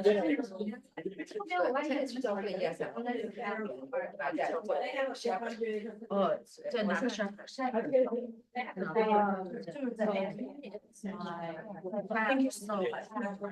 ？Oh, really? Yeah, I know they have guys. Yeah. 刚开过那两家去，哦，可以说在吧？对对对，我认为他是 Exactly, that's exactly what. It's so. I mean, it's hard to find catered guys. Period. Oh, yes. No, no, in New York, you see all these like great, all these international students about Balenciaga. Oh, I think that was really funny picture. I have a really funny picture. So like, I used to live in this neighborhood where there's all like rich Chinese international kids. Flying in this morning. No, no, I'm just I don't know. I'm gonna wait for Lily. Oh, okay. Thank you. Yeah. It's just a nice lady that works here. She's also a volunteer. Her name is Anne. She's a parent. That's not for me. I mean, that is also true. I need to find. If you need a ride, we can survive. Thank you. I don't know is the thing. I may go with Lily just because maybe she wants to talk about certain things. Is this like the largest event of the year? No. Maybe this year. I don't know. Oh, okay. But I have no idea what event they had before. Jeez, where's this picture? Anyway, it was this guy in like the dirty Balenciaga jeans. Oh, like right here. Right here. So these are dirty jeans from Balenciaga, like obviously. And there's like Oh my god. Yo. Construction guy has better style. I have to No, say. for real? This is from Balenciaga? Yeah. Like this is a kid. Like he's not going to wear like some dirty jeans. And Yeah. it's not, like Oh wait, that's the same style. bag though. But this I is know, but this is from Target though. This is the I don't Target know. dupe for cost. Oh my I don't god. know. That's so dumb. They Yeah. literally look the same. It looks the same. I was dying. I was just like, I had to take a picture for Except my- for the dirt on his jeans is probably real. Yes, exactly. And then oh my god. And then we're like, the construction guy has better style. I What think is this so. shit, I think right? so. Listen, dude, this is hilarious. So it's a picture on like New York subway, isn't it? So this is like a student guy, and his jeans is like dirty. So this is like a Balenciaga. Like, I was like, those jeans has to be from yeah, it has to be from Balenciaga. Yes, Yeah, that's it. it is. And the same jeans that the construction guy was sitting next to him. That's better. It was so funny. It was just like, typical like race. oh yeah, look, that's what I looked up. Oh my god, it's really 2000. I looked it up. I was like, no way that kid like made his jeans dirty and wore that on the subway. It does not like, you know. Oh my god. I just sent it to my girlfriend. He's like, yeah. Oh. But yeah, That tracks. That tracks. yeah. Yeah, that's decent.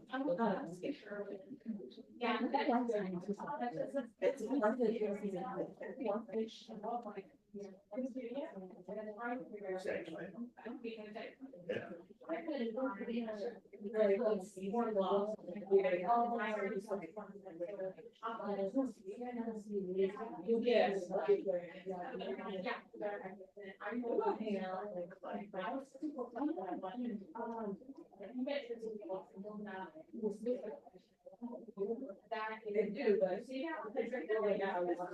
Oh. Oh, yeah. Yeah. Oh, you're not in suits. Oh, Oh, no. Oh, beautiful. Oh, yeah.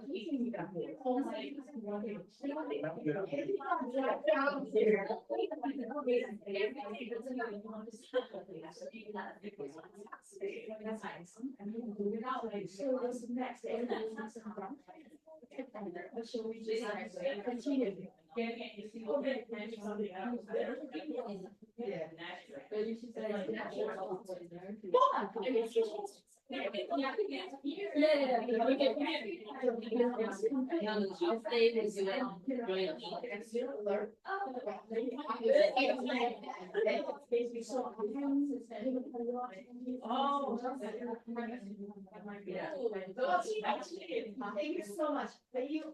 No, I'm. Honestly,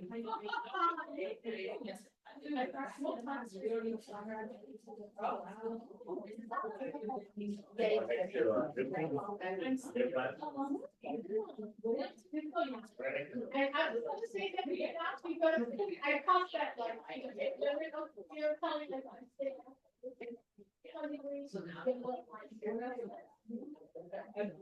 that's all of me. Oh,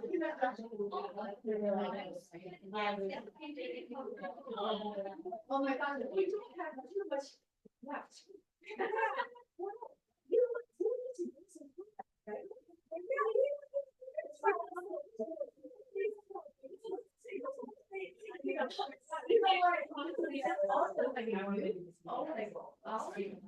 You all of them somehow, one way or another.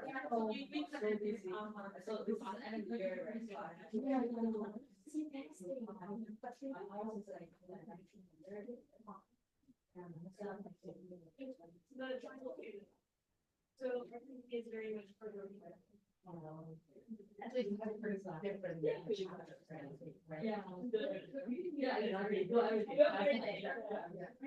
I'm also doing that. It's more exciting, and then it's very much. There's a lot of.